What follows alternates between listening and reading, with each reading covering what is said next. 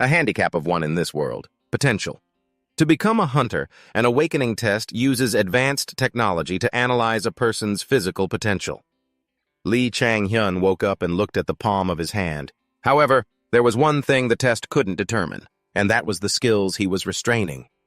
His hands pulsed with power, and in his subconscious he thought, normally, an awakened person can only guess what their skills are, or how to use them. Suddenly his eyes glowed with a brilliant red flash. But I'm different, because I have supervision. Crossing his legs, he lay back with his arm behind his head, looking at the data panel on the flash screen. Lee Chang-hyun hesitated, looking at the items on the system. A. Mysterious weapon transformation. B. Superhuman. C. See-through target's essence. E. Peak tier, inactive. He looked at panel E and thought to himself, as I thought. My peak information panel has all reverted to rank E. Then, he closed the data panel and leaned to one side. Beep. Skills can be leveled up, and benefits can be regained. An idea came to him, and he immediately sat up. The most important thing right now is, Lee Chang-hyun looked at himself in the mirror, feeling the firmness of his muscles, getting used to his current body and skills. It's pretty pathetic. A loud voice came from outside. That's why I said to just observe him for a year. Hyun was startled when he heard it. Huh? He curiously opened the door a crack and peeked inside to see what was going on. A husband and wife were sitting and discussing something, with a bit of a disagreement. It's his life. Let the boy do what he wants. Our son is only in middle school. We can't let him decide everything for himself. That's irresponsible. That's why I'm saying, give him 1 year. Just 1 year. If it doesn't work out, the kid can still take another path. Right? She still wanted things her way, so she tried to explain. Do you have any idea how important 1 year is at his age? What will you do if Chang-hyun wastes his time chasing that absurd dream, while his peers are achieving high scores because they spend their time studying? Behind the door, Chang-hyun was like a lost soul. Oh God, that's right. My mom was completely against me becoming a hunter. Arguing with her would just be a waste of time. A loud statement was made at that moment. A lot can change in just 1 year. Hearing that, he was stunned into silence, as if his mind had been awakened. Mom's right. In just 1 year, players can participate in dozens of matches. They gain experience and improve their skills with every match. If I had started a year earlier in my past life, my peak tier could have at least reached rank B. That alone, instantly he took the initiative and opened the door, is enough to change the outcome. At that moment, Chang-hyun stood in the doorway and spoke boldly. I don't need a year. Just give me 6 months. I'll prove it to you within 6 months. He asserted decisively, I'm serious. Hearing that, she was still not convinced. He immediately clenched his fist and placed it over his heart, declaring, You'll see. A few days went by. Chang-hyun received a shock. Huh? I can't go in? A female cashier replied, That's right. Minors need a guardian's permission to enter. He then asked, So I need a guardian's signature, right? She replied, That's right. He bit his lip, helpless. I forgot about this. In my past life, I was way past this age. If I go home now, how am I supposed to train? Is there another way? Just as he was talking, a hand from behind was placed on his shoulder. Kim Do-jun, full of friendly charisma, greeted him. Hey, Chang-hyun! He asked what he was doing here. He suddenly recognized him. Kim Do-jun. Chang-hyun remembered from his past life that he was a close-quarters fighter who always ranked 2nd or 3rd in the Premier League. Discover the #1 hunter's sanctuary you want to protect. Although he never reached the top rank, when he was fighting at his best, he was considered on par with the top-ranked players. But of course, he opened his mouth as if to say something. He just scratched his head, looking clueless. Who are you? He thought to himself, the me of this life wouldn't know him. Do-jun waved both his hands, trying hard to explain. I'm Kim Do-jun, from the class next door. Still don't remember? I'm pretty famous at school for being an awakened. Chang-hyun feigned surprise. Oh? He immediately turned away, his expression showing a complete lack of interest. Is that so? First time hearing your name? Do-jun was utterly shocked, not believing his eyes. He forced a laugh, his voice faltering. I guess so. Do-jun then asked curiously, So what are you doing here? Applying for the Seoul Hunter Academy's youth club? Chang-hyun stated his reason. No, I just want to come in and train, but they said I need my parents' permission. Dojun's face lit up, looking like a savior. Oh, need my help? I'm a member of the youth club, so I can go in and out freely. Hearing that, he thought to himself, oh, so he's already in the club at this point. Dojun got excited and immediately set a condition. But in return, I want to watch you practice. He thought to himself, well, nothing's free. Jang Hyun answered without hesitation. Fine by me. He thought to himself, it's a little annoying, but it's not like I'm losing anything. The receptionist smiled and gave instructions. All right then, I'll book a spot for you. And Dojun from the Soul Hunter Academy will be your guardian. Please go to room 3. As Jang Hyun was tying his shoelaces, Dojun commented casually, I never thought someone from our school would want to be a hunter. He asked in surprise, me? Dojun immediately replied, yeah. He explained, I mentioned earlier that I'm in the academy, but most of the members are older than me, and I also don't know anyone, so it's quite hard to fit in. He turned and asked in surprise, so why did you come here? You said you weren't here to apply. Even though it's a training hall, nobody really comes here just to practice. Jang Hyun, who was continuously training, replied, probably not. They're likely just busy preparing for the hunter tournament. After all, this is a central training hall. He then asked, are you really going to stay and watch? As he rotated his arm, he said, I was just planning to check my skills and get a little exercise. There's nothing interesting to see. Dojun, looking a bit embarrassed, coughed, ahem. If you want, I can give you a hand. We're schoolmates after all. Jang Hyun deduced, still loves being the center of attention, just like in his past life, huh? He took a deep breath and sighed. If I count my age from my past life, I'm 10 years older than him. I definitely don't need his help. A moment passed. Jang Hyun opened the system data panels. A prompt appeared. Setup complete. Do you wish to proceed? He clicked proceed. At that moment, a blinding light filled the room. He focused his gaze. In the blink of an eye, steel feet stomped heavily on the ground. It was the Wong clone he had summoned. Compared to a video game, the clone's body was encased in resilient iron armor. They were like scarecrows. One hand held a large shield. The only difference was its sturdy, muscular build and its blank, emotionless face. Jang Hyun remained vigilant. It was so hard that it was nearly impossible to even make a scratch. The system presented the option. Defensive Wong clone. Dojun, feeling suspicious, quickly warned Jang Hyun, did you press the wrong button? If you just want to practice, you only need to summon a normal clone. Besides, even in practice mode at your current level, you can't do anything to it. He relaxed his palm and a long spear materialized. What did you say? He gripped the spear tightly and raised it, stating firmly, a punching bag is supposed to be tough. He swung the spear behind him. Can't do anything, huh? Then he turned his head back and smirked sarcastically.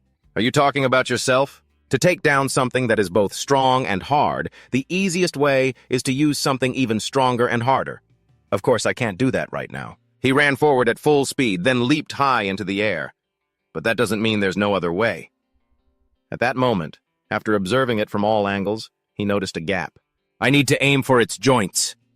He held the spear tightly, shot down like a rocket, and plunged it into the clone. The clone began to crack. After achieving his initial goal, he landed lightly on the ground. Good, I have complete control over this body. Then he immediately activated his skill. Now, Super Sense. He targeted the 5 weak points on its body. Ting, ting, ting, ting, ting.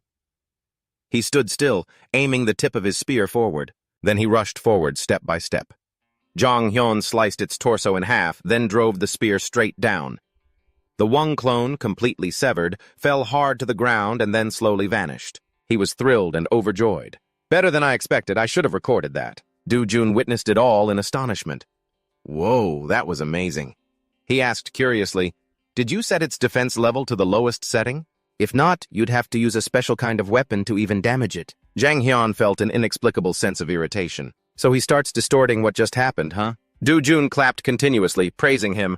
Anyway, those moves were really impressive. You'll probably pass the application round. Have you practiced with a sword or a spear before? I want to get some practice in too before my team's training session. He turned away. Go ahead. He closed his eyes and thought, I don't need to explain it to him. He'll understand once he tries it himself. Late at night, in the quiet Klang training area, a sword clattered to the ground. Dojun was panting, completely exhausted. I'm sure that's how he did it. The Wong clone was still completely unharmed. Wiping away his sweat, he decided, I'll lower the defense to the minimum setting, too.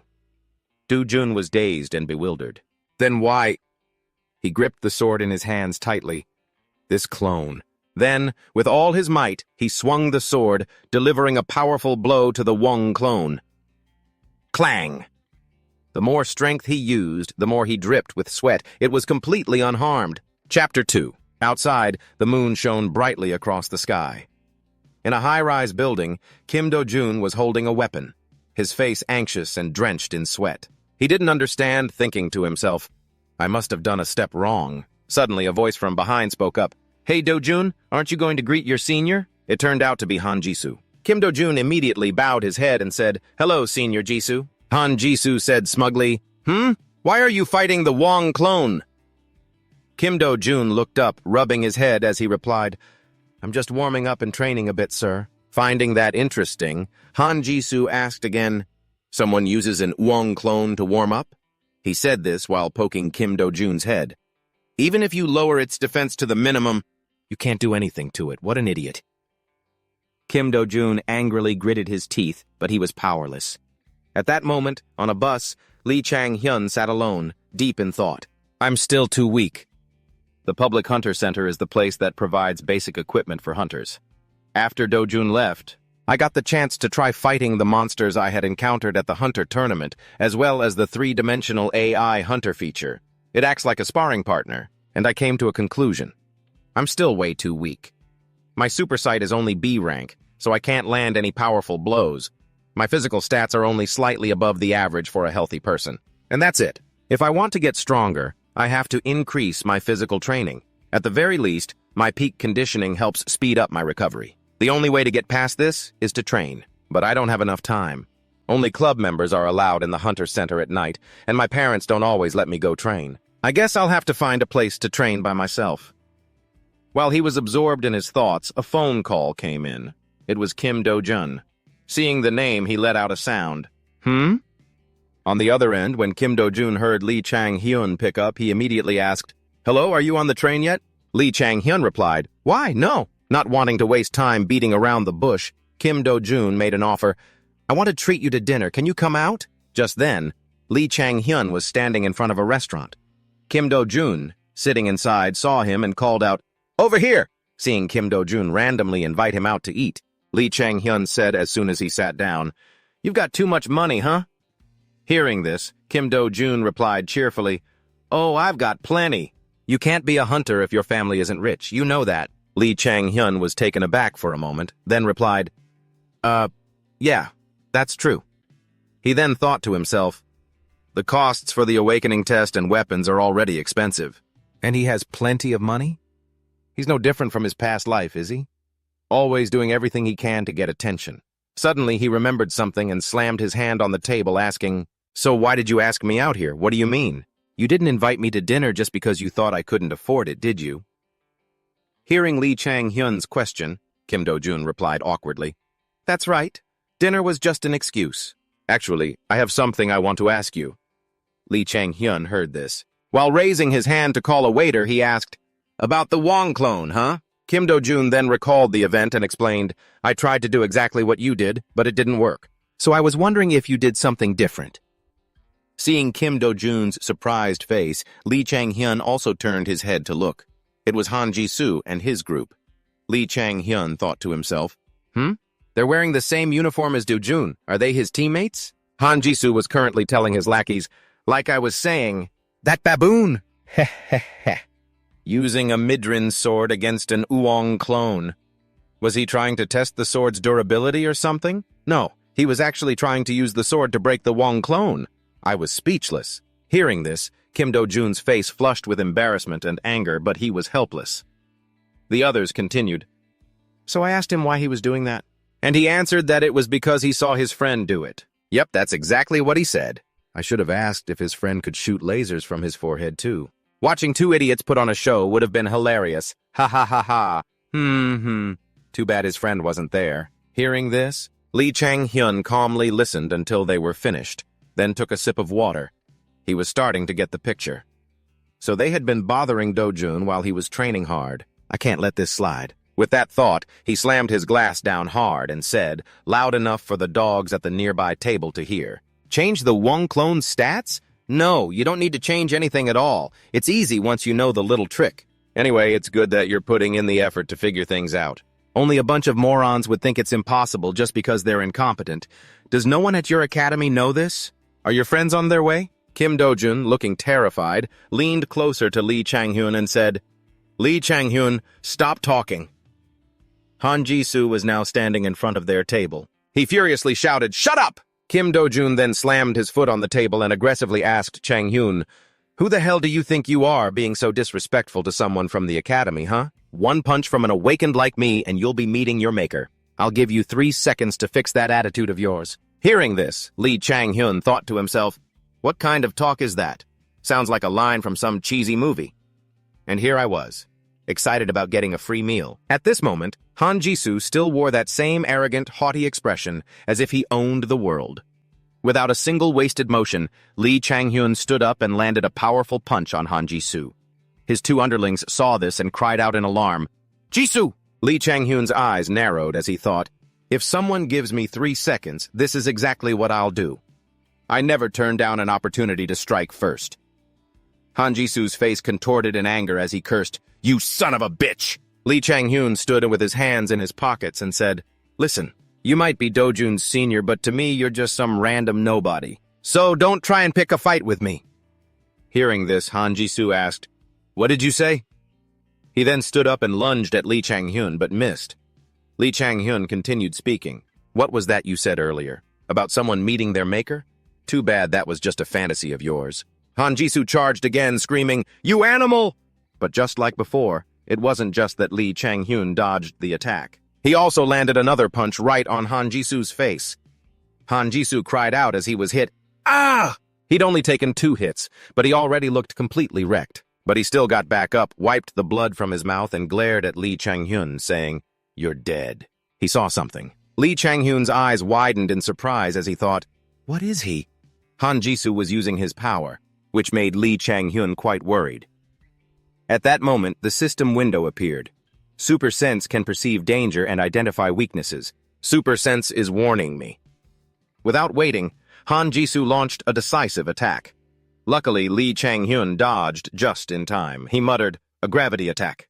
Is he really planning to use his powers right here? Hey, there are civilians all around. The restaurant staff, seeing the fight, quickly evacuated everyone out of the establishment. "Quickly, ma'am, let's go!" Han Jisoo continued his barrage of attacks while Lee Chang-hyun dodged them. I didn't intend to make things difficult for him. But then, Lee Chang-hyun stood his ground and called out, "Hey, Jisoo, you're finished." Just as he finished speaking, Han Jisoo retorted, "That's my line," and unleashed his power towards Lee Chang-hyun again. Finding himself under a relentless assault, Lee Chang-hyun exclaimed, "Damn it, I managed to dodge that thanks to Super Sense, but I can't close the distance." After speaking, he grabbed a plate from the floor and threw it towards Han Jisoo. Lee Chang-hyun's hand flicked the plate forward with a confident look in his eyes.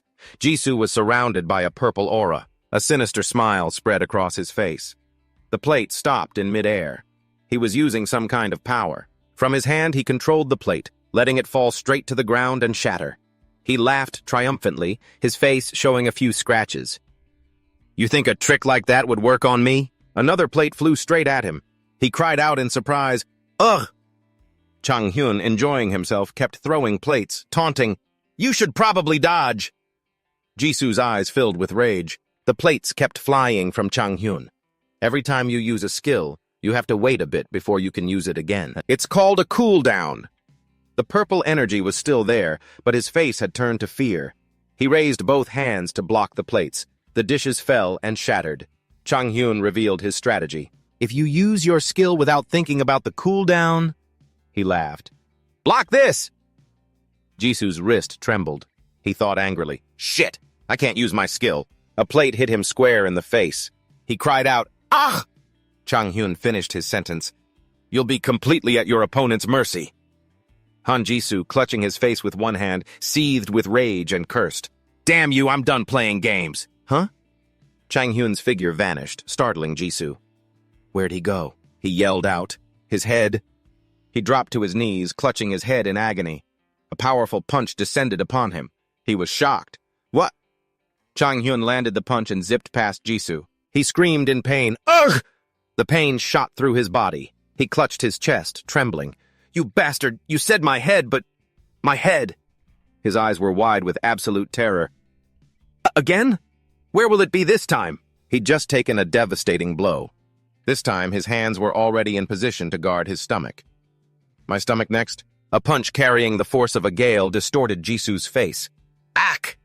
He staggered, endlessly repeating, My head! My head! My head! Ugh! Ah! Head! Chang Hyun was relentlessly punching him in the face and head. 8 shattered plates were scattered across the floor, along with Jisoo's completely battered face. Chang Hyun stood over him, mocking him. Suddenly, he turned his head, a look of fear on his face. The pile of 8 plates and the tables and chairs had become a complete mess all over the room. He stuttered, now what? I'm not the only one who wrecked this place. He threw another punch, but I was the one who hit first. He looked at the unconscious guy on the floor in frustration. And there he is in a heap while I don't have a single scratch on me. Confused by the current situation, he scratched his head. Dojun and that buddy of his are gone too. What should I do? Police sirens echoed from all around. Wee-woo! Wee-woo! He started to panic. Shit, the cops are here! Chang Hyun's mind raced, trying to figure a way out of this. I'm out of options. It seems he injured himself. His face had a few scratches. His hands propped Jisoo up into a sitting position. A cup of cold water splashed on his face, and he immediately woke up, confused. What the hell? Chang Hyun was lying motionless on the floor. He was sitting on top of Chang Hyun, looking completely bewildered. Huh? Furious from being punched, Jisoo was about to swing a fist back but couldn't stop himself from cursing, You son of a bitch! He flinched and turned his head. Officer Kim Dojun and another officer had appeared. He pointed towards Jisoo. He's right over there. He froze. Huh? Chang Hyun, with a terrified expression and his hands over his head, started acting. Please stop! Don't hit me anymore, sob!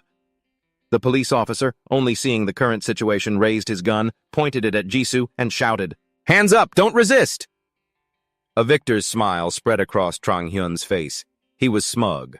Looks like my top-tier acting successfully fooled the police. I won't have to face any punishment. Sitting in front of the police, Jisoo kept his head down, not saying a word. Chang Hyun was certain. That guy Jisoo would never dare to tell the truth. No way. Admitting he got beaten by a newbie? The pile of 8 plates and the food still hadn't been cleared away. This sight just made him feel more secure, and even if he did tell the truth, the fact that he used his gravity skill is way too obvious. It would only make his crime worse. The door opened. Kim Dojun's voice sounded curious. Jisoo? Yeah. He's been struggling a lot lately. He sits in front of the door, wiping his face and muttering to himself. The other members are always talking about him. The rumor is he's going to be kicked out too. Chang Hyun nodded slightly. Looks like justice has been served. The other guy wiped some sweat off his brow and asked, Aren't you going to take a break? He pressed the control panel, replying as he did, I don't have time to rest. A tall, virtual statue appeared. Dojun had no idea what was happening when he saw Chang Hyun holding a long spear. Chang Hyun gave a scheming smile, veins popping on his hand as he gripped the large spear, silently feeling the apex-level skill awakening within him for completing a notable achievement. The screen displayed, Apex level not activated. Special ability awakening. Once Apex level is activated, leveling will cease, but all stats will increase corresponding to its rank. He secretly rejoiced. In other words, I just got a new skill. The virtual statue person charged at him. He stomped his foot, leaped up, and swung his blade powerfully. The notification board appeared again. Apex level not activated. Oral edict skill. When you call out the name of a skill or a pre-targeted location, your power will increase. Your words do not need to correspond with your actions. A flash of blue light, and a large gash opened up on the guy's head. Dojun was too shocked to speak. Chang Hyun looked at himself, a bit pensive. I can't believe the little tricks I played on. Jisoo would count as an achievement. He rubbed his head in confusion. I've never seen this skill in my past life either. Remembering the scene where he attacked Jisoo, he smirked. A perfect skill. To make everyone think I'm a weirdo. A full meal was on the table. A voice rang out. Son, are you planning to join the hunter selection competition? Chang Hyun calmly replied, Yes, just you wait and see. I'll prove it to you, Mom and Dad. He seemed to be planning something. Next Gen Hunter, a TV show dedicated to finding and training promising hunters. The computer screen showed some kind of website. Next Gen Hunter. Selection round now open.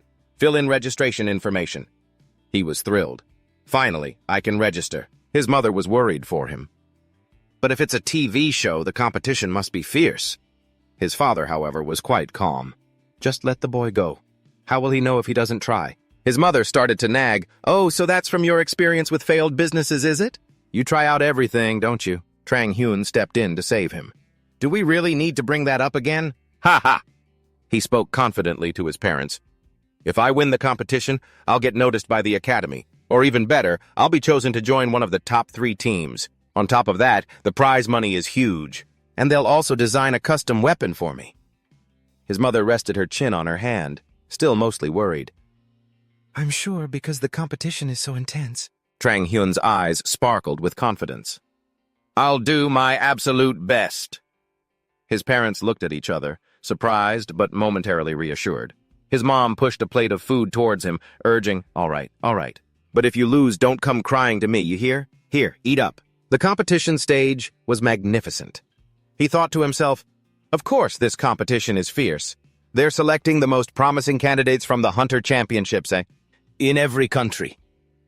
A ranking board appeared. Trang Hyun's mind was racing. Because of that, there are countless perks for those who perform exceptionally, even if they don't come in first place. But still, they're still choosing the best of the best from among the amateurs. He cheerfully reassured his parents, don't worry. Trang Hyun recalled his past achievements with pride.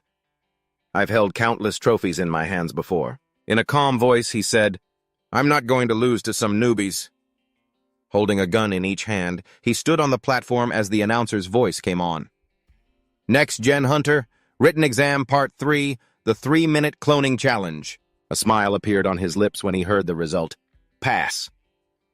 The scene changed. At a round table, 3 people seemed to be discussing something. The applications will be arriving soon. The first to speak was Arazo. Next Gen Hunter judge Arazo. Holding a cup, she smiled at the other 2 and said, Minseok, I remember you weren't interested in being a judge. What made you change your mind? Across from her was Hunter Lee Minseok. Next Gen Hunter Judge Lee Min-suk. He also smiled and replied, well, there were a lot of things. Even though I've had international success, it feels like I haven't contributed anything to my own country yet. Who knows? Maybe there's a hidden gem among the contestants. The last person was Min Soo-hyuk. Next Gen Hunter Judge Min Soo-hyuk. He crossed his arms and smirked, somewhat scornfully.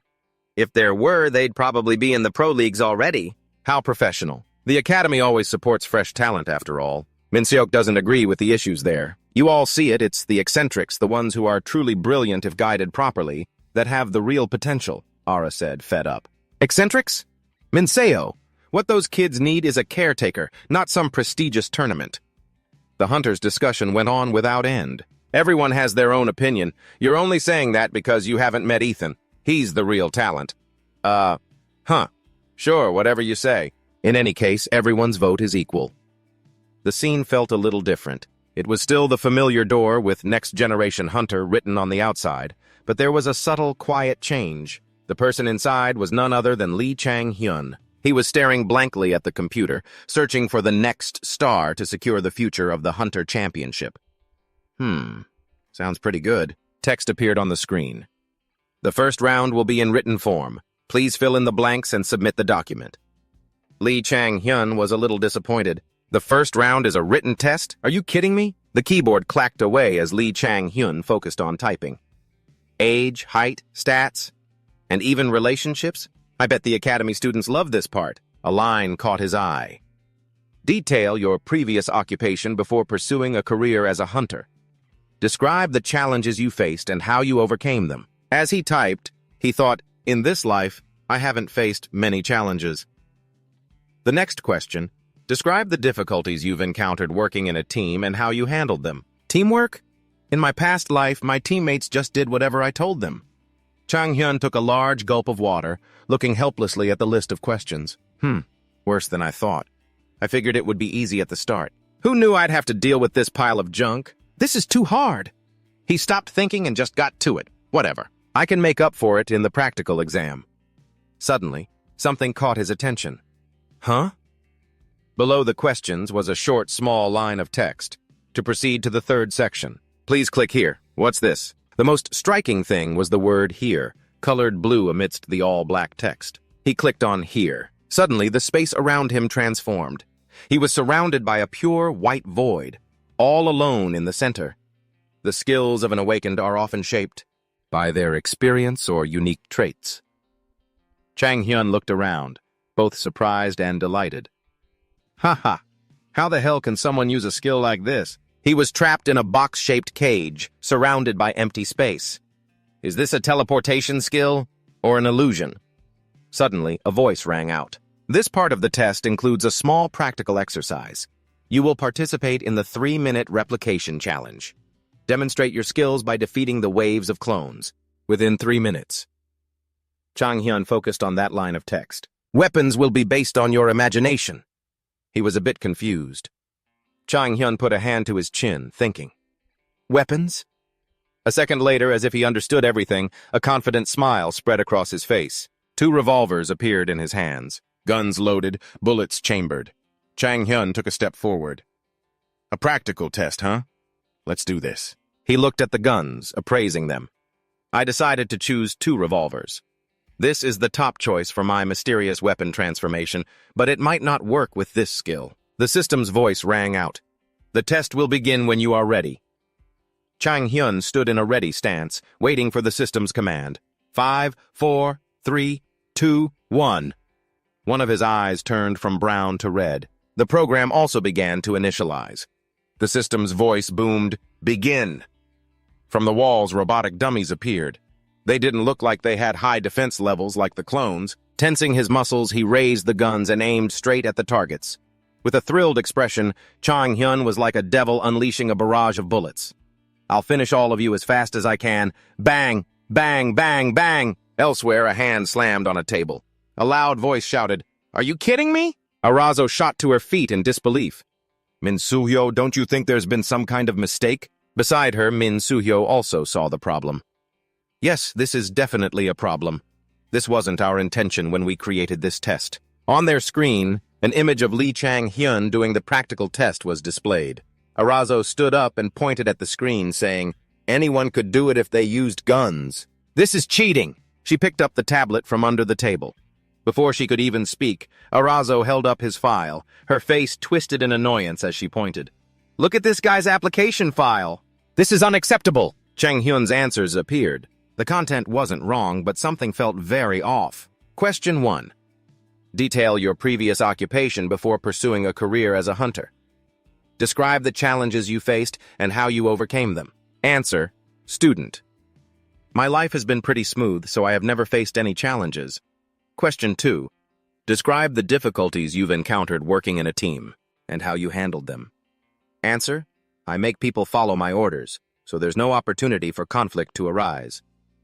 Arazo said passionately, "There's not a shred of seriousness here. Don't you guys see the problem with these answers?" She threw the info tablet in front of them.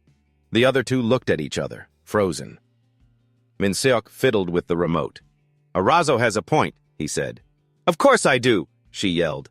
Min Seok enlarged the screen and turned up the volume. In any case, guns aren't a viable weapon for hunters. Unaware that he was being watched, Ji-hyun focused on shooting the enemies. Bang!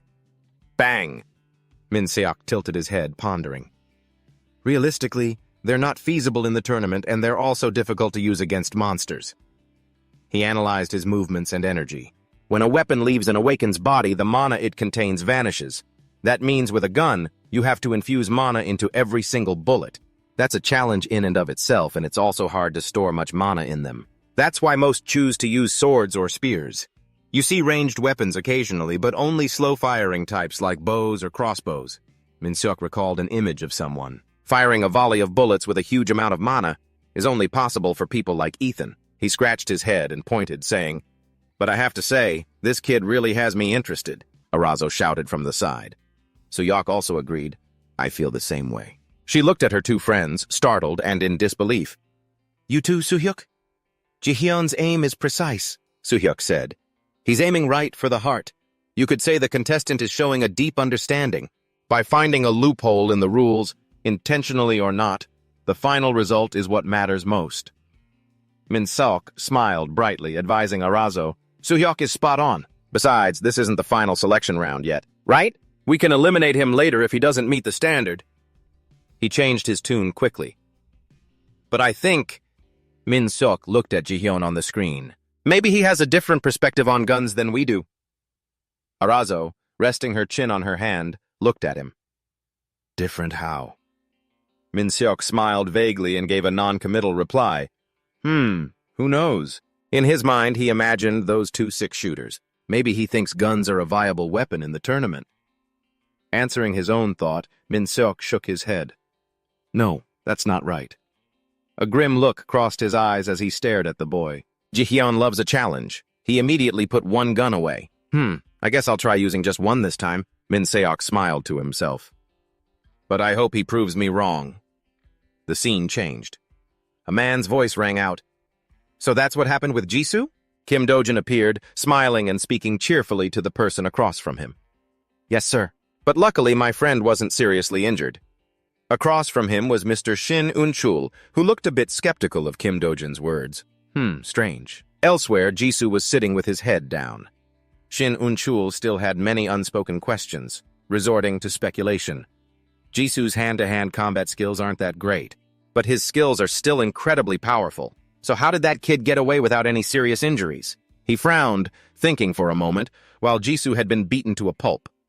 Shin Un-chul turned back to Kim Do-jun and said, "All right, I understand everything. Now let's talk about you. You've applied for the Rookie Hunter Championship show, haven't you?" he replied. "That's right. That's why I wanted to talk to you now, since I might be busy with filming for the program soon." Mr. Shin Un-chul leaned in and said excitedly, "So, the boy who fought with Jisoo, that was Ji-hyun, wasn't it? Did he register for the competition too?" Kim Do-jin rubbed his chin thoughtfully. I don't know. I'll ask him the next time I see him." "I see." Shin Un-chul didn't ask any more questions. "All right, you must be busy preparing for the competition. You should get going." He stood up cheerfully. "Yes, coach." He went to the door and bowed. "Goodbye, sir." Shin Un-chul also smiled back. The older man tapped his fingers on the table, looking relaxed and pleased. This is getting more and more interesting. As Kim Do-jin was walking, he stopped and glanced to the side. He saw Jisoo sitting in a room. "Jisoo will be participating in the show, too." He smirked, a chilling feeling running down his spine. "I'm really looking forward to this." Chapter 5. A beautiful sunny day shone down on the large arena. Next Generation Hunter, main arena. A pair of feet stepped forward. Ji-hyun spoke. "It's been a while since I was last here. This place was my starting point." His face looked expectant. His feet moved at a steady pace. He walked into the vast lobby of the stadium, where a large triangle was divided into 3 sections. The Hunter Tournament is divided into 3 units. Unit 1 takes place in a tower.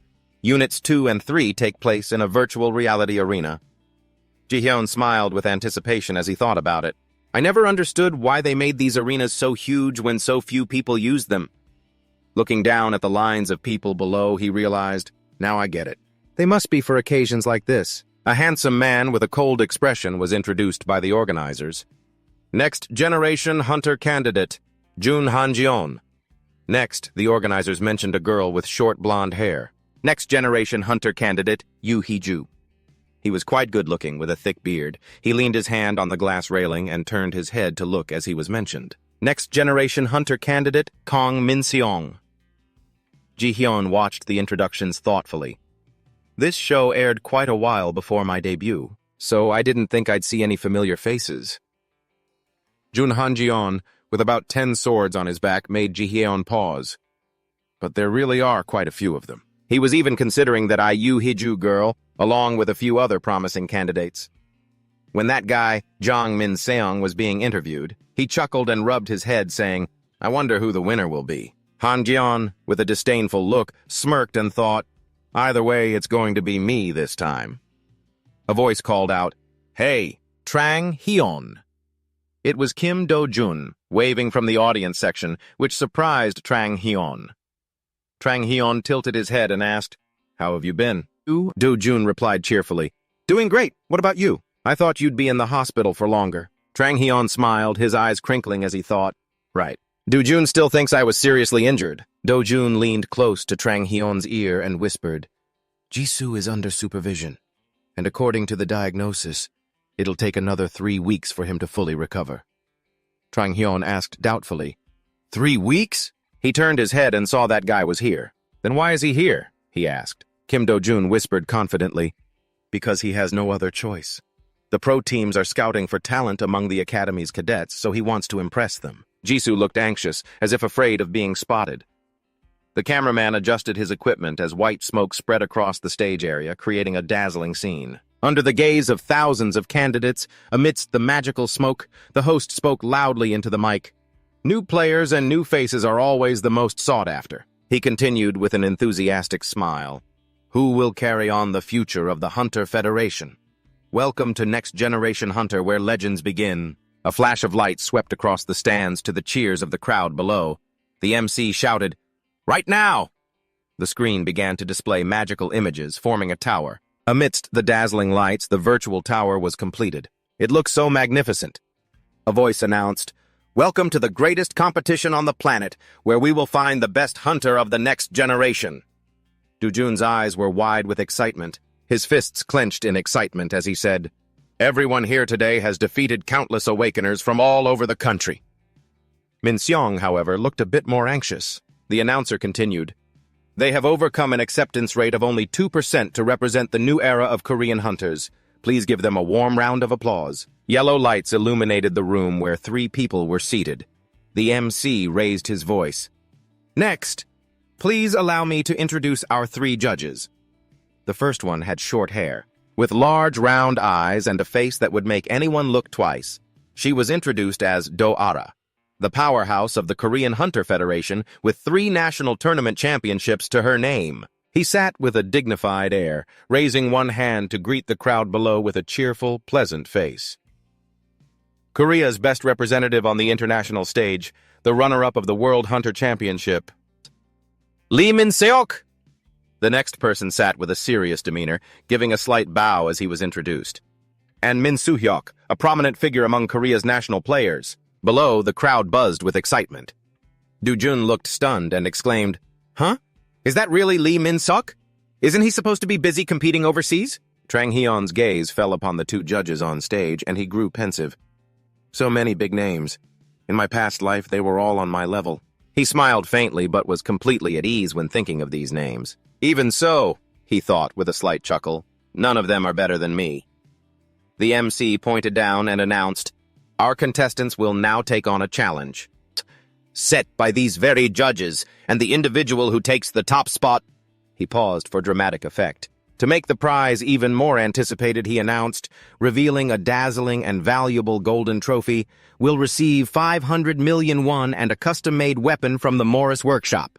Hearing this, Trang Hyun was stunned. His hands clenched as he thought, "The Morris Workshop?"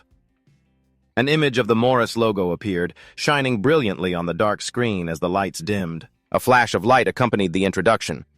Standard items from the Morris Workshop are worth hundreds of millions of won, with their custom-made weapons reserved only for those deemed worthy. "I can't believe the prize is that valuable." Trang Hyun's face radiated confidence, certain that he would obtain it. "I'll regain the power from my past life sooner than expected." Judge Do-ara took the mic and announced, "Now, I will explain the first mission. The hundreds of hunters here have already beaten 4,350 other contestants to earn their spot in this round. However, there are still too many contestants. We need a true hunter. Therefore, the first mission will be—" Her brow suddenly furrowed as she pointed forward and declared into the mic, "A survival game inside a dungeon." As she spoke, a majestic, shimmering emerald-green tower appeared. "A place where real hunters once fought!" Along with Ara's words, images of a raging waterfall and vast mountain forests appeared. "You must try to survive until only 20 contestants remain in the Land of Lost Souls. In addition, the top 5 contestants with the most eliminations will gain an advantage in the next stage." Blue beams of light started pulling in all the contestants. Along with Ara's final words, "Now the mission begins." Trang Hyun smiled with delight. It's finally starting.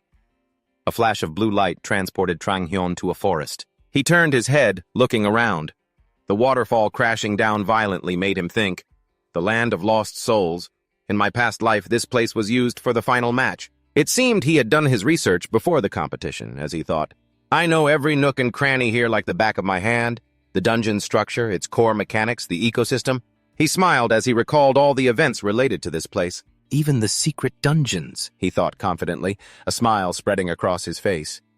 Trang Hyun walked towards the waterfall and looked at it, saying to himself, all right, what's the plan now? It seems the survival game has officially begun. Duara gave a mysterious smile as she looked at Trang Hyun's feed. He won't be able to bend the rules in here. An image of Trang Hyun in a white hoodie, frantically firing a gun, came to Ara's mind. He passed the preliminaries without even showing his unique skills, she thought. They might see it as proof of his intelligence, but I don't. Her eyes narrowed, her brow furrowed menacingly. A long-haired woman with 4 arms appeared before Trang Hyun and declared, in this survival game, I can assess the necessary skills of a hunter, such as combat prowess, adaptability, scouting, and survival skills. There's no room for fakers. Arado smirked with satisfaction and confidence. She must be thinking, don't underestimate the Hunter Federation. The other 2 judges on the panel were chatting. Min Soo-hyuk pointed and chuckled. The overall skill level of this batch is quite impressive, isn't it? The other guy crossed his arms and replied with a smile. Yeah, it is. And for the survival game, it looks like Ara prepared something interesting. What a great way to weed out hunters who lack experience or essential skills. The 2 of them were startled and looked in the same direction. One of them shouted, wait a second!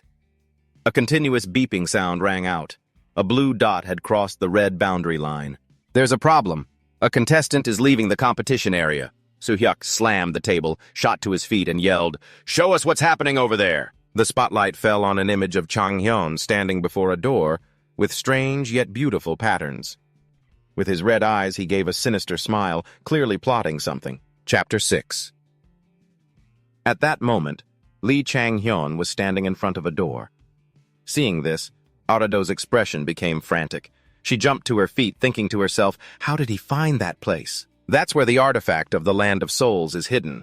Artifacts are the secret treasures of a dungeon, coming in many different shapes and forms. Sometimes just obtaining the artifact is enough to guarantee victory. Arado angrily clenched her fists, thinking, this dungeon has never been used as an arena before. Even the players from Unit 1 don't know about it, let alone an ordinary person. There's no way he could know about it. Lee Min-sok turned and whispered to Arado, Ara, what's going on? If this is some kind of mistake, we need to find a solution, so please, just tell us. After hearing this, Arado hesitated and said, it's not a mistake. This virtual reality is a simulation of a real dungeon, and Chang-hyun is entering a hidden area that no one knows about. Not even the players in the Hunter Federation. That's why it's not on the map. Hearing this, Lee Min-sok quickly asked, you mean this game map is based on a real-life dungeon, including its hidden areas? The same place that contestant is now entering. What's inside that hidden dungeon? Arado pondered for a long moment before she answered, Aegir. An artifact so powerful it's banned from competitions. After hearing Arado's words, both Lee Min-seok and Min Soo-hyuk were stunned, their jaws dropping in disbelief. Then she continued, can the artifact be removed? It can, if we stop the match. This is virtual reality, so he can't bring it out with him, but he can use it during the match. At this point, Lee Min-sok seemed to understand something. He exclaimed, I get it, but an item that powerful. It must have a guardian, right? The guardians are the monsters that protect artifacts. Their strength increases in proportion to the item's value. He suddenly seemed to realize something. Arado smiled and said, you're right. Let me check. At that moment, in a stone passageway, a glowing cube appeared. It was the cube guardian of Aegir. Lee Chang-hyun, gripping a rock protruding from the wall, entered with a confident expression. He let out a soft breath as he walked, thinking to himself, it's been a while, so I don't remember it perfectly, but this is definitely the right place. If I defeat the guardian here and get Aegir, this round will be a piece of cake. Heh heh! Then he walked in with a fearless, defiant air. After going a short distance, Lee Chang-hyun saw the Aegir Guardian Cube. His eyes widened as he stared at it. The Aegir Guardian Cube, sensing an intruder, flew up and fired a blast at Lee Chang-hyun. Luckily, with his quick reflexes, Lee Chang-hyun dodged it just in time, avoiding the Guardian's attack. Then, he thought to himself, damn, if I hadn't been here before, I'd be dead for sure. This cube is identified as an advanced piece of technology discovered in the ruins of a tower. I defeated it once in the finals to get Aegir, and won. Since I found it mid-match, I was allowed to use it even though it was a banned item. As he was thinking, Lee Chang-hyun took out a weapon. The system panel then appeared. Mysterious weapon transformation. Transform the weapon into any shape you desire. After this, Lee Chang-hyun looked up and thought, and I'm going to do it again. With that, he dashed forward. Raising his weapon, he slashed forward. He quickly pried a block from the Guardian, then hastily grabbed it and held it close as he landed awkwardly on the ground. Lee Chang-hyun then tumbled to the floor. He grimaced and muttered, got one. With my current stats, it's hard to beat the Guardian monster. But this cube is a machine designed to protect ancient relics. At that moment, the pieces of the cube all separated, floating in mid-air. Lee Chang-hyun continued, as long as I know its attack pattern, I can handle it. The separate cubes from before now assembled into two giant hands. They attacked Lee Chang-hyun. He dodged another blow and said, phew, that was close. I expected that, but this is my chance. As soon as he finished his thought, the hand made of cubes fell apart into separate blocks. Lee Chang-hyun smirked, thinking, I threw a fragment right into the middle of its hand. No matter how hard the cube is, its own fragments are just as hard. Of course it was going to break. Then he picked up a fragment of the cube. After that, he stood up and walked confidently deeper inside. As Lee Chang-hyun went in, he exclaimed, nice, now to get Aegir. He reached the treasury. As soon as he stepped inside, treasure chests illuminated the entire cave. Lee Chang-hyun walked over and opened a random chest. After looking inside, he said, it's been a long time since I last saw Aegir. It's not that big of a deal. This was all part of the plan. The item in the box is the Aegir artifact. I just have to equip it as a weapon. Suddenly, something made Lee Chang-hyun look up. He blurted out, huh? Could it be what I'm thinking of? Just then, the system displayed, peak-level superpower awakening, Aegir. You can use your mana to create a copy of Aegir. Seeing this, Lee Chang-hyun exclaimed, defeating the Guardian is considered a feat and grants a new skill. So damn lucky. What's this I got? Then, Lee Chang-hyun picked up the two guns and fired. Bang, bang, bang, bang. A grin spread across his face as he thought, thanks to this, I can use guns much earlier than planned. The reason I could use guns in my past life was because of the sheer amount of my mana reserve. It allowed me to unleash volleys of mana-infused bullets. Just then, the system displayed a notification. Peak-level superpower awakening is not yet activated. Once activated, the peak level will cease to advance, but all stats will increase corresponding to its level. When not activated, the peak level will promote the growth of the awakened individual. Then he muttered to himself, since the peak level isn't activated yet, I don't have as much mana as I did back then. He took out his gun and fired, bang, bang, bang, then continued, but I can still pull it off with Aegir. Lee Chang-hyun went over to inspect the bullet holes. After a moment, he touched them, feeling the impact, and thought, good enough for suppressive fire, but it's a bit difficult to hit a target accurately. Still, I'll find a way. With that thought, a triumphant smile appeared on his face. In the control room, everyone saw Lee Chang-hyun standing completely still. Everyone was baffled, wondering what he was doing. But Ara-jo exclaimed in surprise, oh my god, he's using guns! Is this how he's using Aegir?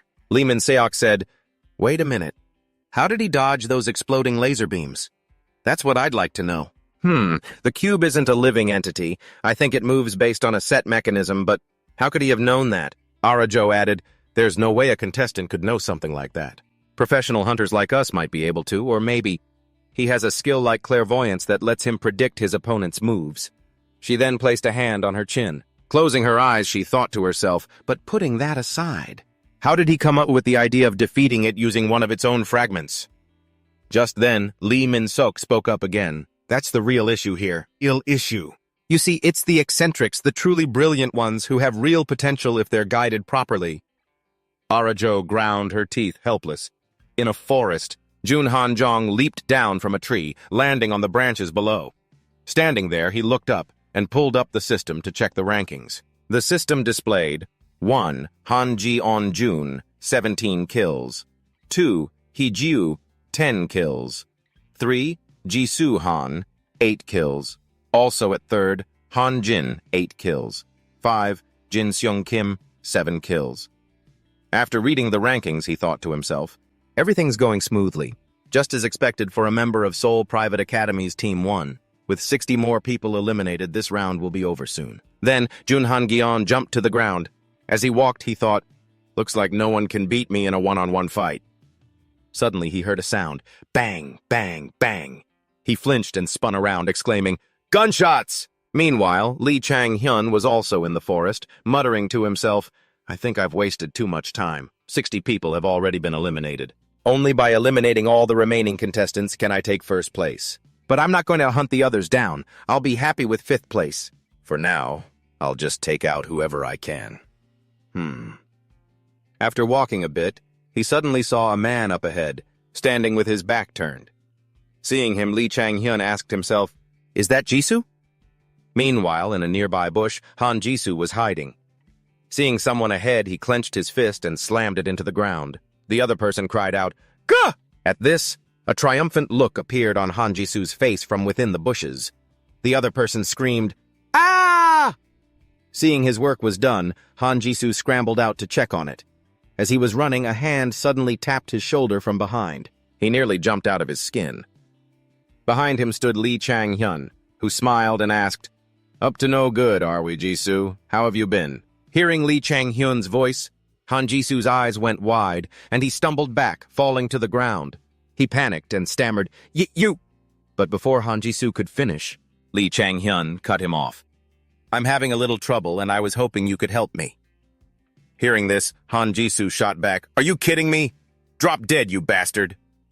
At the insult, Lee Chang-hyun's face hardened. He asked, What was that you just called me? Then, just as quickly, his expression changed back to a friendly one. He continued, I only came here to ask for a small favor. Don't be so difficult. Han Jisoo gathered power in his hand, yelling, Ha! And attacked Lee Chang-hyun, sending him flying backward. He thought, if I can make him use a wide area skill, but weaken its power, then I can just jump in and take all the kills for myself. He doesn't seem very willing to help. Oh well, I'll just have to make him change his mind. With that thought, he dashed straight towards Han Jisoo, leaping into the air as he prepared to attack, yelling, Head! Caught off guard by the sudden attack, Han Jisoo yelped, Huh? Then Lee Chang-hyun yelled, Head! Stomach! Head! Han Jisoo was beaten relentlessly, finally crying out, Wait! Stop! When it was over, Han Jisoo's face was a mess of bruises. He managed to ask, What do you want? Lee Chang-hyun replied, Let's cooperate. Hearing this, Han Jisoo turned his head away and said, Huh? Cooperate? There's no way in hell I'm working with you. In response, Lee Chang-hyun simply said, Oh, is that so? Then he pulled out his gun and fired a single shot into the ground near Han Jisoo. Bang! He then pointed the gun at Han Jisoo's head and said, In that case, I'll just have to eliminate you. Or, you help me, and you get to live. With the gun still pointed at his head, Han Jisoo had no other choice. With a helpless expression, he asked, What do you want me to do? Seeing that Jisoo had accepted, Lee Chang-hyun smirked and thought, a complete success.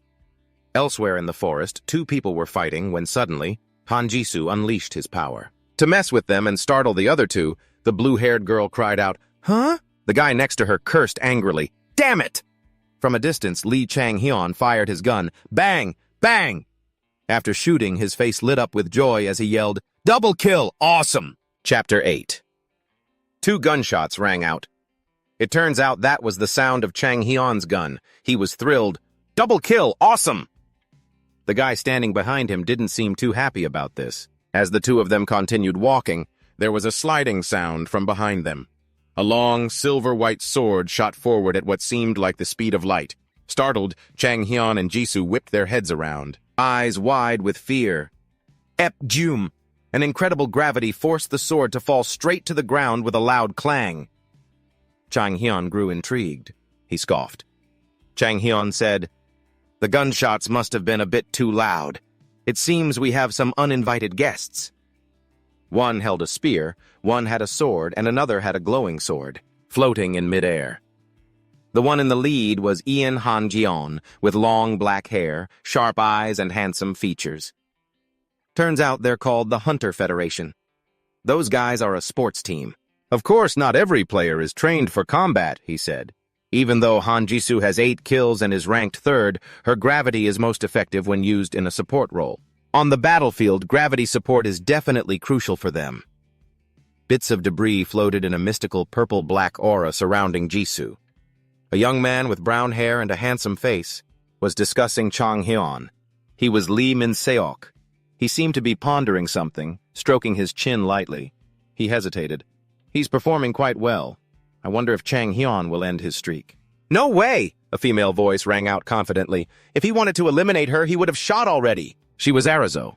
Her beautiful face showed her disagreement with the other guy. Then why did Chang Hyun point his gun at Jisoo? She asked.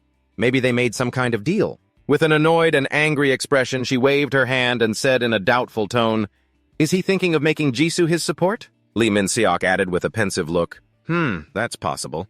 But how would he even know to look for Jisoo? I don't think they knew each other beforehand, he continued. Or maybe he has some kind of skill that can identify other people's skills, he added. Then said, No, I'm probably overthinking it. Arazo spoke up. They would become an unbeatable duo. Jisoo holds opponents down with gravity, while Chang Hyun takes them down with his gun. The man raised his slender fingers, once again refuting what Ara had just said. It sounds good in theory. But in practice, it's not a sure thing. Min-seok gave a deep, mysterious smile as if he was planning something. He calculated, the one facing those two is also a formidable person. Their opponent won't be a pushover. Under the sunlight that illuminated the whole forest, 4 figures walked majestically, fearing no one. Chang Hyun asked Jisoo, while his eyes remained fixed on those guys over there. What's the simplest way to gain the upper hand in a fight? It seemed he already had the answer in his head, yet he still asked Jisoo. Flustered, she replied, A powerful weapon? Teammates with good chemistry? He answered decisively, No. The easiest and most effective way is to outnumber the enemy. He appeared worried, thinking, On our side, we have Jisoo with her gravity skill. But she's just a support. Chang Hyun's voice lowered. No matter how hard we try, the two of us can't fight them. Then suddenly, a sinister smile mixed with a bit of glee and amusement appeared on his face. That's probably what they're thinking now. Before he could even get into a ready stance, with a gun in each hand, he had to leap high into the air to dodge a sharp sword that was launched at him. The sword embedded itself right into the ground where Chang Hyun had just been standing. How fast must that sword have been traveling to make the trees tremble and plunge so deeply into the earth? But Chang Hyun's eyes and his smile grew more and more excited and thrilled. He shouted, It's been a long time since I felt this way. But for you, this is a first, right? Han Gyeon continued to control his sword. It seemed he had more than just one. Without underestimating his opponent, he declared, I don't know what you've done, but those weapons in your hands are quite unusual. And that's reason enough for me to take you down, he said, flicking his hand forcefully. A glossy black blade with a razor-sharp tip spun rapidly towards Chang Hyun, without any mercy. As he dodged, he fired back. Bang! Bang! Bang! The sound of gunfire rang out amidst his somewhat mocking praise for Han Gyeon. Not bad, Jeon! Unwilling to be outdone, he used his ability to lift 7 swords into the air. He raised his hand, and the swords moved with it. Chang Han recalled that in his past life, Han Gyeon could control many swords with his sword control ability. But not now. The sound of gunfire continued, met by his wide eyes and an amused smile. He thought to himself, he's going to have a hard time defending against this barrage. Bang! Bang! The bullets were fired continuously, heading straight for Han Gyeon. Thud! Thud! Thud! Each shot embedded itself in the large, moss-covered ancient tree where Han Gyeon was hiding. To dodge the rain of bullets, while Jisoo turned and ran in the opposite direction, Chang Hyun remained confident. He arrogantly predicted he's going to hide behind a tree immediately. You could say he didn't use this kind of strategy before. A man in yellow armor with a long, large sword rushed towards Chang Hyun, gripping his weapon tightly. He looked somewhat surprised, his eyes filled with panic, but nothing could faze Chang Hyun. He slammed his gun against the yellow-armored man's hand, causing him to drop his sword before he could react. Tisk, you still have a lot to learn, kid. You still have a lot to learn. He continued, If you get this close to an opponent with a gun, the shot will never miss. Before he could finish, the man in yellow turned and fled, surprising even Chang Hyun. A gasp from the man in yellow foretold what was to come. Bang! A sudden gunshot rang out. Chang Hyun abruptly pushed off the ground and dashed for cover behind a large tree. A sharp, gleaming sword flew towards him. The playfulness was gone. He grew serious, his gaze sharpening. It was time to use another of his special abilities, supervision. With supervision, even as the forest grew darker, his sight became brighter, and he could still see the girl with the bow over there. He thought to himself, I'll take them all out while Han-jun is busy playing defense. Chang Hyun leaped high, each powerful stomp making him look incredibly dominant. Against the deep blue sky, Black, the last man on Han-hyun's team, was found. His face was terrified. Bang! A single shot ended his life. Bang! The executioner's eye continued its work, and the girl hiding behind a large rock was also discovered. She was drawing her bow, clearly aiming to shoot Chang Hyun. Her eyes widened in fear and surprise. The moment he pinpointed her location, bang! The fatal shot ended her life. Chang Hyun landed gently, thinking, that's 7 kills. He fixed his sharp gaze down the barrel of his gun. Now 1 left. He pulled the trigger. A turquoise bullet shot through the air, flashing with a magical light as it sped towards Han-jun's sword. Ting! The sword fell onto the green grass. Han-jun gritted his teeth, his expression growing more determined as the sword flew back into his hand. Chang Hyun shouted, so it's you, Han-jun! He spun his guns. Bang! Bang! Bang! With a sword in each hand, clang, clang, clang, he blocked every single one of Chang Hyun's attacks. He smiled with a hint of praise, saying, your ability to deflect every shot is quite commendable. You even accounted for my bullets slowing down due to low mana reserves. He then unleashed a volley of incredibly powerful shots, growing more and more delighted with each one. Unfortunately for you, I'm much better than that. Bang, bang, bang. The relentless gunfire started to wear Han-jun down, exhausting him as he used his swords to block the bullets. The sound of clashing metal rang out. Ting, ting, clang, clang. Chang Hyun was clearly gaining the upper hand simply by firing his 2 guns relentlessly. He fired. The turquoise bullet hit the sword and was deflected. Again, he used supervision to alter his shot's trajectory. Bang! The bullet flew faster than the wind. The bullet shot straight towards Han-jun. He was grinning, confident of the hit. Got you! Suddenly, a buzzer sounded. The organizers announced, introducing the 20 final survivors. Spotlights shone down on the 20 people standing on a platform. And so the survival game came to an end. White smoke billowed from all sides, as if to congratulate the 20 strongest warriors from the recent battle. While the other players celebrated being among the strongest, Chang Jun seemed dissatisfied. He clicked his tongue in frustration. Damn it, I almost had him. The 3 figures who had been watching the match sat seriously in their chairs.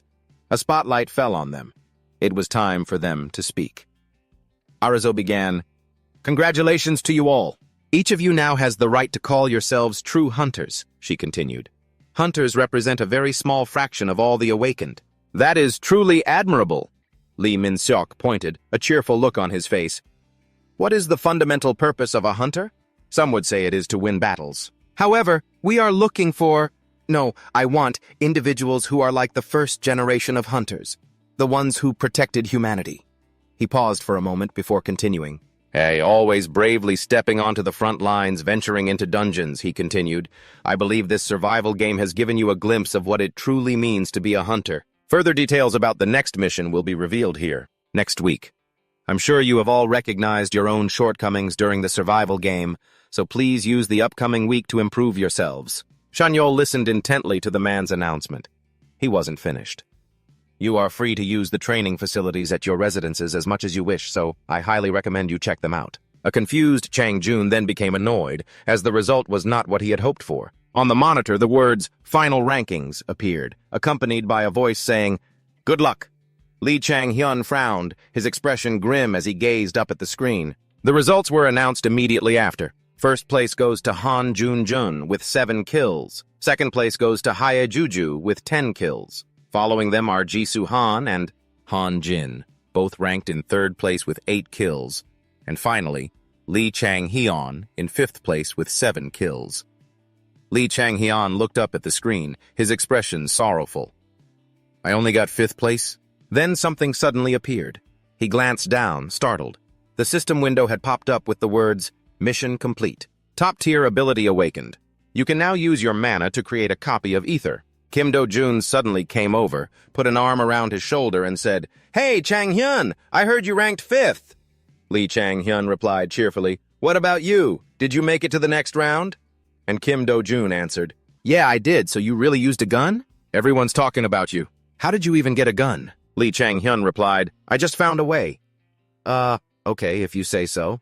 But how did you fire it? Just then, someone called out from a distance, "Chang-hyun!" interrupting their conversation.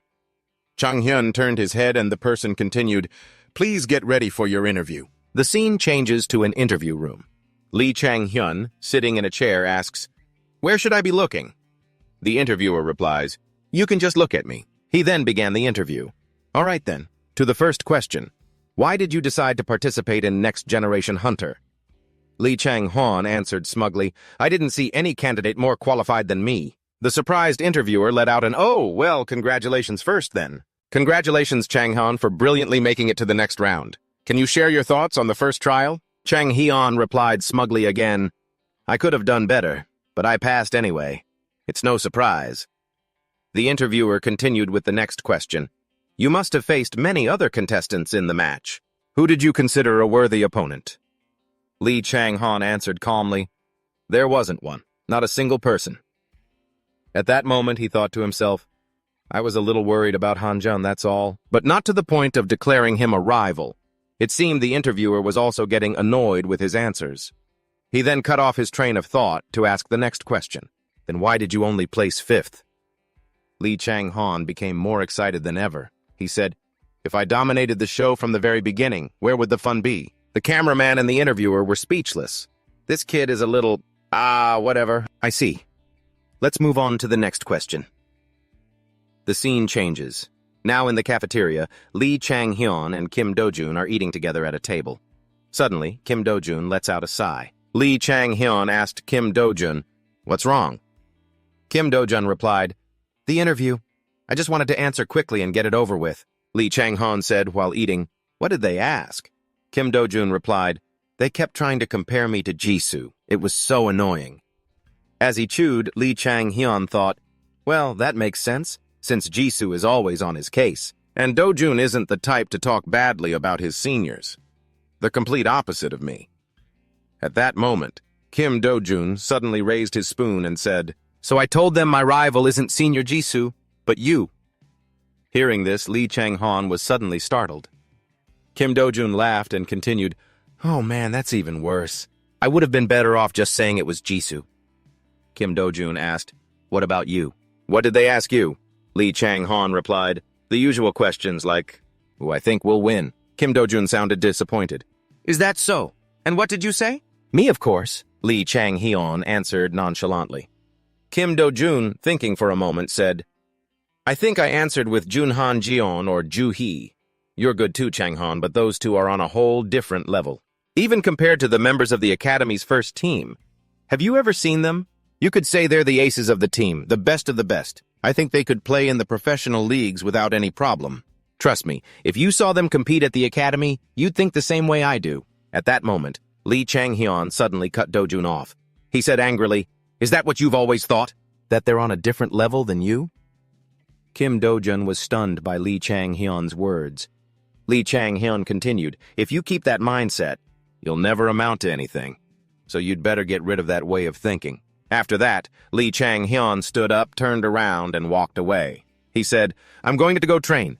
Take your time and think about it." Kim Do-jun was stunned.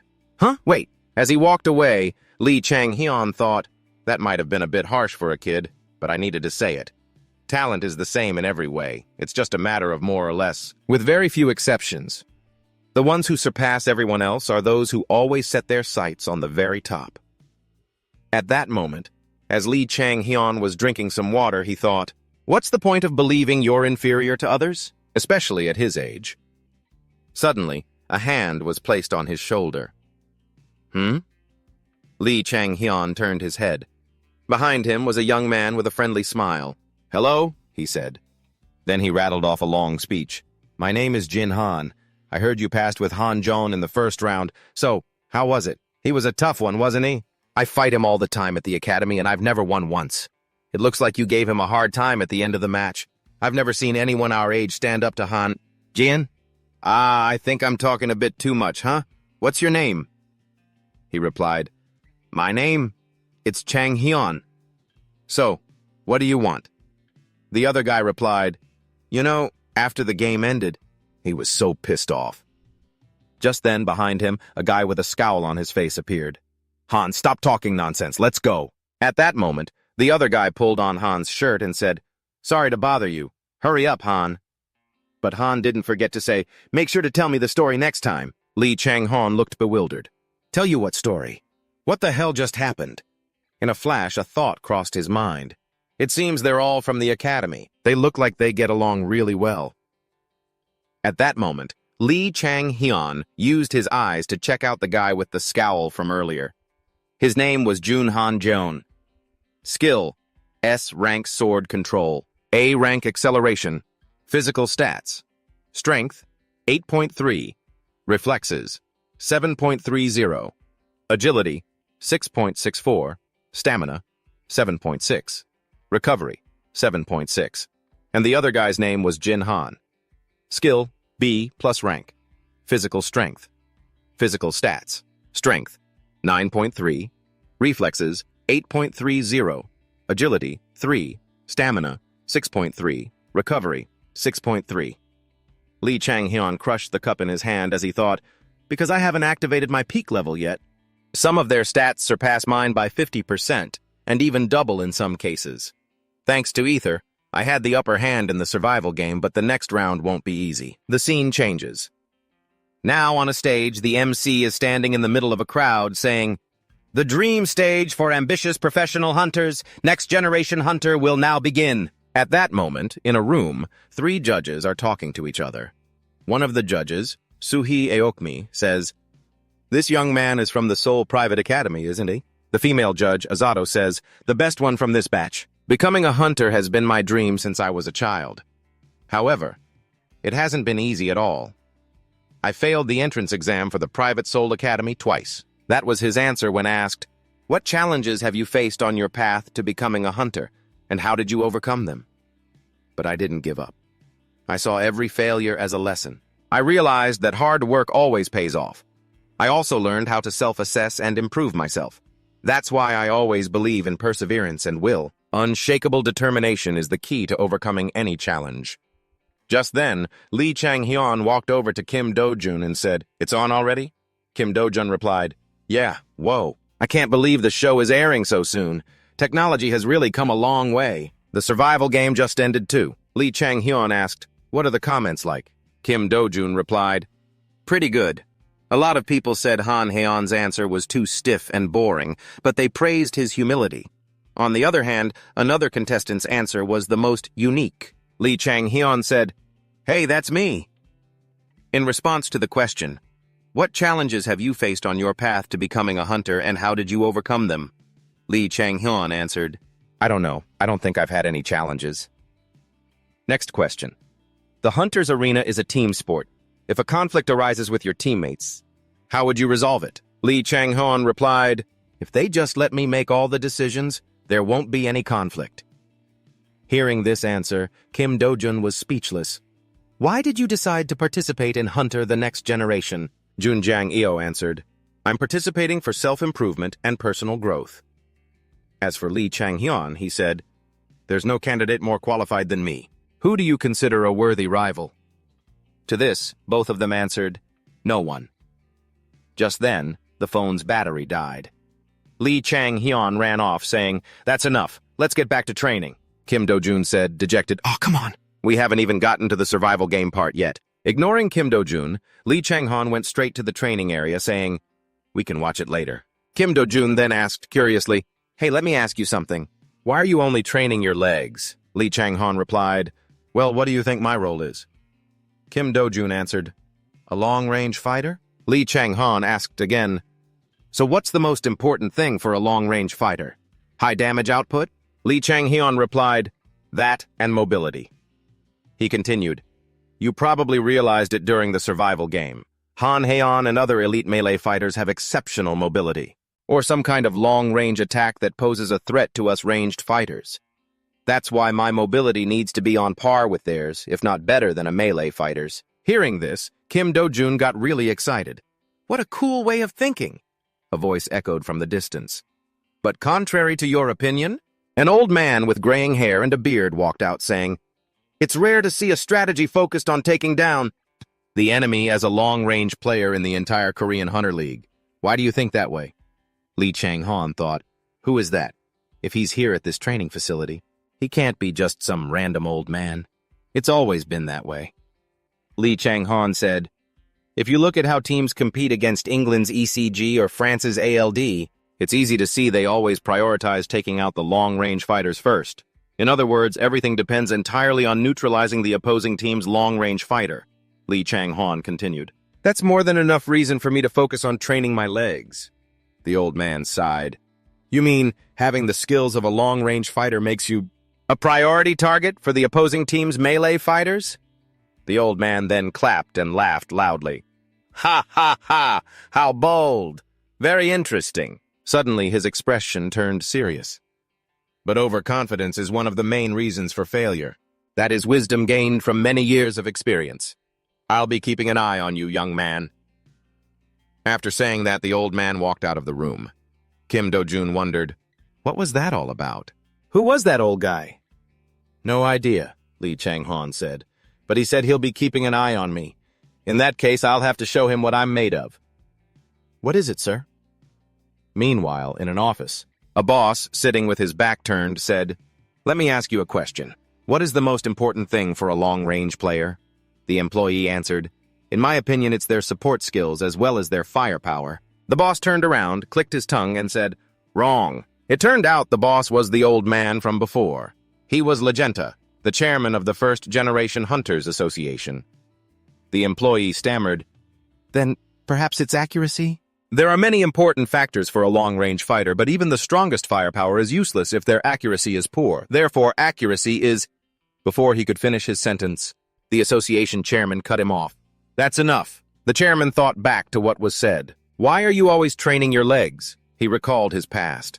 Back then, he had said to a teammate, Jang-woo, you just use mana anyway. His teammate replied, Genta, the most important thing for a long-range fighter is their legs. The young chairman, confused, asked, what are you talking about? His teammate replied, do you know why monsters always go for the long-range fighters first? It's because they know our weakness is close-quarters combat, right? We always have to move after firing our first few shots. The young man looked astonished. Really? What do you mean? If a long-range fighter's position is exposed, they're as good as dead. Melee fighters like you wouldn't understand. He thought to himself, that's right. Ranged fighters need mobility. This could also be applied to the Hunter Tournament. Of course, not with the Korean Hunter Tournament in its current state, since most of our best hunters are already dead. Then, he slammed his hand on the table. But in higher-level tournaments, especially the World Tournament, it would be effective. The old man continued his train of thought. He hasn't even participated in the Hunter Tournament yet, and he's already thinking about the international stage? His thoughts continued. Is this arrogance or confidence? Meanwhile, at the training room, Lee Chang-hyun was looking at his physical stats. Strength, 5 plus 0.6. Reflexes, 6 plus 0.10. Agility, 6.6. Stamina, 5 plus 0.6. Recovery, 5.6. Mana, 5.6. He thought to himself, my growth rate is much faster than in my previous life. It must be because of top tier. The skill seems to have two main features. It grants me a special ability, basically a completely new skill when I achieve something, and it also significantly increases the growth rate of my physical stats once it's activated. The stats will skyrocket. This really is a formidable skill. Just then, Kim Do-jun finished his training. He asked, what do you do when you're done? Can you give me some suggestions? Lee Chang-hyun thought. Do-jun's physique is already good since he trained at the academy, so he doesn't need to train as much as I do. What can I do? Suggestions? He replied. I don't know much about you yet, so I can't really think of anything. Kim Do-jun said, yeah, that's true. Lee Chang-hyun gave a mischievous smile and asked, all right then, want to have a match? The scene changes to the rooftop. Lee Chang-hyun and Kim Do-jun are facing each other, each holding a sword and in a fighting stance. Suddenly, Kim Do-jun asked, "Wait a minute. You know how to use a sword?" Lee Chang-hyun replied, "A little." At this, Kim Do-jun thought that he wouldn't stand a chance if the guy used a gun. "But if it's a sword fight, I won't lose." Lee Chang-hyun just gave a slight smirk. Then he charged at Kim Do-jun. The two swords met with a loud clang. Then the two engaged in close-quarters combat. Kim Do-jun suddenly realized something. He glanced downwards, then was pushed back. Stunned, he couldn't hide his surprise. "What's going on? That's just an ordinary sword, so why can't I fight back?" At that moment, Lee Chang-hyun activated mysterious weapon transformation. A white aura surrounded the sword, and then he gripped it with both hands. An enormous wave of power enveloped the sword. A moment later, it had transformed into a mighty spear. Kim Do-jun thought to himself, "Is this the difference in our talent levels?" After that, Lee Chang-hyun swung the spear, striking straight towards Kim Do-jun. Kim Do-jun couldn't block it in time. He thought, "I can't keep up with him, but he can read my movements so easily." "Damn it!" Lee Chang-hyun then gripped the spear tightly with both hands. A blue aura surrounded the spear. Kim Do-jun was stunned.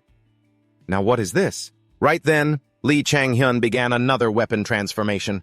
He raised it to the sky. A ridiculously enormous greatsword materialized. Kim Do-jun couldn't help but exclaim in shock. "A greatsword!"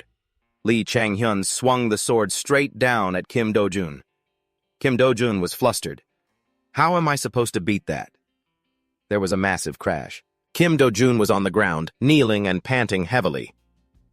"So, what do you think of your opponent?" Lee Chang-hyun asked. Kim Do-jun replied, You're definitely a little better than me." Lee Chang-hyun was surprised. "A little? Come on. I just took you down easily." Kim Do-jun was shocked. "Huh?" He thought, he doesn't seem to be joking. So why am I weaker than him?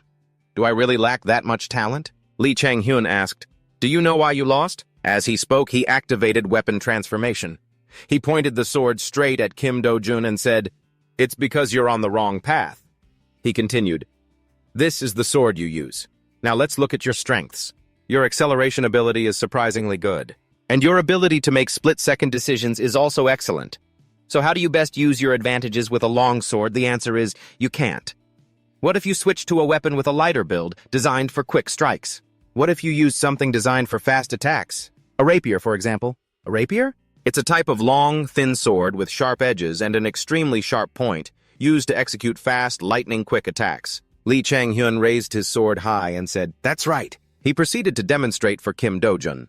"Combined with your existing acceleration skill, you could overwhelm opponents with rapid attacks." Kim Do-jun thought, "Could I really do that?" The two were on their way back. Lee Chang-hyun asked Kim Do-jun, "So, what do you think?" Kim Do-jun replied, "I'm not sure, but I have a few ideas now." Suddenly, a voice rang out. "Ha! You beat the weakest kid in the academy and now you're getting cocky?" It was a guy with some pretty slick hair watching from a window. Lee Chang-hyun thought to himself, "Has he been watching this whole time? This guy probably doesn't like me and wants to start something. But I'm not the type to just turn a blind eye to this sort of thing." Then he said, "I wonder if you can even take on someone that weak." Hearing that, the young man got furious. "Huh? What did you just say?" "You heard me. What's the problem?" He continued, "Then let's have a match. You scared?" The young man with the slick haircut snapped, "You bastard! Me? Scared? Let's go!" Lee Chang-hyun thought for a moment. Wait a minute. This guy is the one who tied with me for 5th place in the survival game. His name is Kim Jin-sung. As for his skills, control is A rank, acceleration is B rank. Stats: strength, 7. Reflexes, 6.6. Agility, 7.6. Stamina, 5.6. Recovery, 5.6. Mana, 7. He thought to himself, his stats are all really good. Mine can't compare. In terms of strength alone, I've already lost to him. Chang-hyun smiled and said, "All right. I don't even need a gun to beat a guy like you."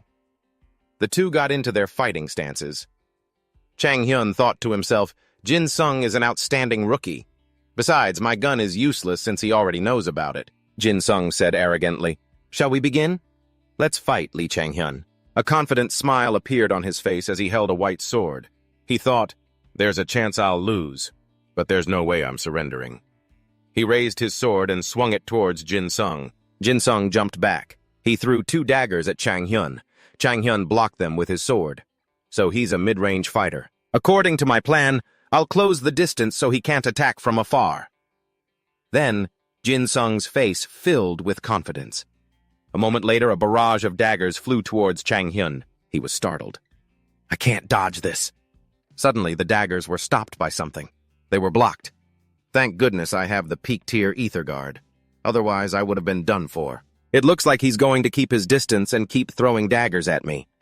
How should I deal with this? Then Jin Sung activated control. I thought that would hit him for sure. He deflected it. He must have some kind of special move. Lee Chang Hyun then materialized a kunai. He threw it at Jin Sung. Jin Sung smirked contemptuously.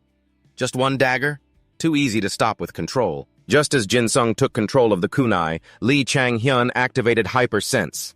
I knew you'd do that. Then he pulled out 3 other daggers and threw them at Jin Sung. The first dagger was just bait for the real attack from the remaining daggers. Jin Sung's eyes were wide with shock. He clenched his fist to control them. Lee Chang Hyun thought, he can handle 4 objects with control. However, he can't use that skill on multiple targets in a short period of time. That means he'll fall to the final dagger, which was set up to hit him while he was focused on the other targets. And just like that, the dagger flew straight at Jin Sung, catching him completely off guard. The dagger stopped right in front of his forehead, millimeters from his face. Chang Hyun won the match. This was being watched live by someone. Through a TV screen, he said, "This is the guy you predicted would win this season? What do you think?" In the room with him was another man in a blue suit with blonde hair. The man adjusted his glasses, giving off a dangerous vibe. He then activated Analytical Eye, level 12. The handsome man began his analysis. He has good strategic awareness and was very clever to hide the other 3 daggers. Not to mention, he continued using Analytical Eye. His stats aren't even that high. He thought to himself as he had a sudden realization. I get it. Turning to his friend, he said, Min Seok, you know something about this kid, don't you? Min Seok scoffed. The other man said, Don't play dumb, tell me what his skill is. He truly had a keen eye, continuing his assessment. There's no way he could have come up with that strategy if he didn't know about his opponent's control skill. Min Seok awkwardly scratched his face, while the man continued, In my opinion, he possesses something similar to Analytical Eye, like you, or the first-generation hunter, Kim Si-woo. His eyes, combined with his quick mind, are truly powerful. Analytical Eye is a super rare skill. There are only 2 recorded cases of it. The handsome, bespectacled man raised a question. You have such high expectations for him just because he predicted his opponent's skill? Min Seok replied, I think we might be underestimating him. He elaborated. He knew the location of the hidden dungeon in the survival game. He then revealed more, and in the preliminary round, he only targeted the integrated circuits of the clones. Min Seok looked up at the screen and said slowly, If he were to debut in the major leagues, everyone would think he was the reincarnation of the legend, Kim Si-woo. Min Seok smiled and asked his friend, So, you want him, don't you? The other man replied, Yes. But in truth, he was still calmly speculating. Analytical Eye can see stats, but it can't see skills. Thinking of Chang Hyun, he was a little perplexed. But that kid, Chang Hyun, he knew his opponent's skill and devised a strategy to win. The scene of Chang Hyun's fight played out clearly in his mind. The man asked, Has his team been decided yet? Min Seok replied, Oh, you like him that much? But not letting his friend wait long, he continued, The teams sponsoring the program get priority picks. The other man clenched his teeth in determination, thinking, I have to find a way to recruit him. Thudding sounds echoed thud, thud inside the reinforced room. Chang Hyun sat slumped on the floor. He thought to himself, I just don't get it. Looking at the blue screen before him, he felt frustrated. Peak tier achievement. What are the mechanics behind it? Chang Hyun got up as Dojun was still training hard, but I'm not in a rush to figure it out.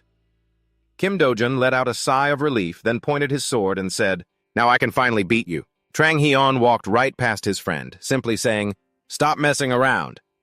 Kim Dojun quickly turned. Hey, I've improved a lot, you know. See? He stroked the tip of the blade like he was stroking a... never mind. My swordsmanship has never been this sharp. Trang Hyun thought to himself, He's gotten a lot stronger after taking my advice. He was secretly smug. but he's still got a long way to go before he can beat me. Do-jun hurried after him from behind. Hey! Wait up! The two of them left the training room together. In another room, a camera was ready to record. This room was actually a classroom, but the difference was the large number of cameras all around. And they weren't ordinary people either. Just then, a door was pulled open loudly, and someone walked in. Trang Hyun wondered why they had been gathered here. He sat down at the desk next to Kim Do-jun. Are they going to lecture us or something? One by one, people entered the room. As the door opened, a woman said, "Hello, everyone." She had sharp eyes. That woman asked everyone, "Did you all enjoy your week-long break? Or should I say, enjoy your week of training?" Some people used it effectively, like Kim Do-jun.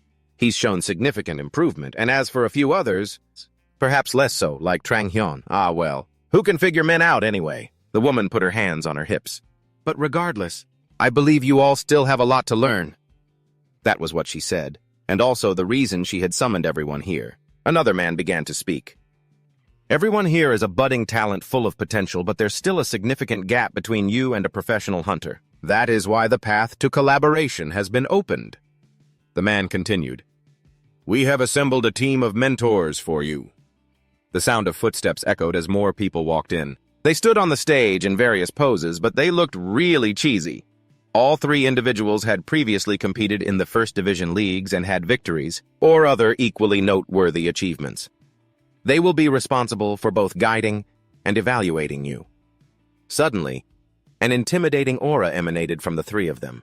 These instructors will train you in your assigned roles, and your performance will be evaluated in a 3-on-3 mini-hunter league format. Trang Hyun suddenly felt a heavy pressure weighing down on him.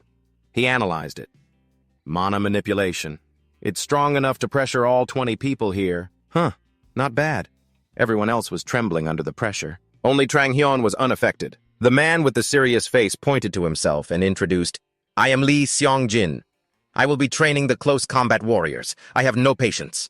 Aun for those who don't show resilience or for the arrogant.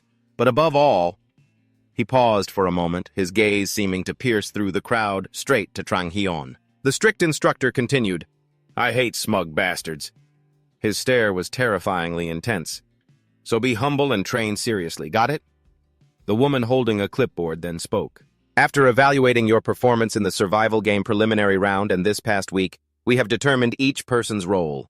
Please listen carefully and remember your assigned role. First, Trang Hyun!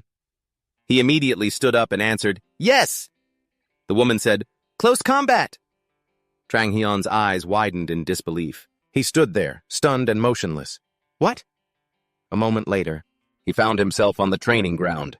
His mind was still in a daze. How the hell did I end up in the close combat group? Trang Hyun still couldn't seem to believe it. He started sizing up the people around him. Junhong Zion? Then he glanced over at the girl warming up, Ayu Hezu, and Do-jun. Too many familiar faces here. It left him speechless. The strict instructor arrived. He yelled, From this moment on, forget everything you've ever been taught. I don't care which academy any of you came from, because all of you here are worse than a third division hunter. He continued, You've probably all observed that in a hunter league, hunters use skills or equipment for mobility. For example, mana-activated devices like air anchors and air blocks. Seong-jin got straight to the point. While you all are struggling against each other on the ground, third division pros have already adapted to aerial combat. Trang Hyun quickly thought, mana-activated devices allow hunters to engage in more dynamic and flashy battles. The instructor said, I will teach you how to use air anchors and air blocks. Any close combat warrior who can't use them is useless. He raised his voice.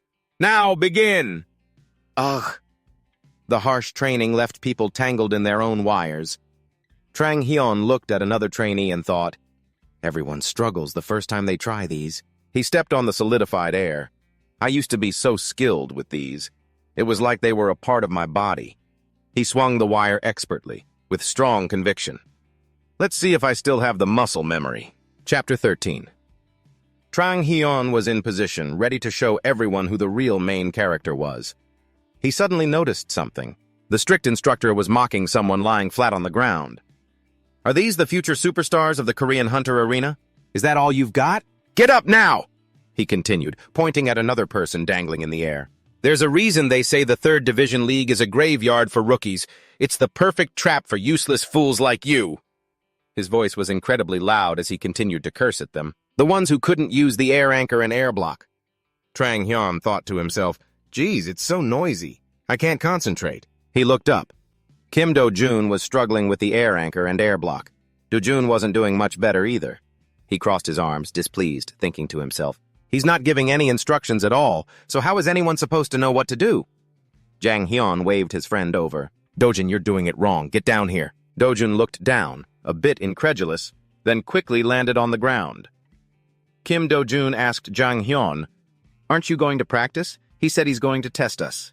Hyun replied, worry about yourself first. At this rate, when are you ever going to get it? Dojun shot back, well, what do you want me to do? Jang Hyun began to explain to his friend, first, you have to decide on the length of the mana rope, then maintain a stable flow of mana. If you don't, the rope's length will change, and that's why you're losing your balance. He continued, pointing at Dojun's body.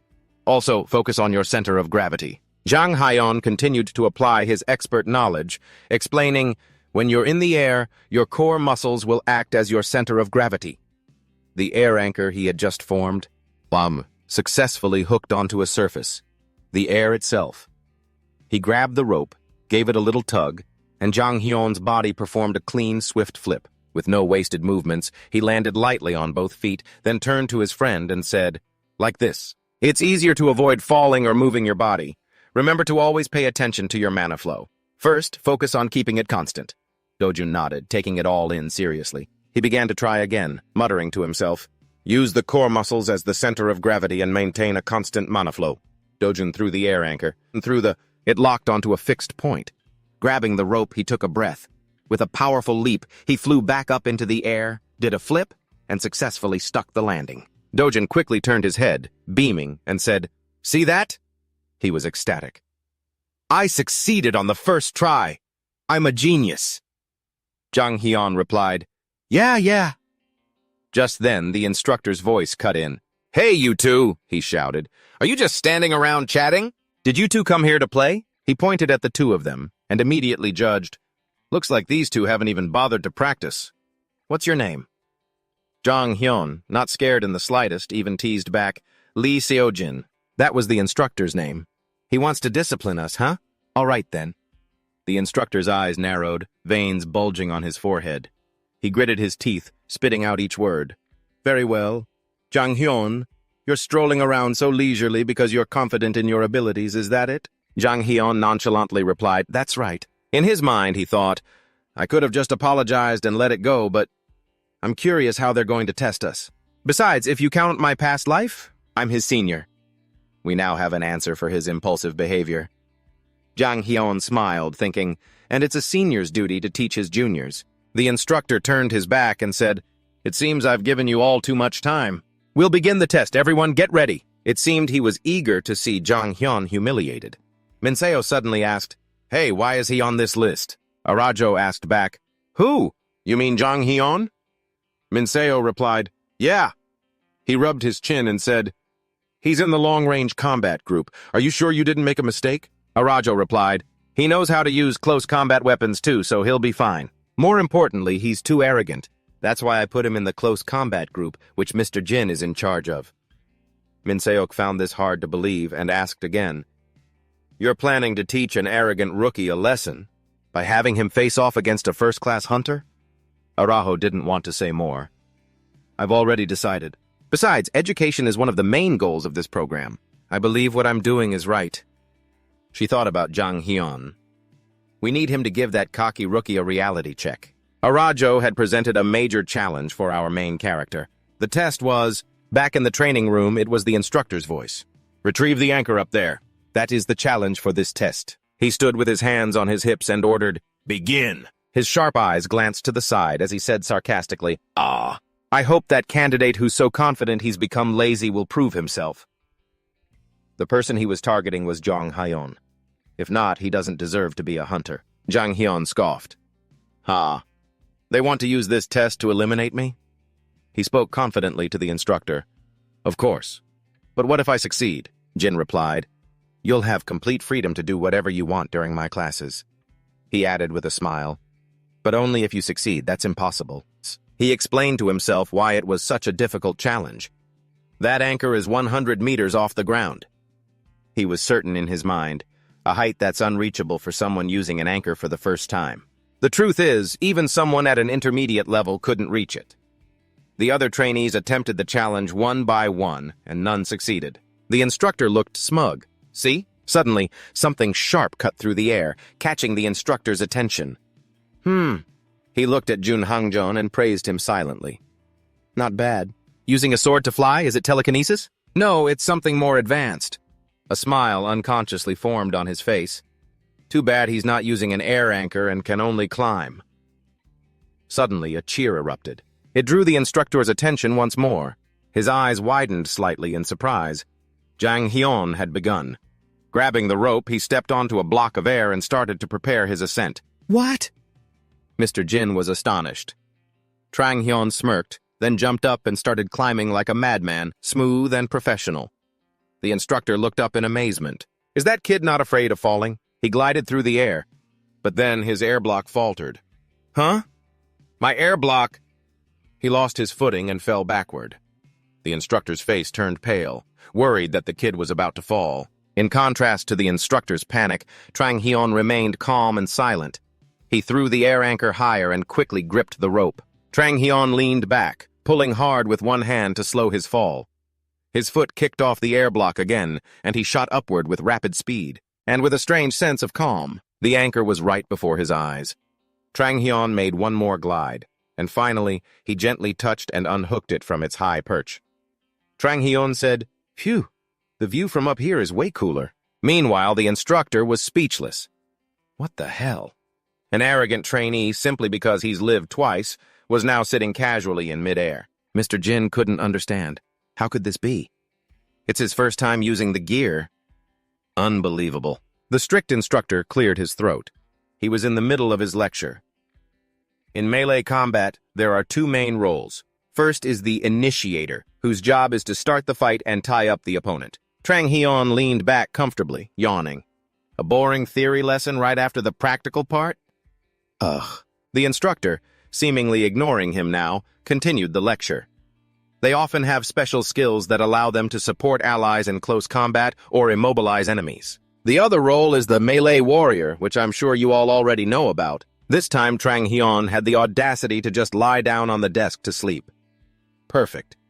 Now he can't say a thing, no matter what I do. The others stared at him, shocked. The instructor, looking resigned, cleared his throat and continued. Their duty is to engage in combat after the initiator has started the fight, without focusing on the enemy's melee warriors or their key combatants. He continued to explain earnestly to the students, there are many more roles if we were to go deeper, but for now you only need to know this much. But Trang Hyun was still thinking smugly, yeah, what's he going to do about it? He shouldn't have challenged me. He recalled how cool he looked sitting up there. I've used this gear so many times I'm bored of it. Using it again is like a fish returning to water. He thought of something strange. When did this piece of paper get in my pocket? The piece of paper read, meet up after class. Come find me during the break at the training center's backyard at 7 o'clock. I have something interesting I want you to see. Who could this be? What do they want? He decided he had to go and check it out. At the meeting spot, Trang Hyun, still holding the note, looked all around him. Huh? There's no one here. After waiting for a long time and seeing no one, he thought to himself, did I get pranked? He suddenly noticed something odd. His supervision skill noticed something unusual on the ground. This spot is a little strange. He crouched down to the ground. From above, a square outline with seams could be seen. It was the entrance to a basement. In front of Trang Hyun were stairs leading down. He looked down, a little surprised. Oh. Touching the wall, Trang Hyun descended step by step down the secret passage. He stopped dead in his tracks when he saw something. Before his eyes was the silhouette of a tall man. The man turned his head. The president of the Hunter Association, or so I read online. His name was Lee Guntek. He smiled slightly and said, so, you're here. Trang Hyun stood in a vast hall. The association president continued, you're quite good at finding your way. Trang Hyun replied, that note was completely useless. Training center at 7 o'clock. That's it. Who could possibly find this place with just that? He thought to himself, he was obviously testing me to see if I could find this place. Trang Hyun said, "At the very least, could you tell me why you wanted to meet me?" Guntek simply said, "I've watched all your scenes in the program." The old man silently corrected himself in his head. "I say that, but the show has only aired one episode."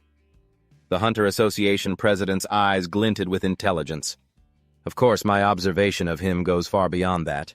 He recalled his own actions, watching the boys training, and then the challenge where Trang Hyun displayed his incredible movement and observation abilities. Guntek smiled benevolently. "This kid has truly piqued my interest," he said. "I've been trying to predict who will win Next Gen Hunter." Trang Hyun calmly asked, "And you think it's me?" The Hunter Association president pointed upward as he spoke. "Correct, but it's not just that. I believe you'll make it to the first league, perhaps even higher." Trang Hyun replied, "All right." He cut to the chase. "So what is this interesting thing you wanted to show me?" Guntek turned away. "Yes, I did say that." He touched a screen, and a section of the wall slid open. Inside were gleaming, imposing weapons. Trang Hyun recognized them instantly. S-Rank weapons. There were also beautiful accessories and specialized mana devices. As he looked up at everything, he asked, "Why are you showing me these things?" Guntek clasped his hands behind his back and asked, "Don't you want them?" He swallowed and thought to himself, "Of course, there is. There's even the weapon I used in my past life." He looked at a beautiful sword with a majestic golden hilt, a pure white handle, and a mysterious purple scabbard, Caliburn. It was from an exhibition, the prize for winning a match, and I managed to get it. I loved using that sword, he recalled, thinking back to the battles, the sharp slashes. He then added, "It's also pretty special since it can transform into a gun." The president of the Hunters Association said casually, "If you like, I'll lend you one of them." Trang Hyun probed, "Lend? You can't just give it to me." Guntek drew a shape in the air with his finger and replied, "You don't understand the value of these weapons. They're even more valuable than the weapons you received from the Morris workshop." Trang Hyun sighed. "A weapon is just a weapon," he asked sharply. "Stop beating around the bush. What do you want from me?" Guntek rubbed his chin. He thought about how people usually flatter and suck up to him, especially when they find out he's a first-generation hunter and the president of the Hunters Association. Then he looked at Trang Hyun, standing there coldly with his arms crossed. This kid just keeps seeing right through me, doesn't he? His face lit up with delight. He really is different. Finally, the president said, "Join the Hunters Association. Not as an intern, but as a full-fledged hunter." He made his offer. "If you agree, I'll let you borrow anything here." Trang Hyun asked, "What's in it for me if I agree?" "Don't you know what it means to join the Hunters Association?" Trang Hyun replied, "Of course I know." He then said something that made the president's jaw drop in shock. "But I don't think it's worthy of me. If that's all your offer is, then I'll be taking my leave." The Lunar New Year was just around the corner. Watching the young man turn his back and walk away, the president hurriedly called out, "Wait! You seem to be overestimating your own abilities. Do you know how many talented young people I've met? They were outstanding in the second and third leagues, and even they didn't get privileges like this." Trang Hyun replied, turning his head. "No, and I don't want to know." He turned back fully and said, "The only thing I care about is whether I can do it or not. I appreciate you showing me those things. See you later." After he spoke, he walked away. He walked up the stairs and gradually disappeared. The president let out a sound of amazement. The Chapter 15 door opened and someone rushed in at the speed of light, as if in a great hurry. When Kim Do-jun saw Lee Chang-hyun, he asked curiously, "Where have you been, man? I was starting to think you were going to be late." Lee Chang-hyun walked over to his seat, pulled out the chair, and replied, "Come on, I'm not that irresponsible." Kim Do-jun confessed, "You just always make me worry, especially that incident with you and teacher Seo Eung-jin." Lee Chang-hyun closed his eyes and said in a confident tone, "They're not going to eliminate a contestant just for being late. They still have a show to run, after all." Kim Do-jun asked curiously, "So where were you just now?" Lee Chang-hyun answered, "Some old guy just wanted to see me." He suddenly recalled the image of Lee Guntek and thought to himself, "Actually, I could have accepted his offer." Then he glanced over at Kim Do-jun and thought, "But with the experience from my past life, I'll do just fine even without those weapons." Kim Do-jun, confused, scratched his head. "An old guy?" Meanwhile, Kim Do-jun crossed his arms and fell into thought. And besides, after I win this show, I'll get a custom-designed weapon from the Morris workshop. Now, I just have to wait for my own value to increase. If that doesn't work out, I'll be perfectly fine just forming my own team, he thought cheerfully, humming a tune that left Kim Do-jun completely bewildered.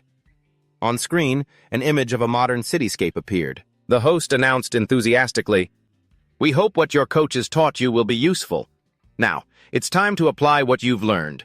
You will all be participating in a 3 versus 3 match in this aerial urban combat zone. In this round, the winning teams will advance to the next match, while the losing teams will be eliminated," Arado shouted, hyping up the crowd. "Let's see who will claim victory." She continued, "We've also prepared a special prize for the winners to raise the stakes. They will receive a mana stone, sponsored by the Hunters Association." Lee Chang-hyun's interest was piqued. A mana stone, he thought to himself. It increases the quantity and potency of one's mana. Just what I was looking for.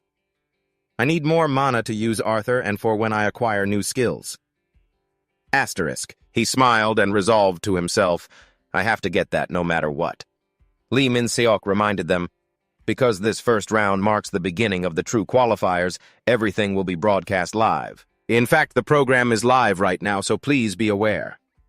Arasor raised a finger and shared, "Your academic results from class will determine your teams. The person with the highest score will get priority in choosing their team first." Lee Min-seok beamed and said, "Okay, we'll see you all again as soon as the match begins. Please head to the waiting room and proceed with your team selection." The screen faded to black. The studio director's voice came through, sharp and clear. "Cut! Stop there!" The contestants began moving to the waiting room, leaving only the 3 judges in the room. Arado rested her chin on her hand, her expression slightly hesitant. She looked at Lee Chang-hyun's image on the monitor and thought, despite his impressive performance in the survival game, he's too arrogant. He has the skills, but he lacks empathy for others. That's going to be a handicap for him when it comes to forming a team. Seeing her expression, Lee Min-seok turned and asked Arado, "Are you still thinking about Chang-hyun?" he asked, interrupting her train of thought. Arado laughed and replied, "Well, what do you think?" She then explained, "A team round in an urban combat zone. Even though there were still 20 participants in the air, he preferred simplicity. So his typical approach was a round that emphasized individual skill. The kids weren't ready for team competition yet, and he knew it." She frowned and continued, "The truth is, I want Chang-hyun eliminated." Ara recalled the image of Lee Chang-hyun and thought, no matter how well he uses his anchor and air blocks, if he goes solo, he'll just become the first target. The large arena also requires contestants to move long distances quickly, which puts Chang-hyun at a disadvantage because his stats are low. Lee Min-seok broke out in a sweat, then sighed and said, "It's been a while since I've seen you this interested in a contestant." Lee Min-seok replied, "I know he possesses incredible talent." Her voice faltered as she continued, "However, what he needs right now isn't a victory." Min-soo-hyo spoke up, "I agree with Ara. Overconfidence can kill an inexperienced hunter. Even first-rate players can still face defeat, just from a single moment of carelessness in the tournament." Lee Min-seok crossed his arms and explained, "You know, I believe that in the most competitive environments, especially a hunter's arena, confidence leads to victory, and arrogance leads to defeat. They're 2 sides of the same coin." Then, Lee Min-seok grinned from ear to ear and said enthusiastically, "Let's see how he handles the plan you 2 designed." The scene shifts to the contestants' waiting room. It seems they've all successfully formed teams and are discussing strategies. Lee Chang-hyun looked completely bewildered. He pointed at his own face and asked, "I'm number 1?" The organizers replied, "That's right. Because you have the highest score, you get to pick 2 teammates first." Hearing that, Lee Chang-hyun's eyes lit up. He suddenly smirked and replied, "All right. In that case." Han Jisoo looked away, while Kim Jin-seung had a confused expression as he saw Lee Chang-hyun looking at him. Lee Chang-hyun greeted them enthusiastically. "Hey, let's do our best together." Kim Jin-seung pointed at him and yelled, "Why did you pick me? Is this some kind of joke?" Lee Chang-hyun silently judged him. Looks like he's the arrogant type. He thought back to how he was before and mused, I bet he can't accept the fact that he lost. Then he looked at Han Jisoo, who was sweating profusely, and thought to himself, Jisoo will behave since I've already established dominance over him. Anyway, he's just a kid, I can handle him. After a moment of thought, he spoke with a slightly arrogant tone. I plan on taking first place in this round. Then he winked, pointed at Kim Jin-seong, and flattered him. Among everyone here, I only trust in your abilities. You're the strongest. I need your help. Kim Jin-seong was so stunned his jaw dropped and his face froze, while Han Jisoo looked like he was about to puke and quickly covered his mouth. After speaking, Lee Chang-hyun felt embarrassed himself. He clenched his trembling hands and lamented, "Oh my God, the things I'm doing for this prize money." Kim Jin-seong then walked towards him and asked, "So what now? Do you have a plan?" Lee Chang-hyun replied, "Of course I do. Why else would I have chosen you two? But you two have to do exactly as I say." Then the three of them huddled together. Lee Chang-hyun whispered, "If you don't, I guarantee the three of us will just stand there whispering to each other all day." The three of them suddenly fell silent. The other two were suddenly flabbergasted. Kim Jin-seong shouted, "What?" His face darkened as he clutched his head and yelled, "Are you trying to get us all killed?" Lee Chang-hyun sighed wearily, thinking, "Damn it, I can't just tell them I'm from the future." He then turned and slapped Kim Jin-seong hard on the shoulder. He grabbed both of his arms and growled, "You just need to do what I say and not make any mistakes, got it?" He stared hard at Kim Jin-seong and said in a dangerous tone, "If you mess up, you're helping the enemy, so don't make any mistakes." Kim Jin-seong hurriedly replied, all right, I get it." The scene shifts to the urban area where the competition is taking place. The organizers announce, "From this moment, the 3 versus 3 hunter match will now begin. The arena will be an urban combat zone. In the air, touching the ground or becoming unable to compete will result in immediate elimination. Contestants who fail this mission will be removed from the program. Good luck." Lee Chang-hyun froze, staring into the distance. At that moment, the system had transported him to the urban combat zone. Looking down from above, a pillar of light shone down on him from the sky. Lee Chang-hyun let out a slight smirk and said, "Let's begin." Chapter 16. Standing on a skyscraper and looking down, Lee Chang-hyun thought, "This is a high-rise building located at the 7 o'clock position from the center." He hid behind a wall, looking around with uncertainty. "Looks like I'm the only one in this building." He then tapped his earpiece and asked, "Where are you two?" The other two answered in turn, "Southeast sector of the arena." "I'm at the 3 o'clock position from the center, somewhere between the edge and the inner area." Lee Chang-hyun said as he walked, "All right, proceed with the plan." He didn't forget to instruct them. "We'll meet up later. For now, find your way to the center. Don't get spotted. If you run into anyone, retreat immediately." The other end replied loud and clear, "Roger." A gun gradually materialized as Lee Chang-hyun cautiously jumped up the stairs, thinking, with 3 teams of 3 in such a vast arena, the chances of randomly encountering another player are very small. He stepped lightly and thought to himself, which means I'll have to attract the enemy myself. An arrow flew out of nowhere at the speed of sound, aimed straight at him. Lee Chang-hyun quickly dashed to dodge it when he heard the strange noise. His teammate asked worriedly, "What was that sound? Are you under attack?" Lee Chang-hyun calmly said, "It's nothing." He looked up at the tallest building and thought, the one who just fired that arrow definitely hasn't grouped up with their team yet. Whatever. He reminded himself, I need to move to the central skyscraper. A foot slammed down on the ledge. In an instant, Lee Chang-hyun was standing on the skyscraper's rooftop. His 2 comrades reported in one after another, "I'm in position." "My current position is pretty good too." As he scanned his surroundings, he asked, "Can you two see everything clearly from outside?" "Can you see me?" his comrade replied. "You probably can't see me, but I have a clear view of you." "Same here." Lee Chang-hyun let out an amused smirk and exclaimed, "Good, then let the games begin." He then pointed his gun straight at the sky and pulled the trigger. A shocking blast tore through the silent atmosphere. Lee Chang-hyun lowered his arm and thought, now I just have to wait. Suddenly, someone approached him, calling out, "Chang-hyun!" It was Jin Han. He rested his sword on his shoulder, looked at him, and asked, "What are you doing?" Lee Chang-hyun glanced up and thought, "Jin Han?" Jin Han jumped down and said with a taunting laugh, "Are you all alone?" "Perfect, just what I wanted. Are you my first opponent?" "Oh, wait, I have to report to Han-gyeon first." Jun Han-gyeon's slightly annoyed voice came through the earpiece. "Talk less. Your earpiece is still on so I can hear everything. This isn't the time to play around, but if you think you can handle him, then go ahead." Jin Han, flustered, scratched his head and exclaimed, "Oh, really?" He then muttered to himself, "Well, I can hear everything, too."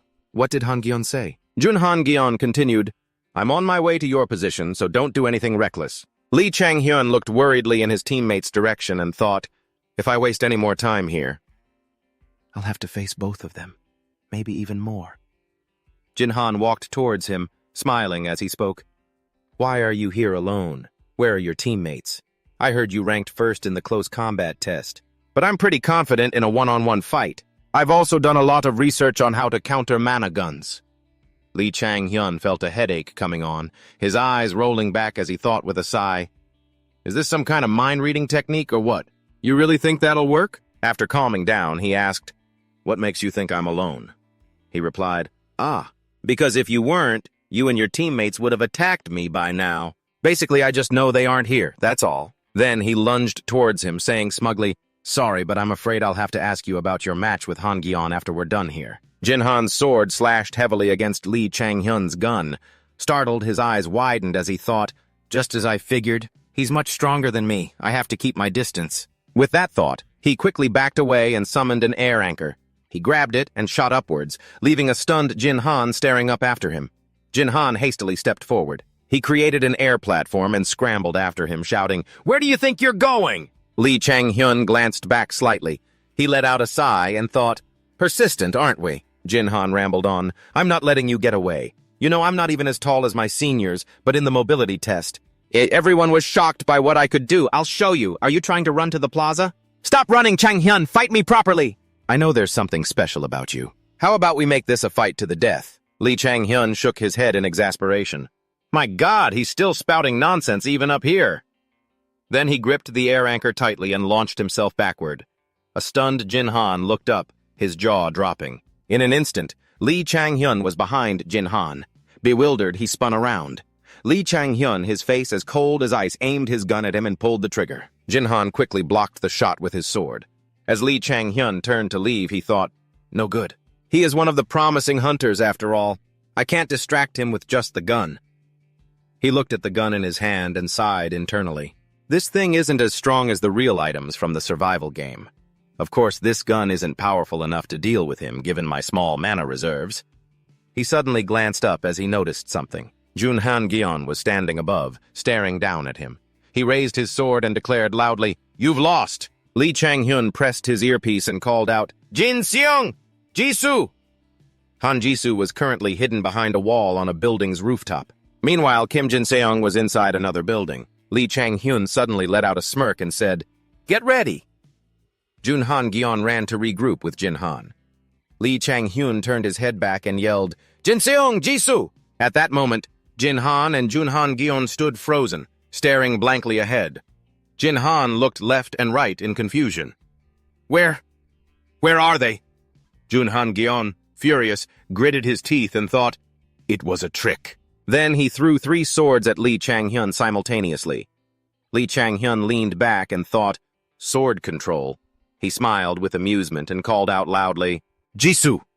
A second before, Han Gyeon had been attacking, saying firmly, You can't fool me again!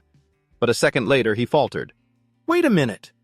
He had a sudden realization. A gravity attack? Lee Chang-hyun suddenly let himself free fall. Seeing this, the other two were utterly panicked. Lee Chang-hyun looked up and smirked. A frantic Han Gyeon screamed, Is he attempting a suicide attack? Note: a suicide attack is a type of attack in which the perpetrator intends to kill a number of people, including themselves. The most common form is a suicide bombing. The block of air under his and Jin-han's feet also gradually disappeared, causing them to lose their footing. The two of them began to free fall down with Lee Chang-hyun. Kim Jin-seong was inside the building, casting some kind of spell. A stream of blue energy shot out from the top of the spire. A blue net appeared and caught Lee Chang-hyun and Jun Han-hyun. Only then did he realize he had fallen into Lee Chang-hyun's trap.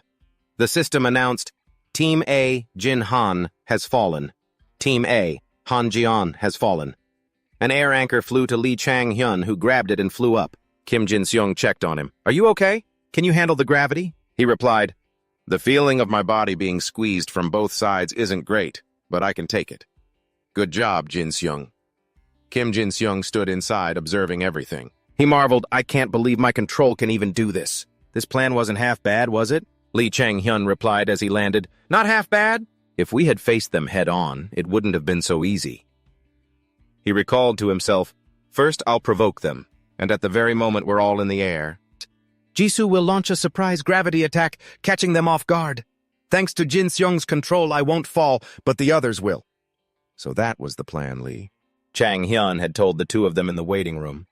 Back in the present, Lee Chang-hyun grinned with satisfaction and reminded them, "The game isn't over yet, so don't lose focus." He continued, "The remaining people might have seen us fight or overheard some information, so there's a high chance they'll be able to avoid that last trick." The system continuously reported, Team A, Ayuhitsu, died from excessive bleeding. Team B, Lahane, died in battle. Team B, Kim Kizu, died in battle. Team B, Cha Inta, died in battle. Hearing this, Lee Chang-hyun thought to himself, "She took on 3 of them by herself? Well, it is Hiju, so I'm not too surprised." The system continued its announcement. Announcing the survivors, Team C, Kim Jin-seung. Team C, Han Ji-soo. Lee Chang-hyun stood proudly with his hands on his hips, looking up. He felt a surge of pride upon hearing his name. Team C, Lee Chang-hyun. Meanwhile, in the waiting room, Jin Han and Jun Han Ji-soo sat silently as Yoo Hee-ju questioned them. No, he faced Team B alone. "You two chased one person and then you both fell and died?" She continued, "Is this the first time you guys have ever fought? I was completely stunned back there. It was truly unbelievable." Jin Han quickly corrected her. "No, it's not like that, Senior. When we found the others hiding, Chang-hyun was there, looking like he was about to lose to Senior Jun Han-gyeon. He has very sharp tactics and targeted both of our weaknesses, so we couldn't do anything but charge in, even without a strategy. In terms of raw power, Senior Jun Hanjin is still stronger than those other guys. Right? But this is just my personal opinion. Even if you were there with Senior Hang and Hee-ju, the outcome wouldn't have changed. That's what I mean." "You have no idea how impressive." Senior Chang-hyun was at that moment. Jun Han-gyeon spoke up awkwardly. "My apologies. It's my fault. I should have been more careful even though I'd experienced their abilities before." Seeing this, Lee Chang-hyun thought, "I went through that same feeling before my regression. Instead of getting angry when a mission fails or you lose a battle, you should review your mistakes and reflect on your performance. Sometimes it's good to be a little shameless." Just as he turned to leave, someone called out, "Hey!" Kim Jin-seung walked towards him. Embarrassed, he scratched his ear, his cheeks slightly flushed, and said, "Sorry for saying all that harsh stuff to you." Lee Chang-hyun was a bit surprised and confused, his face blank. Kim Jin-seung was so embarrassed that he started to walk away, saying, "If you've already forgotten, then never mind." Lee Chang-hyun watched him leave and thought to himself, "He's the type who would rather die than apologize. A total tsundere." Arado was completely flabbergasted, utterly stunned. "I can't believe he defeated them so easily." Min Soo-hyuk exclaimed, "This was a tactical victory. The result was a complete surprise." Lee Min-seok chimed in, "I told you that kid was special. This was never a test of tactics from the start." Arado, still unable to believe her eyes, said, "Even I'm surprised." She thought to herself, even if he knew Han Ji-soo's and Kim Jin-seung's abilities beforehand, coming up with a strategy on the spot like that isn't easy. And the fact that he managed to persuade his former enemies is remarkable in itself. She thought, that must be what makes him so special. The host confidently walked onto the smoke-filled stage and announced, "And here they are, the next generation of hunters. The first round of the main competition has concluded.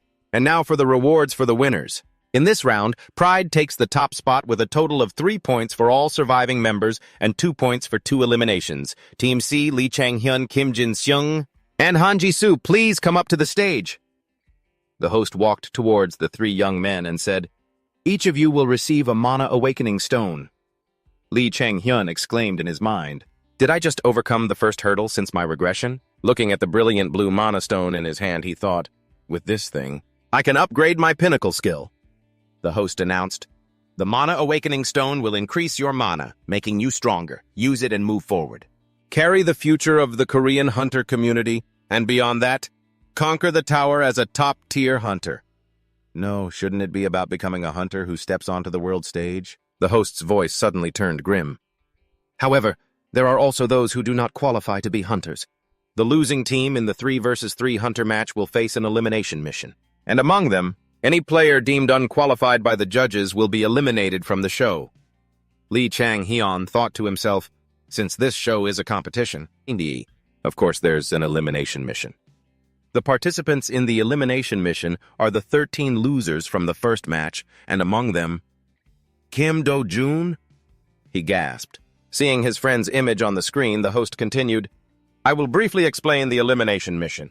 This elimination mission is a 3-point capture battle. 2 people will work together as a team and coordinate their actions. The rules are simple. To pass this mission, the 2 of you must move together and capture a point within 1 minute. If you fail to capture a point, there's another way. Elimination points. You can collect elimination points by taking down other hunters and getting your name on the leaderboard. The host added, since there is an odd number of participants left, you may invite a teammate from the group of contestants who have already passed. In that case, the contestant who has already passed will not be eliminated, even if they score few points. The match will begin in 1 day. In the waiting room, Lee Chang-hyun stood blankly, staring at the food counter and thinking. I knew it! He glanced back and thought to himself, those 2 have teamed up. If it were me, I'd do the same. Teaming up with the strongest player is probably the easiest way. He was surprised, wondering to himself as he saw Kim Do-jun. Hasn't he found a partner yet? Is he going to be eliminated this time? Who knows what the future holds, but right now, this elimination mission is pretty risky. He internally screamed, Huh? As Kim Do-jun enthusiastically ran towards him, he quickly approached and said, Hey, Chang-hyun, we were classmates. You'll help me, right? There's no one else left. Lee Chang-hyun replied coldly, No. Kim Do-jun immediately tried to guilt-trip him. Come on, please. Oh, right. You taught me how to use a sword, so our relationship is that of master and disciple, isn't it? What kind of master would watch their disciple die and not save them? Lee Chang-hyun fumed, thinking, how did I suddenly become his master? If I'm the master, does that make the academy instructor the grandmaster? Lee Chang-hyun glanced over in surprise. Kim Do-jun looked like a pitiful little kitten, staring at him with shimmering eyes. He reluctantly replied, Fine, and thought to himself, I'll just help him this one time. Besides, I have nothing better to do, and I need a place to test my skills after using the Mana Awakening Stone. Lee Chang-hyun turned to leave, then looked back and said, But you have to follow my plan completely. This is the last time I'm helping you, got it? Kim Do-jun cheered joyfully. I knew I could count on you, Lee Chang-hyun said with a sigh of resignation. What are you even talking about? In a brightly lit building, Lee Chang-hyun slowly took out the Mana Stone he had been given, his eyes gleaming. He wondered to himself, Here it is. Should I try it now? 18 System introduces Mana Awakening Stone. When held, it is gradually absorbed, significantly increasing your mana. When consumed, it can upgrade the rank of your skills. Lee Chang-hyun sat on the bed. He stared at the stone and thought, just as I thought. The effects are the same as before. Then, without a single wasted motion, he dropped the stone into his mouth and swallowed it. A series of system notifications appeared. Superhuman B has been upgraded to AS+, Pinnacle, Mysterious Weapon Transformation. E has been upgraded to D+. With the increase in Pinnacle skill levels, the growth state will be accelerated. With the increase in Pinnacle skill levels, the efficiency of newly developed keyword skills will be enhanced. Pinnacle Awakening. Verbal Trigger Enhancement. If you shout the name of the skill while using it, or say, the location you will strike before attacking, its destructive power will increase. The shout does not need to correspond with the action. Pinnacle Awakening, Ether Enhancement. You can indirectly use Ether with mana. Strength, 5.1. Reflexes, 6.10. Agility, 6.6. Stamina, 5.6. Recovery, 5. Mana, 66. Lee Chang-hyun whispered to himself after seeing the stats. The ranks of my important skills have gone up. My mana has also increased. Another system notification appeared. With the increase in Pinnacle skill levels, the efficiency of newly developed keyword skills will be enhanced. Lee Chang-hyun thought to himself. Furthermore, the Pinnacle's keyword skills were strengthened instantly. He grinned with delight and thought, at this level, Ether, which was only used for control, will now have destructive power just like back in the survival game. Then he turned off the screen. Perfect. He lay down straight on the bed, looking up at the ceiling and thinking, I have a plan for tomorrow. Model, time to get some sleep. There's so much to do tomorrow. Suddenly, an image of a stage appears. On it, a boy with a sad face is performing a puppet show. His story begins with a small club, a club on the verge of bankruptcy. Not long after my first awakening, my powers began to manifest. The one who made the offer was Director Kim Yui-yong. He told me, "Join my team. I'll train you." In my eyes, Director Kim Yui-yong looked like a monster back then. He said, "In return, what do you think about a peak unlock? With your current skills, you can't compete." The boy hesitated slightly. "A peak unlock now is a bit... They said the effect is still minimal, but I still want to wait and see." He sat listlessly on the chair, thinking, they still accepted me onto the team, but without the peak unlock, I'll never get a chance to compete. It was an invisible form of control from the director. A voice echoed in his ear. "Hey, Chang-hyun, you think you can just walk out there and compete? Players are just tools to be used. You think you're special just because you're a little better in practice matches?" I lowered my head. And then at the very last moment, I chose the peak unlock. The director looked very pleased and laughed loudly. After the peak unlock, I continued to grow and rise, lifting the championship trophy and carving my name into legend. But a flower forced to bloom too soon. The crown fell, and its fragments scattered everywhere, will surely wither just as quickly. Lee Chang-hyun's eyes shot open in fear. He pushed himself up after that nightmare. He thought in shock, the memory I wanted to forget the most. This time the past won't repeat itself. Thinking this, he collected himself and got out of bed. Lee Chang-hyun clenched his fist as he walked, thinking, the foundation has been laid for me to start my career as a player more brilliantly than anyone else. But of course, it'll still be hard for me to win. Compared to the top rookies of my generation, I still have many shortcomings. By improving my peak level and unlocking it, he opened the door, looked up at the morning light, and thought, I will reach a different place. Higher than that past. To hell with that past. The scene changes to the waiting room. Kim Do-jun was sitting with his legs crossed, adjusting his shoes, when a voice asked, "Are you mentally prepared?" Kim Do-jun turned his head and answered confidently, "Me? Of course. From warm-ups to strategy, even my mental state is ready." Lee Chang-hyun walked up next to him and asked, "Strategy, huh? You have your own strategy?" Kim Do-jun excitedly explained, "I'll just do whatever you say." Lee Chang-hyun held his head in his hands, exasperated, thinking to himself, I knew it. Why did I even bother asking this idiot? The scene changes to the studio. The host shouted enthusiastically, "Thank you for waiting, next generation hunters. Thank you to our audience for joining us to watch the elimination mission. Which contestant will be the first to go home? Right now, the elimination mission shall begin." Lee Chang-hyun walked in coolly. He slowly closed his eyes, and then the system teleported him. The screen showed an image of the urban area, a map. The scene changes to the occupied territory. The system had teleported Lee Chang-hyun here. He looked around and thought to himself, this is a normal city map. Kim Do-jun was brought here shortly after. He ran up to him and asked, "Chang-hyun, what's the plan? You've definitely thought of something already, right?" Lee Chang-hyun pointed to the tallest building and said, "The target is the center. What we need to do is capture the center, not the key points along the way. Right after we start, we have to run there quickly and take it." Kim Do-jun shouted in shock. "Seriously?" He said fearfully, "Our opponents are Junhan Jian and Yu Haiju, you know. And they're a team. They'll definitely stop others from taking that area. Are we really going to walk into the tiger's den?" Lee Chang-hyun waved his hand dismissively and said, "If you don't think you can do it, then just give up now." Kim Do-jun quickly corrected himself. "No, what I mean is let's just think it over again." Lee Chang-hyun stopped and replied, "Okay, the waiting time is almost over. As soon as it ends, we need to move fast. Get ready, 10 seconds left." He shouted, "Run!" Then, an air anchor flew out. Lee Chang-hyun grabbed it and shot upwards. Kim Do-jun, panicked and sweating bullets, screamed, "Hey, wait for me!" As Lee Chang-hyun moved, he thought to himself, no other contestant is as proficient with air cube and air anchor as I am. First, I'll get close to the capture point and strike them down. Meanwhile, Junhan Jian and Yu Haiju were walking at a leisurely pace. Yu Haiju thought to herself, Lee Chang-hyun, if that bastard wasn't here, I wouldn't have had to face 3 other people alone, and we wouldn't have to be in this stupid elimination mission. Junhan Jian looked curious.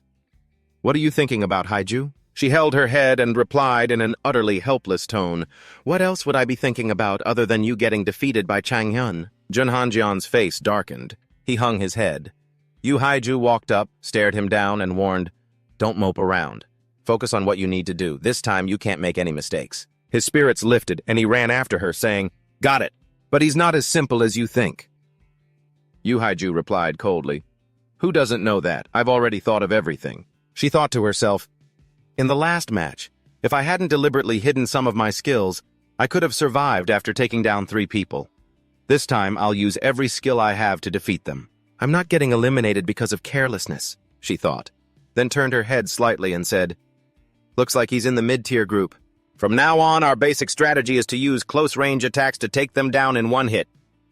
Junhan Gyeon looked up with admiration in his eyes, but a moment later, he hung his head and sighed wearily. The two of them then strode onward together. Chapter 19. Lee Chang-hyun, twirling his gun, asked, "Not there yet?" "I'm inside the building watching," Kim Do-jun replied through his earpiece. "It's because you walk too fast." Lee Chang-hyun approached the window, opened it, and said, "I've found a good position. Let's intercept them. Once you arrive, we'll move straight to the capture point." Kim Do-jun asked worriedly, "The other teams will notice us. Will it be okay?" Lee Chang-hyun spoke up. "I have an idea." He smirked and said, "It's too late for that anyway. For now, let's just walk there. When you use the air cube and air anchor, make big movements to attract the other team's attention." Then, he decisively pulled the trigger. A bullet shot forward. It aimed straight for Lee Han-jin, who was walking down the road. Her teammate turned around in shock. The system announced, "Elimination. Team F's Lee Han-jin has been taken down in action." Chang-hyun looked at the gun in his hand and marveled to himself, "A headshot of this caliber. It's similar to the Arthur class I got in the hidden dungeon from the survival game. Unlike Ethan, no, it's even better than my past self. You have surpassed Ethan." Below, Lee Han-jin's teammate hastily fled. Lee Chang-hyun's eyes glowed red. He didn't hesitate to pull the trigger once more. The system reported, "Elimination. Team F's Lee Han-jin has been taken down in action." Kim Do-jun asked curiously, "I just heard a loud noise up ahead. Did you hear it? Is someone fighting over there?" "Are we even going the right way?" Lee Chang-hyun replied, "That was my gunshot." He asked in surprise, "Huh? You were just in a fight?" Lee Chang-hyun gave directions. "From your current position, turn right. Head past 3 blocks of buildings toward your 9 o'clock. I'm on the 2nd floor of the green glass building right there. Get over here." His expression darkened, his eyes glowing red. He smirked and thought to himself, "Now whose kill points should I sweep up?" Inside the judge's room, Arazdo angrily slammed her clenched fist on the table. She seemed unable to believe what was happening right before her eyes. "Impossible." Lee Min-seok stroked his chin and said with amusement, "What did I tell you? I heard he really does have a gun-related ability, right?" Arazdo replied, "It's possible, but in my opinion, it's highly likely a newly developed one." Lee Min-seok asked again. "He's handled guns very well since the first session." Resting her chin on her hand, a puzzled Arazdo uttered, "But if that's the case, then he wouldn't have needed to find the secret dungeon in the survival game. Even in shooting practice, he only aimed to suppress. He's never been this serious before." She came to a conclusion. "It means a top-tier class can be enhanced under certain conditions." Min Soo-hyo was surprised. "Mr. Chairman," Arazdo turned to ask, "Why have you come here, sir?" Seeing the 3 of them about to stand, Lee Ju-taek said, "Please, stay seated." Lee Ju-taek explained, "I heard there was an interesting character here, so I came to see for myself." Lee Min-seok asked with interest, "The chairman of the association himself? Are you coveting him too, sir?" Lee Ju-taek leaned in slightly and replied, "No, not at all. I've already been rejected once." He's very confident. "If I had known today would come, I would have made a higher offer." Lee Min-seok asked, "Do you regret it, sir?" Lee Ju-taek replied, "No, I don't regret things that have passed. I only look for ways to move forward. I just hope his future plans will include me." Hearing this, the 3 of them were stunned, their jaws dropped. Lee Ju-taek stroked his beard and laughed heartily, saying, "That was a bit forward of me, wasn't it? But I am serious." Lee Min-seok nodded and said, "I will take that in a positive light." He then glanced at Lee Ju-taek's departing back and wondered to himself, what on earth is that cunning old fox planning? The scene shifts to the competition area.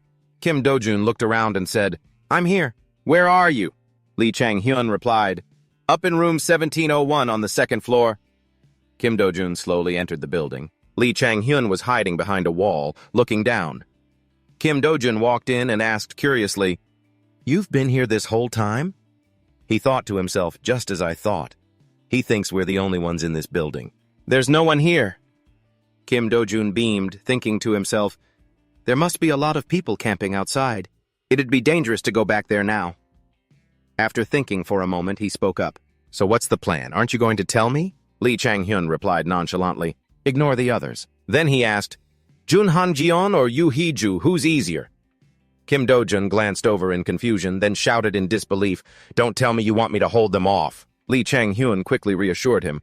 Don't worry, it'll only be for a moment. Kim Do-jun wondered, What about you? Lee Chang-hyun replied with an amused laugh. While you hold them off, I'll go capture the point. Kim Do-jun exclaimed, So that's it! He looked like he'd been struck by lightning and clutched his head. Lee Chang-hyun stood up to leave and said, Let's go. What? No way, are you serious? Kim Do-jun panicked. Lee Chang-hyun turned his head back and gave a radiant smile. Kim Do-jun also lifted his feet to follow him, thinking dejectedly, Oh my God, how is this any different from walking to our deaths? Each of Kim Do-jun's steps felt as heavy as if he were carrying a boulder on his back.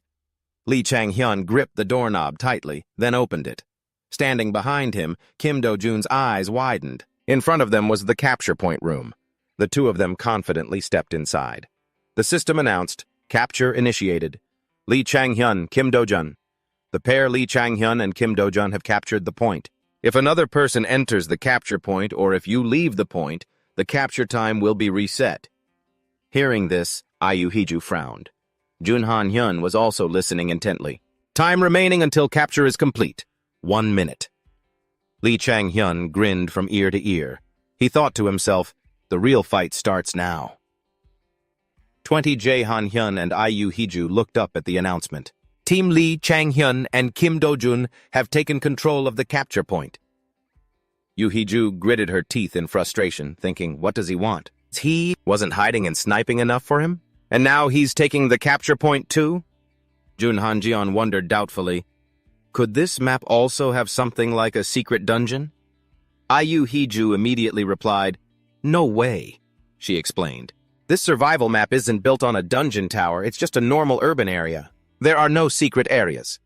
She asked curiously, Han-yoon, based on your combat experience, what do you think? Going into the capture zone now is no different from walking into a trap. Jun Han-yoon rested his chin on his hand and replied with a thoughtful expression, In a survival game, if there are no secret areas, he can easily be overwhelmed. I have a feeling about something. His focus on mobility seems good, but Yu Hee-ju thought to herself, last time we lost him because of that mobility. If not for that, he wouldn't have been caught in the trap. But entering the capture point is like giving up that mobility. She had a suspicion, or maybe his intention isn't to hold that place. Maybe he's just drawing our attention and will leave partway through. Yu Hee-ju's eyes flew open as if she had just realized something. Then she turned to her teammate and said, Han-yoon, listen carefully. I know what Chang-hyun's goal is. She explained, He's not strong in terms of raw power, so if the fight is inside that room, he won't be able to use his mobility. In other words, when the others arrive and fight over the capture point, he'll take advantage of the chaos. Jun Han-jeon asked, So what do we do? Yu Hee-ju replied, The capture point isn't our goal anyway. We just need to ruin his plan to use the chaos. After that, the two of them sprinted towards the capture point.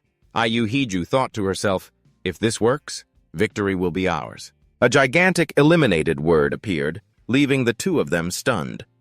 The system announced, Eliminated. Team A, Kim Yang-jun, defeated in combat. Team C, Lee Hyung-tae, defeated in combat. Team C, Bai Han-soo, defeated in combat. Yu Hee-ju's jaw dropped, and her eyes went wide as she thought in amazement, What? Everyone who went in there has been taken down? She thought, if he wanted to take advantage of the chaos, he would have had to escape from them, and instead of capturing the point, the others would have tried to chase him. It should have turned into a relentless chase. Jun Han-jeon exclaimed in shock, Yu Hee-ju, look! The screen displayed the remaining time, 20 seconds. Breaking out in a cold sweat, Yu Hee-ju thought in panic, What are you doing, Lee Chang-hyun? Lee Chang-hyun was hiding under a table, ready to attack. Kim Do-jun glanced over at him and thought fearfully, We have to fight all of them to the death. I don't know if I can do this. When someone enters, Chang-hyun will shoot. If they dodge, I'll charge out and attack. Kim Do-jun sighed wearily. Is this really going to work? The door burst open. Kim I-hyung-jun kicked it in and stormed in, yelling, Come out here and fight a fair match. Without a single wasted motion, Lee Chang-hyun popped his head up and fired straight at him, not missing a single shot. Kim Do-jun frowned and glanced up at the system announcement. Eliminated. Team A, Kim Yang-jun, defeated in combat. A strange sound came from the wall, making Lee Chang-hyun and Kim Do-jun look over curiously. A sharp spearhead was shooting towards them like a rocket. With a gun in each hand, Lee Chang-hyun aimed and fired. Lee Hyung-tae quickly hid behind a rock. Lee Chang-hyun thought to himself, I can't see through walls. Lee Hyung-tae looked at him with an amused expression. Lee Chang-hyun smirked and thought, all right then. This is why Kim Do-jun is here. Kim Do-jun's sword was rushing forward. Kim Do-jun leaped up and brought his sword down on Lee Hyung-tae, but he blocked it with his spear. Bae Han-soo ran up from behind Lee Chang-hyun, trying to ambush him, but he had already been detected. Lee Chang-hyun's eyes glowed bright red. He used his skill, hypervision, then calculated the perfect angle and, a second later, Lee Chang-hyun pulled the triggers with both hands aimed in different directions. The system announced, Team C, Lee Hyung-tae, defeated in combat.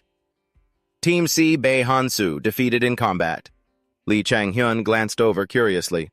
How much time is left? The screen showed the remaining time, 32 seconds. He noted, half the time is left. He thought, with our current score, we'll win the elimination mission, but that's not what I want. The goal is to eliminate everyone. Junhan Jeon and Ayu Hiju arrived just in time. Ayu Hiju stared, wide-eyed, at the wreckage before them. Lee Chang-hyun and Kim Do-jun were obscured by a cloud of dust and smoke. Ayu Hiju shouted loudly, Junhan Jeon! He replied, got it. Lee Chang-hyun aimed his guns at them, then fired without hesitation. A bullet shot out with terrifying speed. Junhan Jeon and Yu Hiju leaped up and lunged at him. A large crack appeared on the ceiling, and it was coming down. Kim Do-jun was both panicked and terrified. Lee Chang-hyun suddenly let out a smirk. Large chunks of rock were falling on their heads. The building was collapsing. Yu Hiju wondered to herself, is the occupation point collapsing? What's going to happen? The screen displayed 17 seconds remaining. Yu Hiju shrieked in shock, the countdown is still going. We're almost out of time. Let's go. Through the thick dust, 3 bullets flew straight at Junhan Jeon. A blood-curdling scream rang out. Yu Hiju turned her head in surprise. A system notification announced, Team Belinaza has been eliminated in combat. Team Beli Hyunju has been eliminated in combat. A member of Team Daejeon has been eliminated in combat. Yu Hiju thought anxiously, it's over. How am I supposed to explain this? Where did that come from? Lee Chang-hyun's gun was still firing relentlessly. The system announced, Team Delihan UL has been eliminated in combat. Yu Hiju, barely keeping her eyes open, thought to herself, in this desolate wasteland, she silently wondered, where is Lee Chang-hyun's team? Chapter 21. Before him now was a pile of ruins, with thick dust and smoke billowing everywhere. Lee Chang-hyun summoned his gun. Tensely, he raised it, his eyes scanning everything around him with extreme caution, poised and ready to fight at any moment. Lee Chang-hyun thought nervously, no matter how good I am, I can't handle this many of them. Then, Lee Chang-hyun activated his super sight. His eyes turned red, glowing with a strange light. Lee Chang-hyun stared ruthlessly in a certain direction. With a serious and cold expression, he leaped, using both hands and his agile body to sprint to one side, while still precisely shooting someone nearby. The person who was taken down let out a pathetic cry, utterly shocked to suddenly encounter someone with such godlike, incredible skills. With a gun in each hand, Lee Chang-hyun gave a cold, ruthless, and aggressive smile. His movement speed far exceeded that of a normal person. This was the basis for Lee Chang-hyun's confidence in himself. He let out a wicked smile, thinking, just like that time. He recalled a certain moment. It was a time of crisis for the entire team, when articles were constantly reporting that LTD was facing difficulties.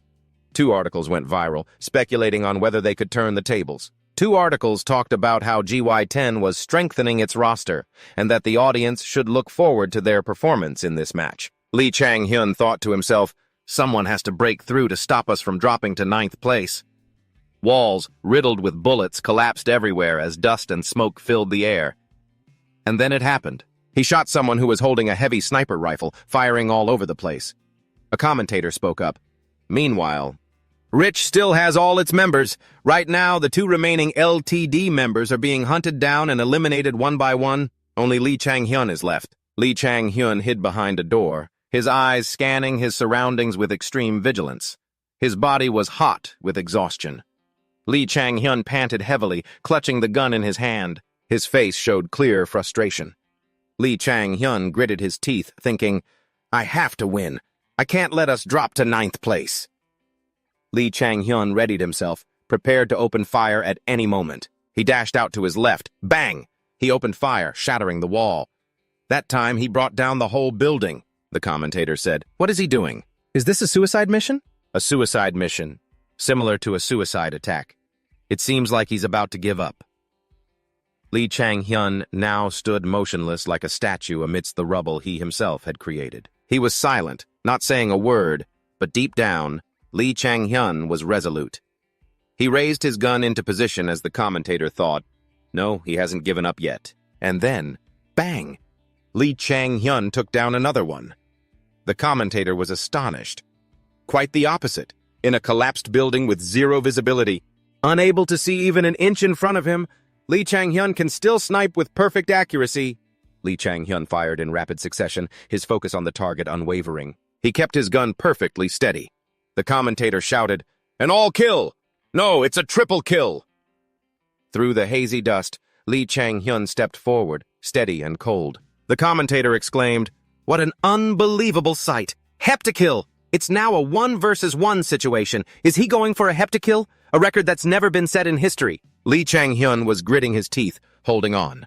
He pulled the trigger, but nothing happened. This made Lee Chang-hyun panic. Damn it, I'm out of mana! After that came the scene of Team Rich celebrating their victory. The commentator sighed. What a shame. The attempt to make history ends here. Lee Chang-hyun was defeated by Lee Ji-han's sword. With this result, LTD drops to 9th place with a score of 0 and Rich holds its position. Lee Chang-hyun. Lee Chang-hyun sat in the break room, extremely disappointed in himself. One step. It was just one step. That one step led to this result. Back in the present, Lee Chang-hyun has Ju Hee-soo pinned from behind with a gun. Ju Hee-soo is completely shocked at being defeated. Lee Chang-hyun thinks, now for me. Ju-hyun spins around, rushing backward and cursing under his breath. Damn it! But when he turns, he's stunned. There's no one in front of him. Not a single soul, only piles of rubble. Lee Chang-hyun fires his gun, taking down Ju-hoo. He smiles. I'm not short on mana anymore. A notification suddenly appears. Team Izone Hanjeon has been eliminated in battle. Team Izone Hanjeon has been eliminated in battle. The scene shifts to another office, where the people there are staring at the screen in utter disbelief at what's happening. Azato says in amazement, a total wipeout? The mission was to instigate a fight over the capture point, and they succeeded. They captured the point and simultaneously eliminated everyone else. Azato sighs, thinking, I have to admit that kid is at least professional level. Junhong Eo looks somewhat resigned. He gives a wry smile, crosses his arms, and then says to everyone in the room, Come on, juniors, didn't I tell you he could use a gun? Just look at him. There's no way he's someone who can't use a gun. I knew it from the very first round. I saw his potential. Min Soo-hyuk says, Yes, I understand he can use a gun as you said, senior, but what I'm wondering is, how did he hit his target through all that smoke and dust? Junhong Eo replies, When you decide to take a shot at such a young age, what skills do you need when you awaken? Accuracy is just as important as mana? It's possible Lee Chang-hyun possesses some kind of skill that helps him aim precisely. He points to the screen. The confidence to hit the target no matter the circumstances. That's what he has. In the stands, everyone is gathered and focused, including Lee Chang-hyun and Kim Do-jun, as well as members of the other teams. Lee Chang-hyun is on his phone, scrolling through the news and noting that the community is buzzing. On the screen are comments like, This game is completely different from the usual. It's pretty interesting to watch. Whoa, Korea finally has a real long-range combatant. Another person comments, Wow, if next year's 3rd Division tournament is like this, then it'll be worth looking forward to. Lee Chang-hyun thinks, if I were a spectator, I'd be excited too. After all, it was a clean sweep. He then turns off his phone. That's the spectator's point of view. It wasn't exactly an overwhelming victory. The fact that I've used a similar strategy in the past was a huge advantage. If it had been a direct fight, we wouldn't have been able to wipe them all out, not even half. A notification panel appears. Achieved total annihilation in the elimination and point capture mission. Peak level increased to D+. With the increase in peak skill levels, our growth status will be accelerated. Peak level awakened ability, legendary sharpshooter. Long-range sniping accuracy has significantly increased. Weak firing guidance, you can now use a weaker version of firing guidance. Lee Chang-hyun is impressed. This achievement is pretty significant. My peak level rank even went up.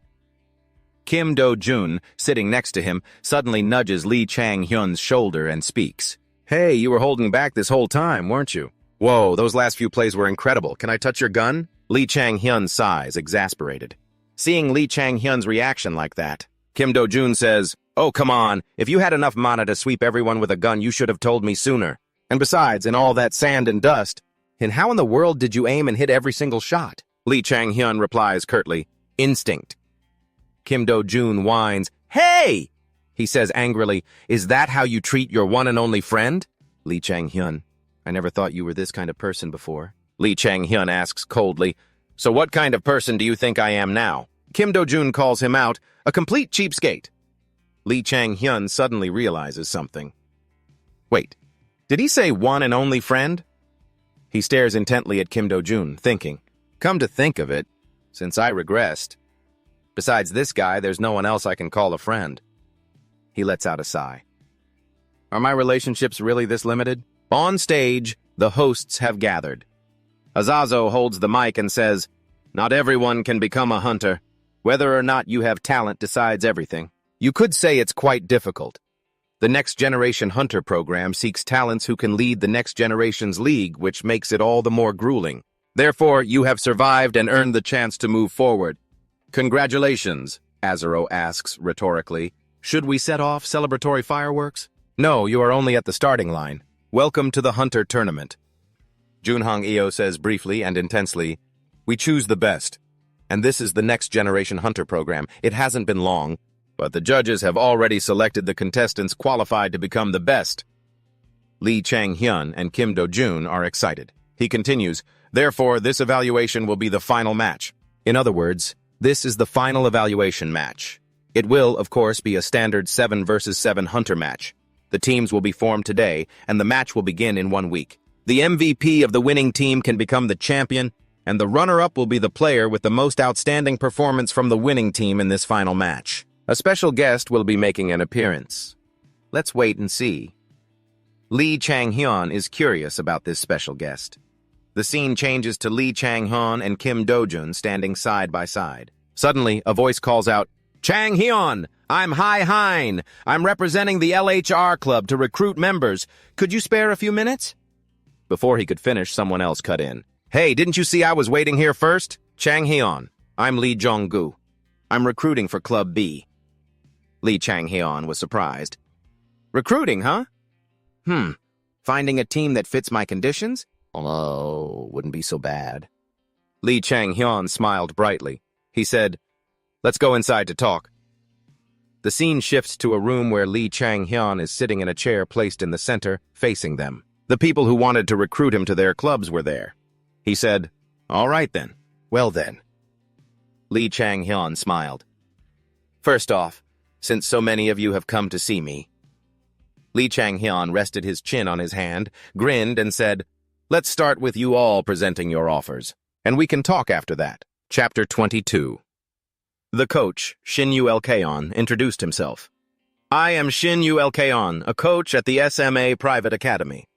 I have been following your matches and have taken notice of your exceptional talent. You've probably heard of our academy. We can help you debut in the 2nd Division, the 1st Division, and even take you international through our school's exchange programs."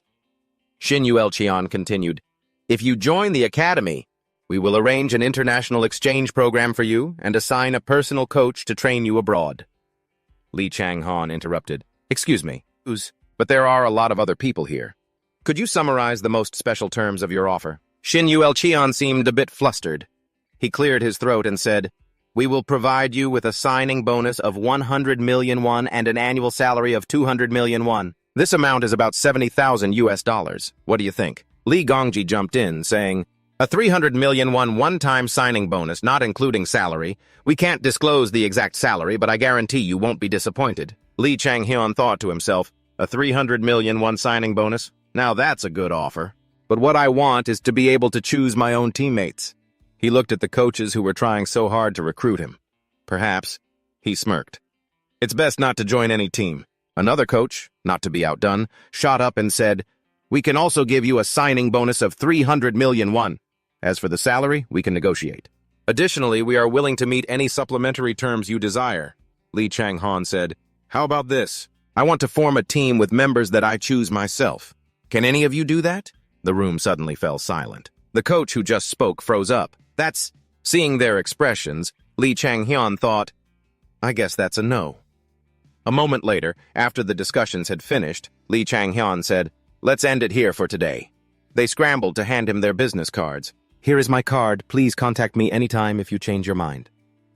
I will consult with my director and get back to you if we can change our offer. Afterward, Lee Chang-han sat back down in his chair and thought, for a beginner, those offers are very impressive. But then, suddenly, he noticed that one coach still hadn't left. He wondered, huh? Lee Chang-hyun asked, is there something else you'd like to discuss? The man pushed his business card forward and said, allow me to introduce myself. I'm Lee Gong-ji, a recruiter for Team Butter. We can meet the condition you just mentioned. Picking up the business card, Lee Chang-han was curious. Oh, he thought. If they had ever been in the first or second division, I would have at least heard their name. If not, they must be a mediocre third division team. Lee Gong-ji said, we don't have a large budget, so we can't offer a bonus. As large as the other teams, but I guarantee we can build a team centered around you. Lee Chang-han asked, you can? What about your current players? Lee Gong-ji replied, most of our players' contracts will expire next season. I'm not sure if they will renew or not. He then continued, that's precisely why we're willing to consider your opinion when recruiting new players. Lee Chang-hyun thought to himself, I see. They don't have a big budget, but they're willing to give me a certain degree of control. Lee Chang-hyun asked, but considering my opinion sounds a bit vague. That isn't exactly a promise, is it? Besides, I'd only be able to choose from rookie players, right? That means the team would be full of rookies. Lee Gong-ji's face paled as he said, how about you discuss this directly with our director? It seems he's taken a real liking to you. He was very insistent that I recruit you no matter what. After hearing this, Lee Chang-hyun fell into deep thought.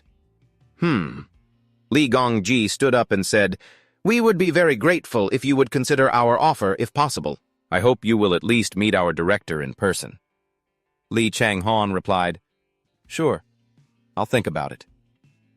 The sound of the door closing echoed, leaving Lee Chang-hyun alone with his thoughts. He looked at the pile of business cards on his table.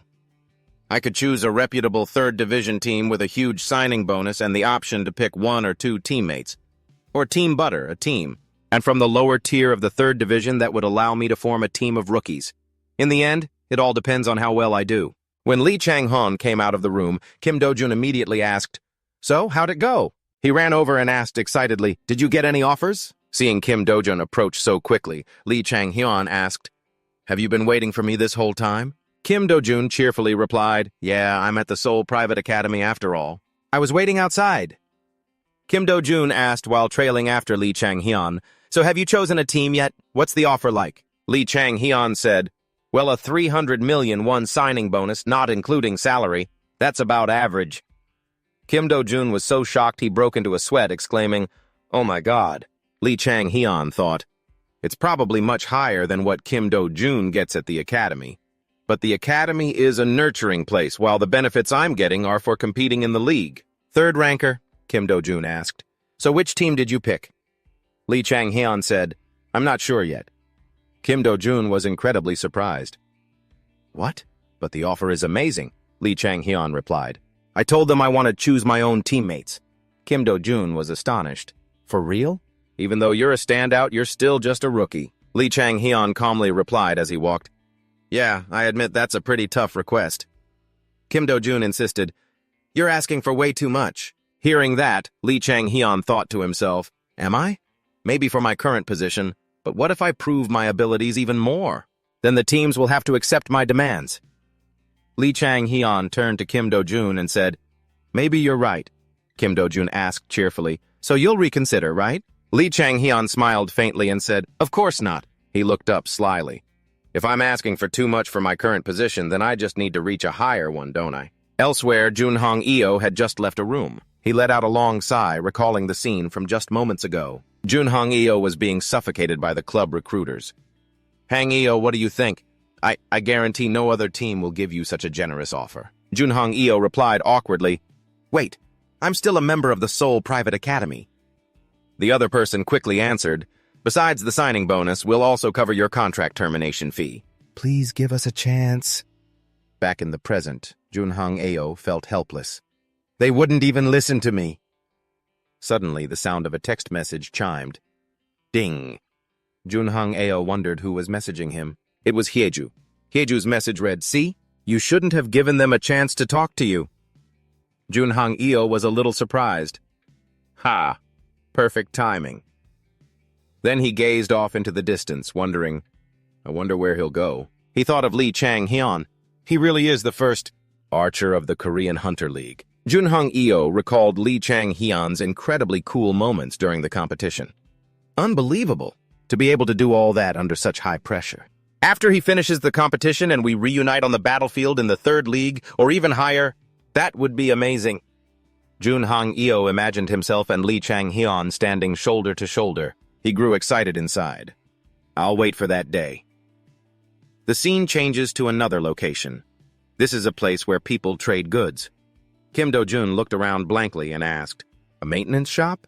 Did you come here because you have something to fix?" Lee Chang-hyun turned his head in confusion and asked, "Huh?" Lee Chang-hyun said, "We're preparing for a match.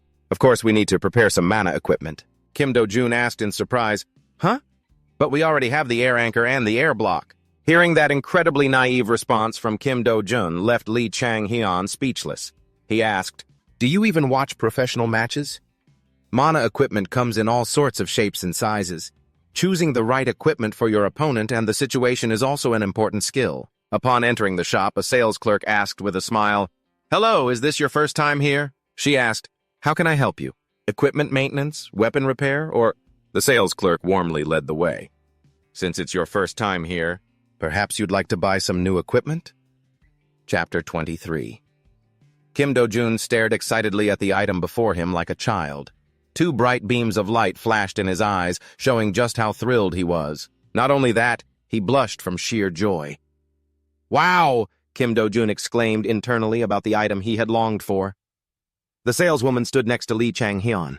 Right behind Kim Do-jun, Lee Chang-hyun and the saleswoman were talking, while Kim Do-jun bent over, pressing his face against the glass display case, looking incredibly adorable, like a child seeing candy for the first time. The saleswoman asked, "Would you like me to explain how to choose mana equipment?" Lee Chang-hyun, who had been looking at Kim Do-jun, heard this. He turned to answer, "Ah, yes." After speaking, he looked back at Kim Do-jun, pointed at him as if he were an idiot, and said, "We've got an idiot over here who knows nothing about mana equipment." Hearing what Lee Chang-hyun said, Kim Do-jun looked over, his eyes filled with wounded pride and indignation at being called that. A saleswoman explained, "I'm sure you know about the air anchor and the air block, right? But besides those, there are many other types of mana equipment. Equipment can be divided into 4 general categories: equipment for attack, gear for defense, and equipment for mobility, like the air anchor." Hearing that, Kim Do-jun glanced up from what he was looking at and asked curiously, "But aren't there only 3 types?" A saleswoman replied, "The last one isn't exactly a type. It's more like a miscellaneous category for things that don't fit into the other 3. They're called specialized mana devices." The saleswoman continued to introduce and explain, "Their performance varies greatly, and they're often custom-ordered, so it's hard to explain them in detail." Kim Do-jun suddenly turned and said, "Oh, so we're here to pick out some specialized mana devices, huh?" The saleswoman just stood there, smiling silently. Lee Chang-hyun answered, "Of course not. Weren't you listening to the explanation? Specialized mana devices are custom-ordered. They aren't readily available for you. We should obviously choose from the most common items." Another saleswoman chimed in, "That's right. Specialized mana devices are usually prepared for special tactics or to counter specific opponents in a match. In contrast, basic mana devices like the air throw can be used effectively by anyone." With that, she took something out of her bag and said, "This is a mana shield, a type of mana device." In the saleswoman's hand was a brilliant blue gem. It was incredibly beautiful, glossy, and flashed with a dazzling light. Just from its appearance alone, one could guess the hidden power it contained. The saleswoman said, "When activated, it deploys a mana shield around the user." Kim Do-jun stared intently at the gem and asked, "With this, I won't get hit by attacks, right?" Kim Do-jun mumbled to himself, then answered his own question. "No, that's not right. I don't see it used much in matches, so that's probably not it."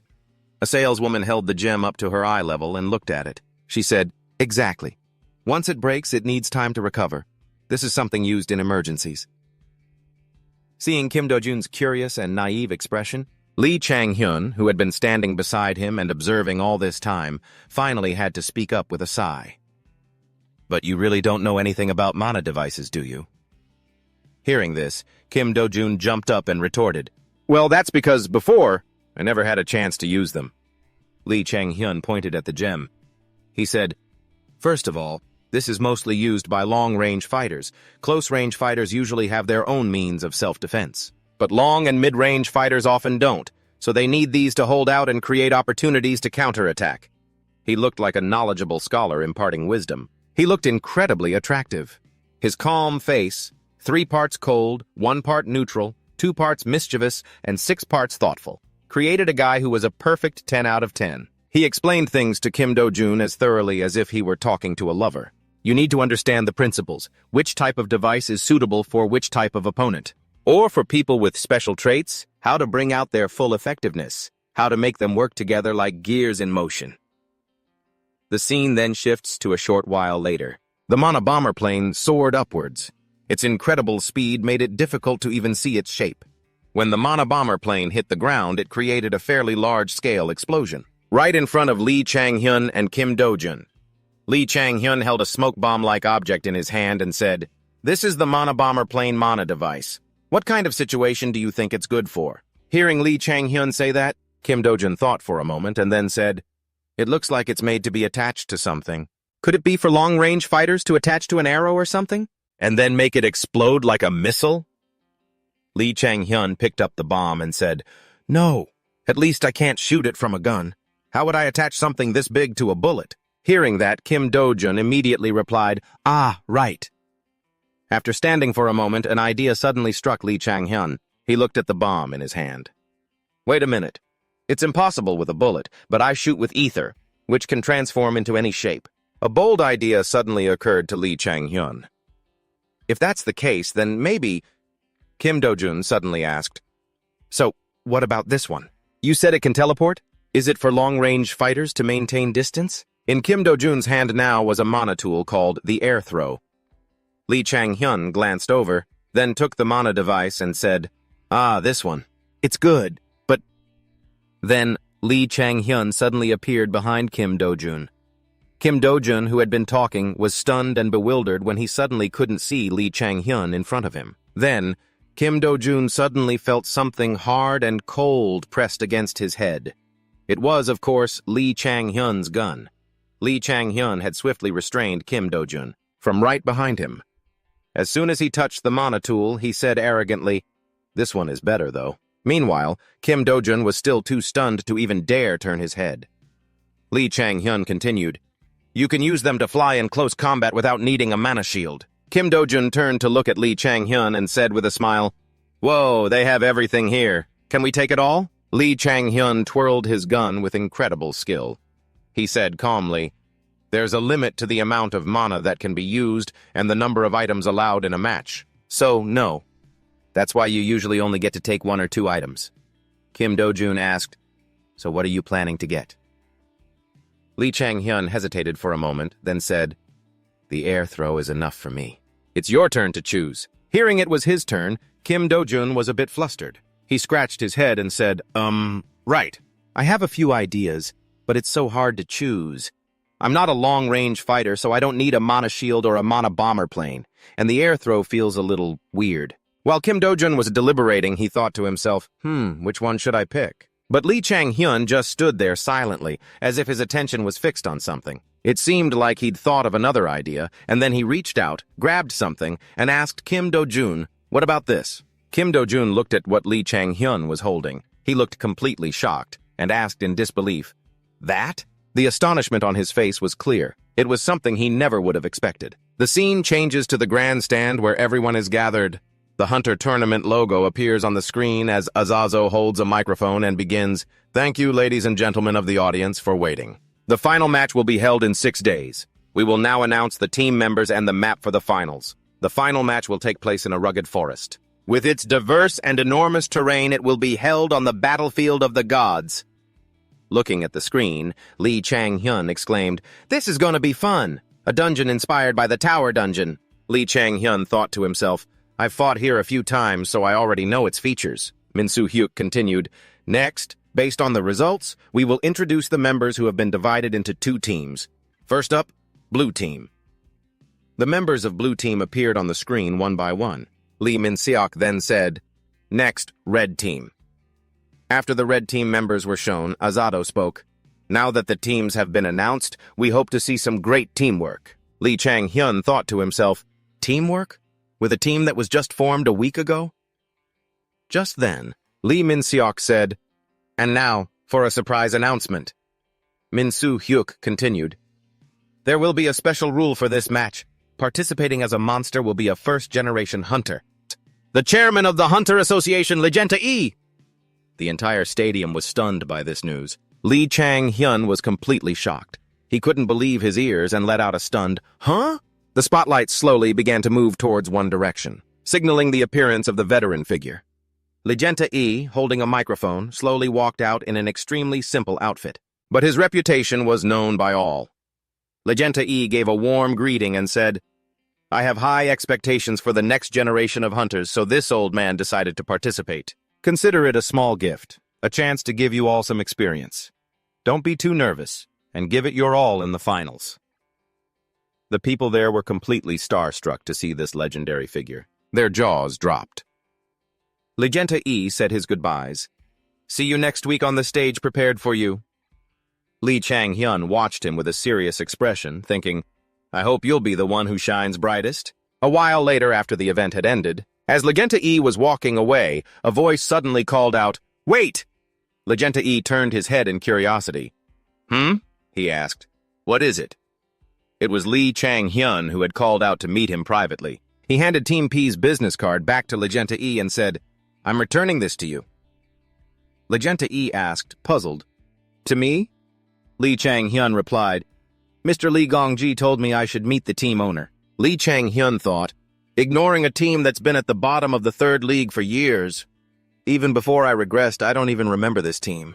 But when he thought about it carefully, he realized he did know this team. It was revealed much later that Legenta E was the one who founded the team, and it became a huge topic. He remembered the article that reported it. Team P's owner revealed to be Chairman Legenta E.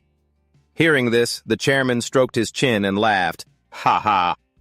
But then, as if realizing something was wrong, Legenta E's gaze turned ice cold. Seeing that look in Legenta E's eyes, Lee Chang-hyun suddenly realized he'd revealed far too much. Legenta E's face darkened as he asked, "The owner on paper is Hunter Lee Gongji. So how did you know?"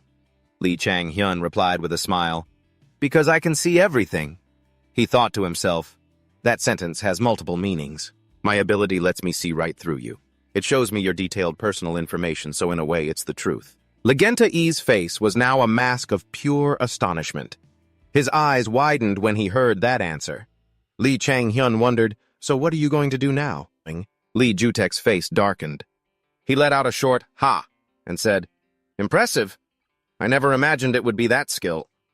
But his face remained ice cold, devoid of emotion, as he looked at Lee Chang-hyun and continued, "Let me introduce myself properly. Although I'm not actually standing in front of you right now." Lee Jutek smiled and said, "I am Lee Jutek, the true owner of Team P and the chairman of the Hunter Association. I thought my recruitment efforts and Jeonju's offer had failed, but it seems you've changed your mind." Lee Jutek smiled smugly, pointing a finger at himself as he bluntly stated Lee Chang-hyun's demand. "In return, I want Team P." In another room, a finger tapped rhythmically on a tabletop. It was Lee Jutek. Beside him, Lee Jeonju asked, "Did you give my business card to the owner?" Lee Jutek replied simply, "I did," Lee Jeonju said worriedly. "But with that condition, it's a little difficult, isn't it? I'm not so sure Lee Chang-hyun's current value is that high." Lee Jutek fell into deep thought. I never thought he would demand full control over the team's operations and business rights in exchange for joining. Even if he is Korea's first sniper, that condition is a bit much. An image of Lee Chang-hyun holding a rifle and smiling flashed through Lee Jutek's mind. Although he performed very well on the show, that's still only at an amateur level. Thinking that, Lee Jutek stood up and said, "You're right. That's why he made a new proposal." Lee Jong-suk asked, puzzled, "A new proposal?" Lee Jutek walked to the window, clasped his hands behind his back, and replied, "He's betting that he can beat me in the finals. And not just win, but take me down completely." Lee Jong-suk was astonished. "That's insane!"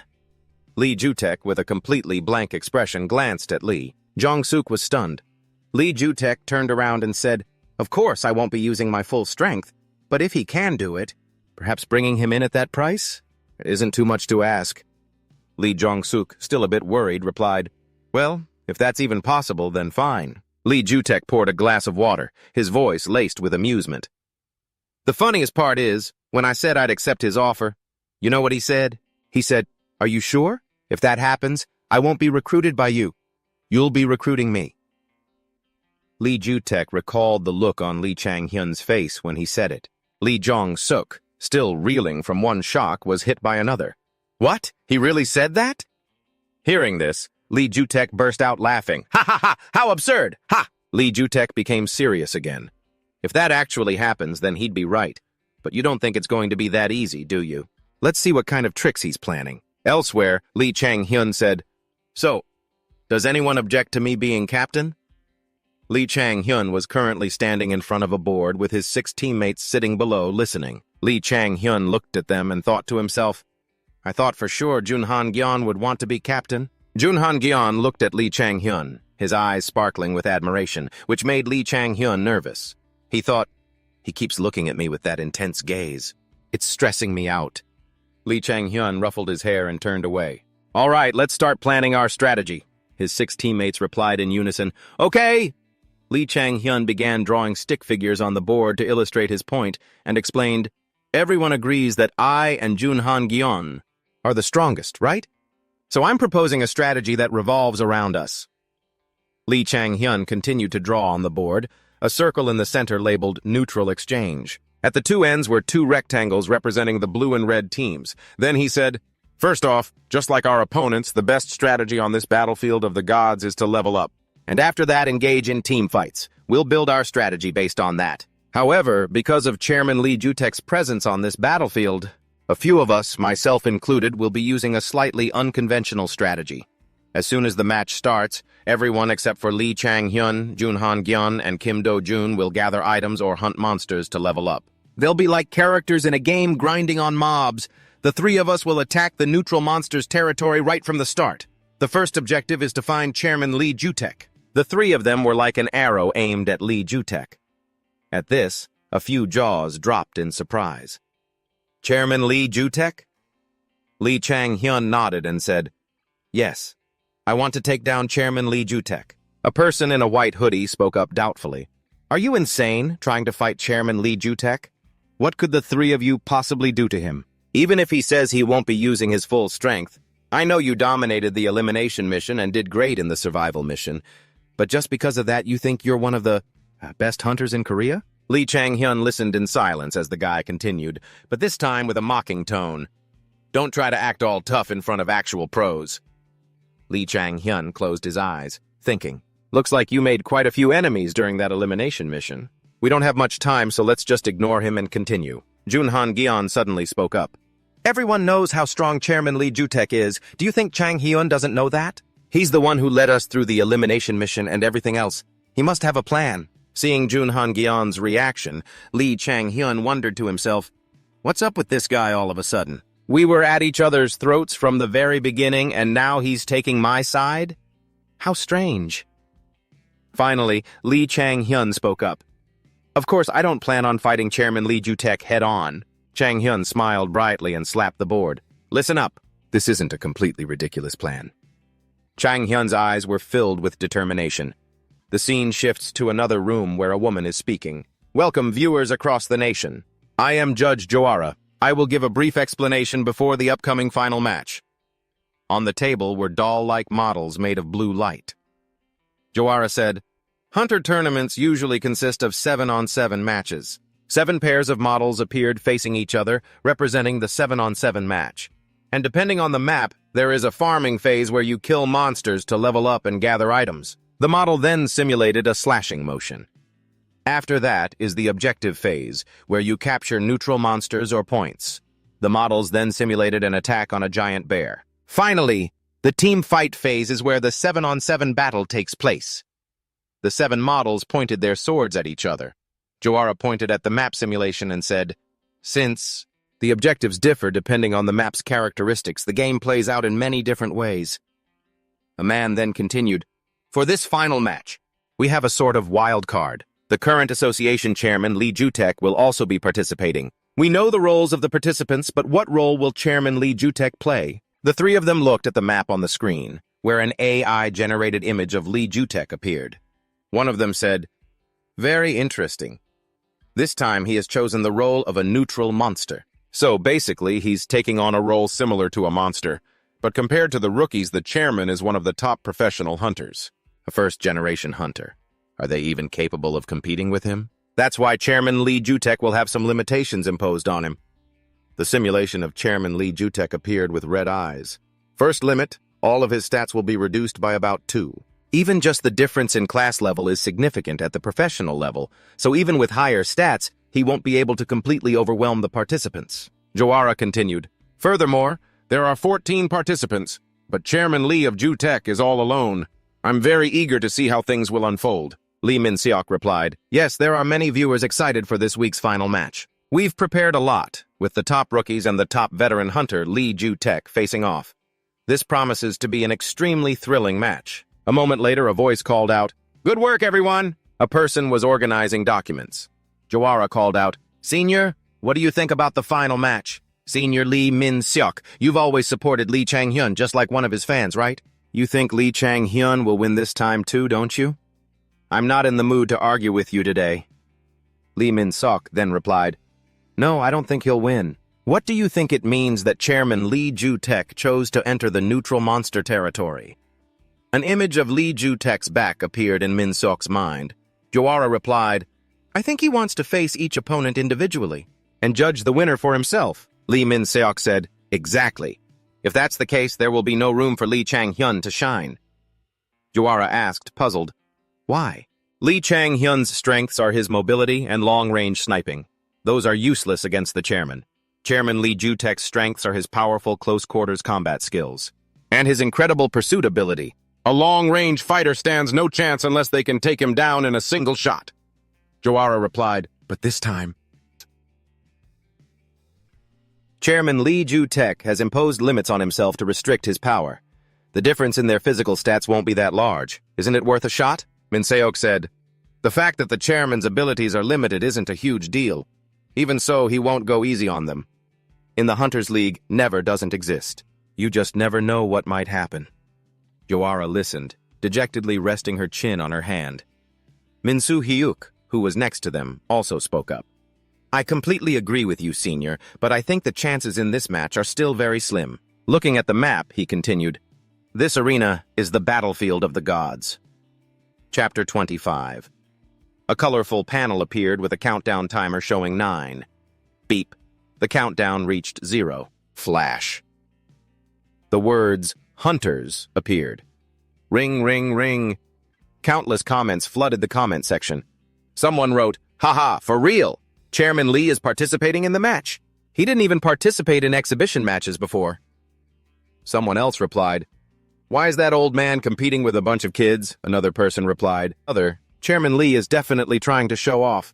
Yet another person said, Give me a break. The kids are just high school students. Someone else said, I wonder what kind of skills and weapons a first-generation hunter will use. I'm so curious. Among the comments, another one appeared. This is the first time Chairman Lee has shown himself as a hunter on a live broadcast. Someone replied, Really? Okay, this is getting more and more interesting.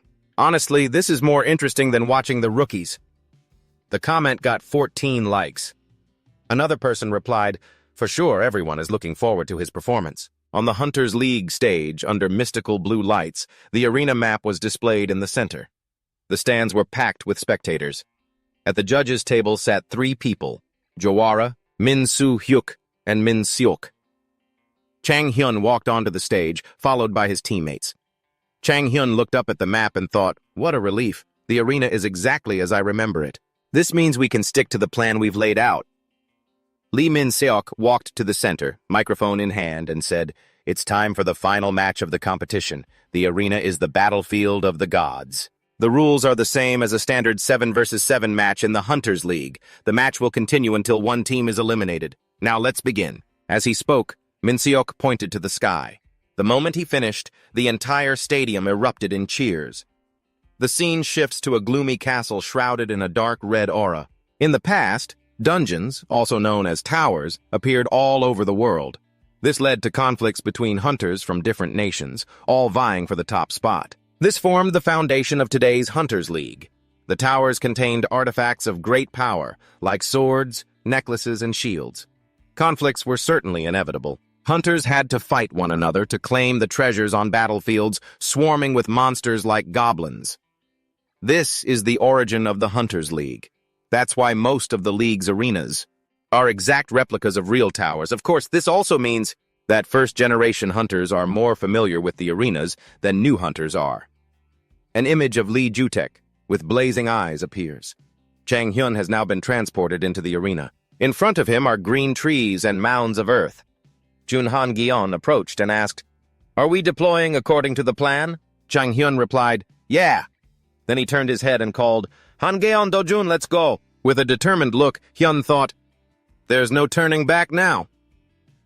Back at the stage, watching the large screen, a judge said, all right, let's check in on the players. Team B is clearing out monsters with Yoo Hee-ju in the lead. She's currently wielding a giant hammer. It seems their plan is to hunt monsters to power up before confronting Chairman Lee. Another judge replied, exactly. That's the most basic and effective strategy. Even with all of Chairman Lee's stats reduced by 2 points, he still holds an advantage over our contestants. The scene shifts to Chang Hyun's team. Oh, Team A, in contrast, is using a completely different strategy. Only 4 members are hunting monsters? There are the other 3 players. They were now 100 meters from the starting point. Lee Chang Hyun, Jun Han Jeon, and Kim Do Jun were completely off the standard route. Min Seok paused worriedly, thinking, they're heading towards the chairman. Jawara broke the silence. What do you think they'll do next? Min Seok replied, it seems they're targeting Chairman Lee. Jawara then said, considering their current stats, and with only 3 members, defeating Chairman Lee is nearly impossible, isn't it? Min Seok said, I agree, but let's wait and see what they have planned. Hyun was running quickly. Soon the 3 of them arrived at the neutral monster zone. Lee Jutek was standing right there. In his hands were a spear and a shield. Jutek's eyes narrowed. He looked into the forest and thought to himself, someone's here already? Then, taking a step forward, Lee Jutek broke into a wide smile and thought, how interesting. What are you kids plotting? They think I wouldn't notice. Hiding, are they? All I see are these ice statues. A bullet flies out, hitting Lee Jutek's shield and ricocheting off with a ping. Instantly, more shots follow. But Jutek blocked them all. The bullets clinked against his shield. Clink, clink, clink. Jutek thought to himself, I don't think so. Then Jutek smiled, pushing his shield aside and saying, is that all you've got? Chang Hyun raised his gun again. Bang, bang, bang! He fired at Jutek, but the shield blocked every shot. Behind Jutek, Dojun closed in. Then Dojun leaped into the air, shouting as 2 swords appeared beside him. Quickly approaching from behind, Jutek reacted swiftly, raising his spear to block Dojun's attack, then using his shield to parry the 2 flying swords. Jutek didn't forget to mock him. Too slow. Dojun was pushed back. Jutek said, I had high expectations for you, Chang Hyun. If this is all you can do, then it's quite a disappointment. I was hoping you'd surprise me with something. Interesting, not these boring attacks. Dojun listened silently as Jutek spoke, but his gaze suddenly shifted. Surprised, Jutek thought to himself, what's that? A giant shadow fell over Jutek. Huh? He wondered.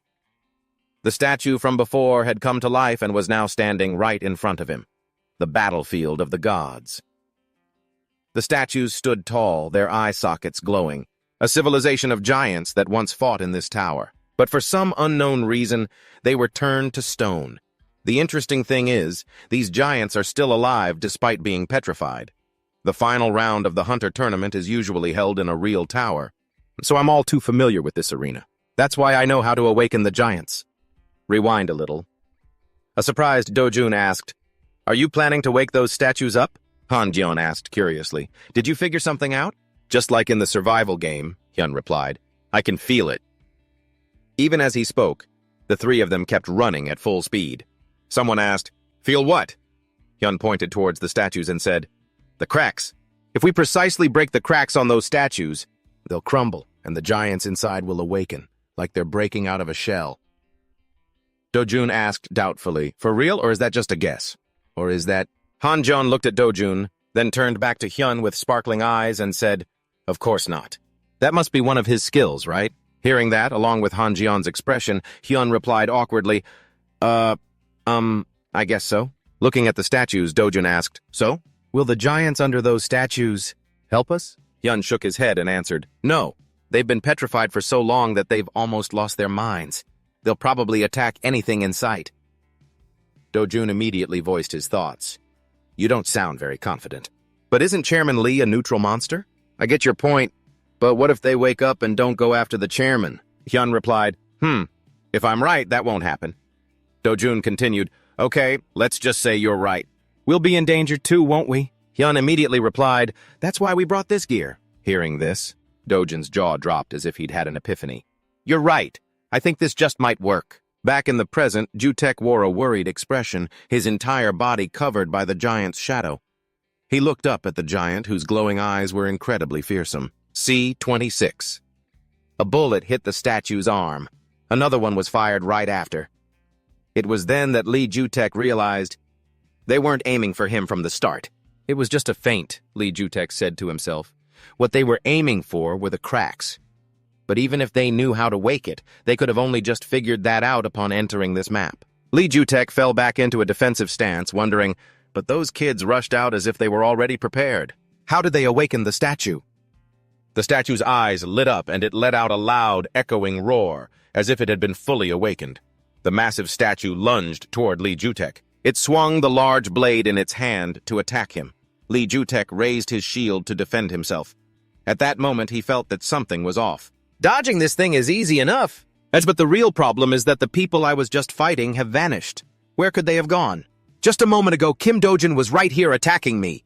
Lee Jutek's eyes widened in shock, his pupils shrinking. "No way!" "Don't tell me that was the plan." Perhaps they used an invisibility cloak that helped them hide for a while, but it's not very practical and can be discovered given enough time, Lee Jutek. As he was lost in thought, the statue's blade swung down on him. The shield in Lee Jutek's hand and the statue's blade clashed, and with a shuddering impact, Lee Jutek struggled to block it. Lee Chang-hyun was indeed wearing an invisibility cloak, hiding behind an obstacle to stay out of sight. He aimed his sniper rifle at the spot where the statue and Lee Jutek were locked in combat. Just as Lee Jutek realized they wouldn't give him time to find them, the bullet was already flying toward him. Like a gust of wind he never could have predicted. Lee Jutek bit his lip, helpless. This is it for me. With a bullet to his side and a giant statue in front of him, the small Lee Jutek could only accept defeat. But then, everything seemed to go into slow motion because of Lee Jutek. He was so fast he actually managed to block the bullet. He deflected it in another direction. Lee Jutek raised his sword high and shouted, "You've pushed me this far, so don't blame me for not holding back." Lee Jutek drew his sharp sword. He didn't forget to praise his opponent. "It's been a while. I'm truly impressed." Lee Jutek raised his sword, stood before the statue, and spoke to the hidden Lee Chang-hyun, who was somewhere out of sight. "All right, you win this round." Lee Jutek returned to a ready defensive stance and said to Lee Chang-hyun, "Even if you won this round, isn't it a bit early to say you've truly beaten me?" Lee Jutek declared boldly. "We're on equal footing now. Let's have a proper fight." Lee Jutek's image appeared clearly on the large, glowing blue screen in the stadium. Lee Min-seok gaped in astonishment as he witnessed these events unfold. The female commentator began her analysis. "I thought Lee Chang-hyun was just shooting randomly, but it turns out he figured out the trick to reviving the statue while Chairman Lee Jutek was dodging bullets. But they attacked the statue instead, making his situation even more difficult." Kim Do-jun silently pieced things together by attacking the statue's cracks with bullets. To put the chairman in a difficult spot, and using an invisibility cloak to hide himself, he redirected the statue's entire fury toward the chairman. Lee Min-seok also broke into a sweat, praising him internally. This kid actually pulled it off. An image of Lee Chang-hyun in his invisibility cloak, hiding behind an obstacle, appeared on the large screen. Lee Chang-hyun clutched his rifle and scoffed, a first-generation hunter, all right. As if that wasn't enough, Lee Jutek was still fighting the statue on the other side. Lee Chang-hyun observed silently from his hiding spot. Lee Chang-hyun then dashed out, aimed his gun, and fired straight ahead. The bullet was aimed precisely at the center of the statue's head, but the quick-footed Lee Jutek had already jumped up and used his shield to block it for the statue. After blocking the bullet, Lee Jutek quickly turned around. He used his momentum to leap onto the statue's head. He stomped his feet and stood on its head. The moving statue swung its blade down, and Lee Jutek jumped off. He didn't forget to tell Lee Chang-hyun. It might work once, but not a second time. Got any other tricks? Hiding behind a wall, Lee Chang-hyun silently challenged him. Is that so? We'll see about that. This time, Lee Chang-hyun had to resort to his hypervision. His two eyes glowed red. Lee Jutek, holding his shield and sword, dashed forward. Lee Chang-hyun used his hypervision on Lee Jutek's shield. Lee Chang-hyun peeked out, fired a bullet, and asked, "Then what about this?" A blue bullet was fired. Jutek used his shield to block it. The bullet ricocheted off and flew in another direction. Jutek said smugly, "I told you!" It won't work. The bullet spun several times in midair. Another bullet flew in horizontally, striking the side of the one that just ricocheted. The two bullets collided and shot off in two different directions. Lee Jutek was surprised as they flew chaotically behind him. The ricocheted shot then hit the shoulder of another statue. Hit by the two bullets, the two statues' eyes lit up. They had been awakened. Lee Jutek gritted his teeth and clicked his tongue in anger. This is getting annoying, Lee Chang-hyun thought to himself. Even a first-generation hunter like him can't handle two of them. It looked like they planned to take him down for good. Lee Chang-hyun used his earpiece to contact his teammates. Kim Do-jun, Jun Han-hyun, can you hear me? The two of them were also wearing invisibility cloaks, hiding behind a bush. They heard Lee Chang-hyun say, Kim Jin-seung will bring the others soon. You know what to do, right? Kim Do-jun and Jun Han-hyun exchanged a knowing glance, then replied softly. Kim Jin-seung's group of 4 stood before the corpses of a wolf pack they had just defeated. Kim Jin-seung stood still, looking on, and thought with a sigh. I don't even know what to do with this much growth anymore.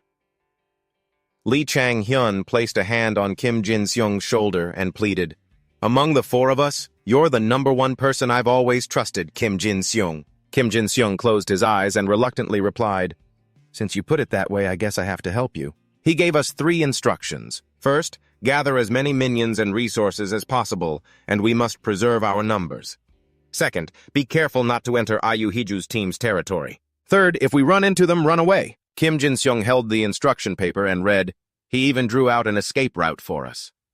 While Kim Jin-seung's group was still hiding, a group led by a blonde girl from the blue team arrived, pointing around and saying, They're just somewhere around here. Find them. Kim Jin-seung frowned, thinking his prediction was right. The blonde girl leading the blue team, with a stunning figure and a club slung over her shoulder, said confidently, We won't lose this time. Kim Jin-seung turned to his side and ordered everyone to retreat. As they ran from their hiding spot, the blonde girl spotted them. She immediately yelled an order to her people, Over there! After them! Kim Jin-seung remembered the instructions.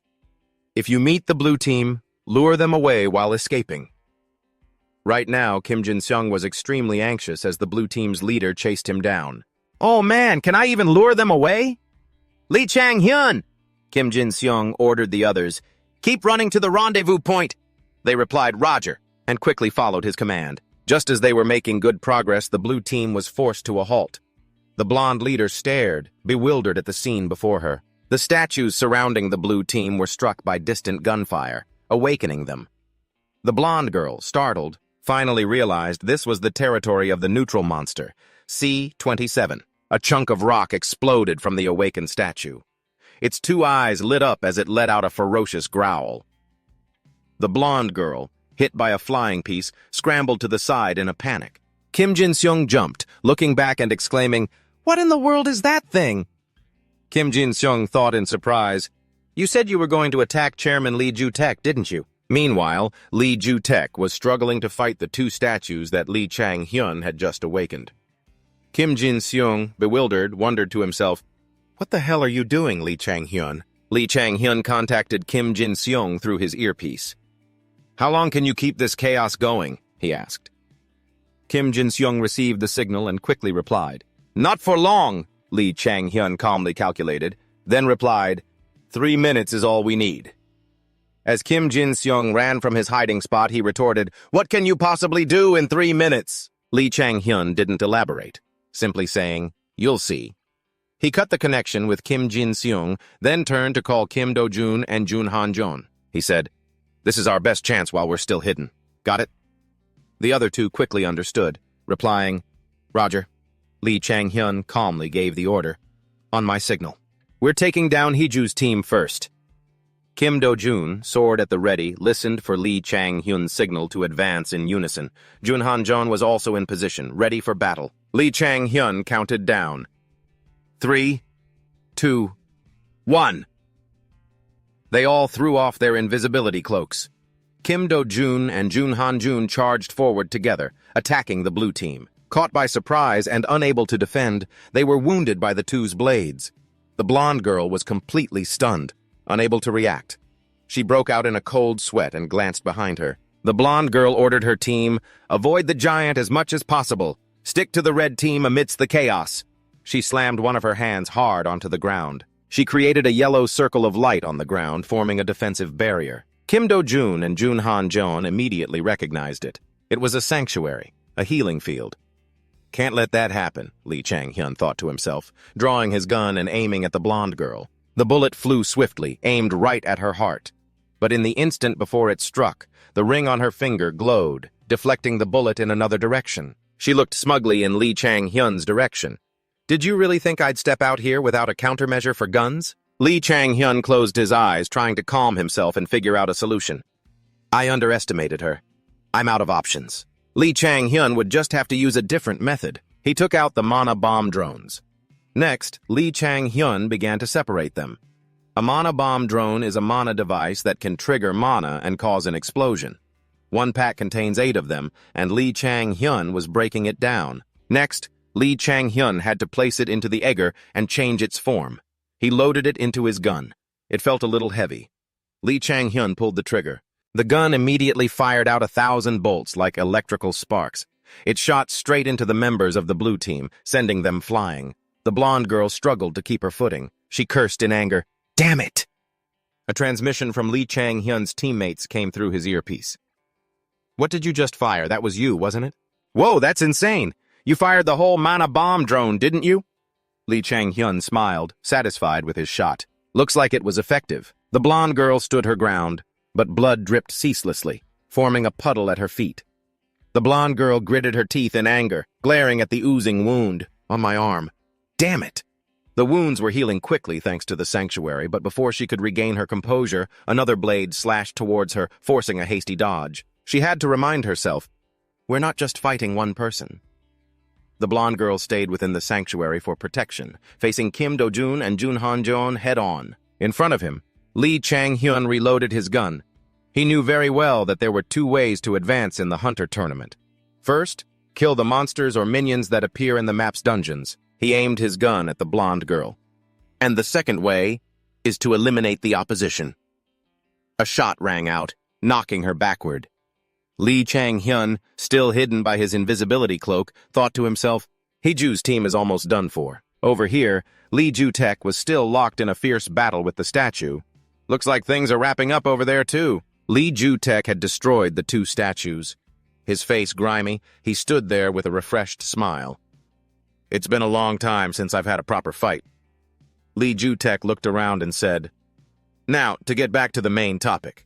Shall we talk some more?" Lee Chang-hyun pulled his cloak tighter and replied, "Is there anything for us to talk about here?" Lee Ju-taek chuckled. "Now don't be like that, I'm quite impressed. Speaking of tactics, eh? The Hunter tournament is about to become a brutal free-for-all." Lee Ju-taek stood there, practically burning with intensity. But in the beginning, strategy was the key to conquering the towers. Ha ha ha! Suddenly, his entire body lit up, surrounded by a blazing red aura. Then came a precise attack right on Lee Chang-hyun's position, despite his invisibility cloak. Lee Chang-hyun's cloak was blown off, leaving him completely stunned. Did he pinpoint my location? From the sound of my voice? Lee Chang-hyun stepped on a spider thread he had created to leap high into the air, then swung on it to evade. He looked back at Lee Ju-tek, who was just standing there slowly, unable to give chase. He guessed to himself, "Looks like the chairman doesn't have much stamina left. We can overwhelm him." Lee Ju-tek was stunned to see Kim Jin-seung and Kim Do-jun advancing on him from below. Kim Do-jun moved like a flash, delivering several masterful sword strikes, but Lee Ju-tek was just as quick, dodging every blow. He even managed to land a critical blow on Kim Do-jun. Bullets flew and a sword slashed wildly, but Lee Ju-tek swiftly blocked the attacks with a shield. Jun Han-jeon was completely shocked by his power. No way. They didn't say it out loud, but they had to tacitly admit that this must be the difference between a top-tier hunter and a newcomer to the third league. The next person to be defeated by Lee Ju-tek was Kim Jin-seung. "We tried so hard to keep you." Lee Ju-tek's eyes turned frighteningly red after his recent victory. Lee Chang-hyun was still aiming his gun at Lee Ju-tek. He was quite stunned, his heart in turmoil. "So it's just me and Jun Han-hyun left?" Lee Ju-tek asked smugly. "Surprised?" Lee Chang-hyun smiled calmly and replied without a hint of change in his expression. "No, everything is going according to plan." Jun Han-jong was also surprised by Lee Chang-hyun's response. Lee Ju-tek asked another question. "So I suppose you have a way to deal with this situation then?" Lee Chang-hyun replied calmly again, "Of course." The next moment, Lee Chang-hyun had to scream Jun Han-jeon's name in terror as the blades controlled by Jun Han-jeon floated into the air. They aimed directly at Lee Ju-tek and flew towards him. He once again used his shield to block the attack. Taking advantage of the moment, Lee Ju-tek charged straight forward. He struck Jun Han-yoon with another blow while he was still disoriented and unarmed. And just like that, Jun Han-jeon was also eliminated. Lee Ju-tek said calmly, "All right, now it's just you left." Lee Chang-hyun still aimed his gun at Lee Ju-tek, but inwardly he had become anxious and restless. Lee Chang-hyun aimed his gun at Lee Ju-tek. The surrounding atmosphere fell silent. Lee Chang-hyun stared at Lee Ju-tek, silently assessing him. The chairman is a close combat hunter and above all a perfect tank. To counter a long-range fighter like me, I'm at a huge disadvantage. Lee Chang-hyun was a little worried. His determination wavered slightly, now that he was the only one left alive after the last clash. Lee Ju-tek moved forward, breaking the silence. He leaped high, raising his sword to strike down at Lee Chang-hyun, brazenly declaring, "Victory will be mine." Lee Ju-tek's sword pierced Lee Chang-hyun, but a mysterious smile crept onto Lee Chang-hyun's lips. Lee Chang-hyun took out a mana bomb, smiling again as he asked Lee Ju-tek, "Are you sure about that?" Immediately after, a huge explosion erupted. The audience in the stands fell silent, intently watching what was happening on the big screen. The commentator was a bit bewildered, because everything happened in a flash. After the massive explosion, dust and smoke filled the air. The blast left a large, cracked crater in the ground. Beside it lay the bodies of Lee Chang-hyun and Lee Ju-tek. They were both dead. Lee Min-seok slammed his hand on the table and shot to his feet. "Then that means..." The big screen displayed the result. Red team wins. The entire stadium was filled with the cheers of the audience. Lee Min-seok was still stunned, thinking about Lee Chang-hyun. He really wanted to win that badly. In the moment, it seemed like Lee Chang-hyun had lost to Lee Ju-tek. He used a mana bomb and forced a draw. Lee Min-seok was still in shock, unable to believe it. Seeing this reckless move from Lee Chang-hyun, perhaps that kid is the real monster. After that spectacular battle, Lee Chang-hyun heavily climbed each step, panting. Lee Chang-hyun was still upset and not very satisfied with the match's result. He blamed himself. "Damn it. If I had dodged the spear and thrown the bomb, I could have won." Kim Do-jun and Jun Han-jeon came over. Kim Do-jun put his arm around Lee Chang-hyun's shoulder and asked, "What are you thinking about? Shouldn't you be happy?" Lee Chang-hyun replied dejectedly, "How can I be happy? I tied with the chairman." Then Jun Han-jeon asked in surprise, "Didn't you hear?" Lee Chang-hyun turned around, confused, and asked, "Hear what?" Jun Han-jeon just smiled and said, "Oh, nothing." Back at the stadium, after the match, It was time for the award ceremony for the winner. Lee Jutek, dressed in a dapper suit, walked onto the stage. He didn't forget to give a slight smile and a glance towards Lee Chang-hyun. Ara-do, standing at the podium, held a microphone and said, "Ladies and gentlemen, do you know how many people awaken each year? About 100,000 people, regardless of age, and every single one of them has dreamed at least once, I want to be a hunter. However, being a hunter is a difficult job. Even if they aren't first-generation hunters who directly attack the towers, even if they are just athletes in the Hunter League, a hunter must be brave, wise, and lucky. Only those who possess all of those qualities can become a true hunter, and that prestigious golden trophy up there is for that person." Ara-do approached the trophy. Ara-do placed a hand on it, preparing for the announcement. And now, in the next generation hunter, one more person has proven that they are a true hunter. Even though he had tied with Chairman Lee Jutek, Lee Chang-hyun still had a sliver of hope of hearing his name called, and indeed Araho shouted his name loudly. "Lee Chang-hyun!" The spotlight shone on Lee Chang-hyun. Arajo said, "Congratulations! You are the best hunter of the next generation hunter." And so, Lee Chang-hyun had reached the trophy he had always longed for. Standing before the trophy, Lee Chang-hyun felt an ecstatic joy and strange emotions welling up inside him. Ara-do picked up the trophy and handed it to Lee Chang-hyun. Lee Chang-hyun took the trophy that belonged to him, filled with an indescribable feeling of emotion. Lee Chang-hyun raised the trophy high above his head. He smiled brightly, full of satisfaction. "I've lifted countless trophies before, but this feeling, oh man, it's been so long." After winning the next generation hunter, Lee Chang-hyun returned home to his overjoyed parents. My mother, who had always been opposed and skeptical, had completely changed her attitude. Lee Chang-hyun's father, grinning from ear to ear, said, "Your mother watched Next Generation Hunter with our relatives. Everyone was so impressed, saying, 'Our boy is really something, isn't he?'" Lee Chang-hyun's mother chimed in, "And your father was the most excited one of all, but he'd never admit it. Every time I do something impressive, he'll yell, 'That's my son!' and then brag about me to all his friends and relatives. It's insane. They might not know much about hunters, but they definitely know me. In my past life, I had to compete in low-tier tournaments under poor conditions, which made my parents worry a lot. But now, things are completely different. There's just one thing left to resolve: the issue with my team." Lee Chang-hyun arrives at a place where 2 cups of tea are set on a table. Lee Chang-hyun sits down and picks up one of the cups. It seems he came to find Lee Jutek. Lee Jutek sits solemnly before Lee Chang-hyun and asks him, "What is your reason for coming here?" Lee Chang-hyun silently curses him, calling him a sly old fox. But of course he would never say such a thing out loud. Lee Chang-hyun answers him, "I won, so I'm here to claim Team Butter." Lee Jutek asks in a mocking tone, "Is that so?" Lee Jutek waves his hands theatrically and says, "Don't you think that victory wasn't entirely fair? You used a giant, and we both know that match was a draw."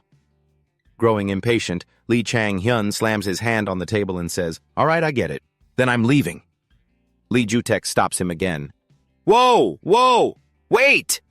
Lee Jutek grabs Lee Chang-hyun's hand, holding him back.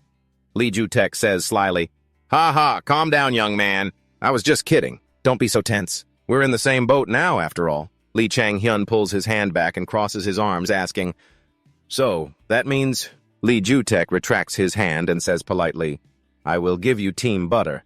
I was truly impressed by your performance in our match." Lee Chang-hyun frowns slightly. What is this old geezer planning now? He had no choice but to concede, extending his hand politely for a handshake. Lee Jutek says, "I look forward to working with you, sir." Lee Jutek was also secretly scheming something in his mind. A few seconds later, he slowly extends his hand. The two shake hands as if they were the closest of friends. Lee Jutek says, "Likewise, I look forward to working with you." The scene shifts to Lee Chang-hyun arriving at a large workshop. This is the Morris Workshop, a world-renowned business for high-end hunter weapons.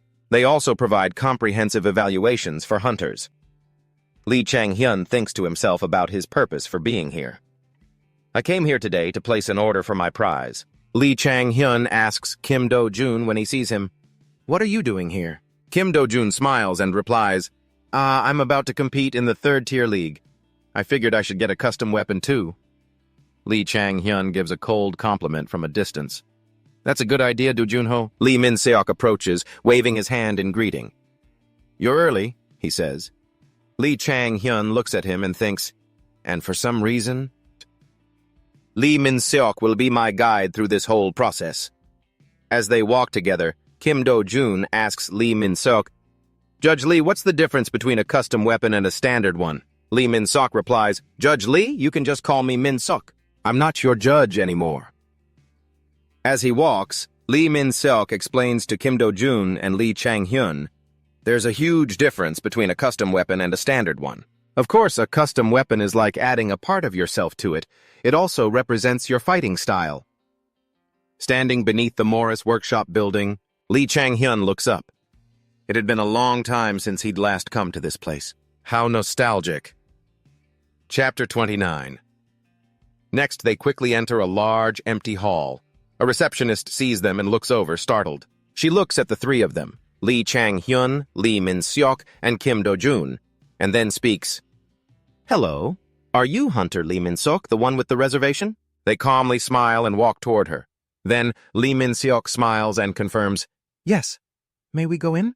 Hearing this, the receptionist informs them, Please proceed straight to Workshop B3. They look at the zoning map in front of them, while Lee Chang-hyun walks behind the other two. As he observes his surroundings, he makes an assessment in his mind. The Morris Workshop is divided into sections from A to D, with the quality of the weapons graded in alphabetical order. Lee Min-seok and Kim Do-jun are already ahead of him. He finally averts his gaze, looks down, and confirms, Grade B isn't bad. Soon after, they quickly arrive at the research lab. A group of people in white lab coats are busy with their work, surrounded by piles of equipment. One of them is typing ceaselessly at a computer over here. Seeing this, Kim Do-jun smiles with excitement and lets out an, Oh! As he and Lee Min-seok walk ahead toward a researcher who is intently looking at the stats on a computer screen. Seeing this, Lee Min-seok turns his head back and casually asks the two of them, This is your first time in a workshop, isn't it? Hearing this, Kim Do-jun excitedly clenches his fists, his eyes wide with a big smile. He then confirms, Yes! It's my first time ever seeing one up close. This is so cool. Standing beside him, he doesn't respond, merely glancing away. He then asks another question out of curiosity. How much do the weapons here cost? Are custom weapons more expensive? After getting the question, Lee Min-seok smiles warmly and replies, Haha, you'll find out soon enough.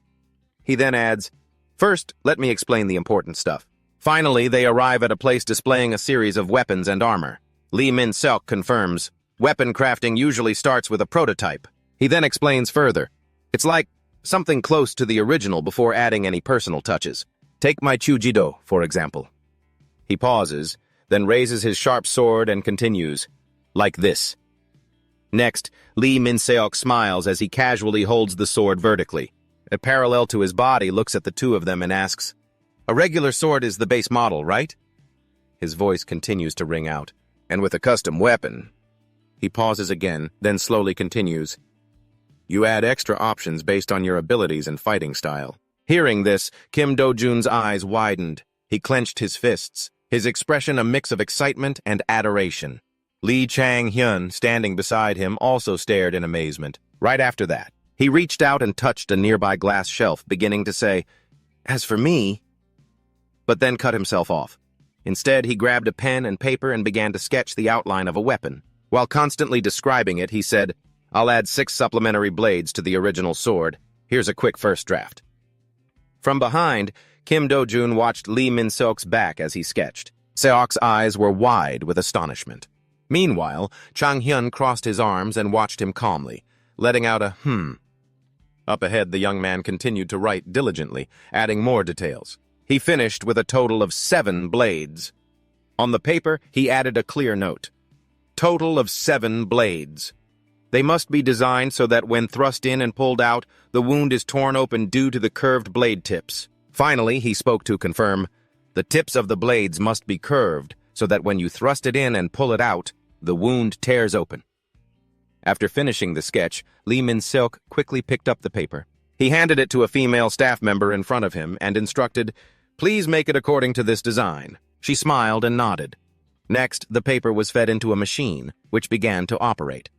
Soon after, the sword with 6 sharp spikes was quickly completed on its stand. Seeing this, Kim Do-jun excitedly leaned forward with his hands on his knees, his eyes wide with amazement at the new sword. He exclaimed, "Whoa! You can make something like this from just a sketch?" Right after, Lee Min-seok smiled, his eyes crinkling as he quickly lifted the sword and confirmed, "Of course. That drawing was just a rough idea of what I wanted. They interpret it and bring it to life." He put a hand on his hip and looked at the other two, who were staring right back at him. Finally, Lee Min-seok pointed a finger toward the ceiling with a harmless smile. He explained further, "The important thing is knowing what kind of weapon you want, or what suits you best, and how you want to use it." Then he asked a question. "Have you ever thought about that?" Hearing that, Kim Do-jun seriously brought a hand up to stroke his chin. He let out a and sank into thought. On the other side, Chang-hyun stared intently at Kim Do-jun and frowned, thinking to himself, "I'll just use the weapon from my past life." He crossed his arms, his expression sullen. Then, he looked back at the pensive Kim Do-jun and thought to himself, "I'm pretty curious about that Kim Do-jun guy. What kind of idea will he come up with?" Suddenly, Do-jun's eyes flew open with excitement. He reached out for a glowing sword in front of him. Seeing this, Lee Chang-hyun's eyes also widened as he watched his action. He screamed in his mind, "That's a weapon specialized for thrusting!" Next, Kim Do-jun went to write something on paper. And as if realizing something, Lee Chang-hyun screamed in his mind again, "Wait a minute." Beside them, Lee Min-seok leaned against a weapon crate and turned to look. Then, Chang-hyun got a clearer look at the words on the paper and screamed in his thoughts, "Acceleration magic!" Do-jun was still writing non-stop, while Chang-hyun's eyes went wide with astonishment. He's requesting a mana acceleration enchantment? Up ahead, Kim Do-jun kept writing down his requests. Faced with this request on paper, Lee Min-seok's eyes crinkled into a smile as he commented, "Haha, adding a little flair while showing off is pretty important too. Ha!" Then he added, "There are quite a few players like that in the higher-level tournaments, you know." Next, Lee Min-seok looked over at Chang-hyun, who was standing with his arms crossed, and asked with a frown, "Have you envisioned a specific weapon yet, Chang-hyun?" Chang-hyun silently looked back at him. Finally, he looked at the pile of weapons in front of them, then mumbled,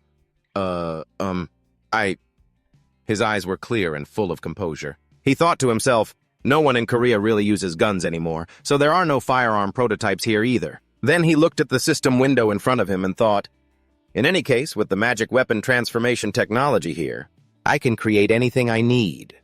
The system window's contents read, A. Magic Weapon Transformation Technology, S+. Name, Superhuman. Reveals the true nature of the target. Finally, CA Locked Lotus Flower. Peak level, not yet unlocked. Right after, he also reached for the weapon rack, thinking, so a base model isn't really necessary. Returning to the present, Lee Chang-hyun picked up a block of iron. With a determined expression, he smiled and asked, I can use this however I want, right? Seeing this, Lee Min-seok crossed his arms, smiled, and nodded at him in confirmation. Of course, that is the winner's privilege. Beside them, Kim Do-jun stared at him, utterly astonished, his eyes wide and his jaw dropped. The block of iron in his hand began to glow with a blue light. In the end, he used A Magic Weapon Transformation Technology. A message appeared. You can transform the weapon into any shape you desire. Right after that, his eyes widened into an excited smile. The iron block in his hand quickly transformed into a long, glowing gun. Then the light gradually faded. Lee Chang-hyun quickly raised the gun in front of him, letting out a as he assessed it. Seeing this, the female staff member and Kim Do-jun both stared at him, their eyes wide with awe. Meanwhile, Lee Min-seok stood beside them, smiling calmly as if he had expected it all along. It was only then that Kim Do-jun reacted, exclaiming in awe, That's so cool to be able to create a weapon like that so easily! The female staffer beside them also cried out, Whoa!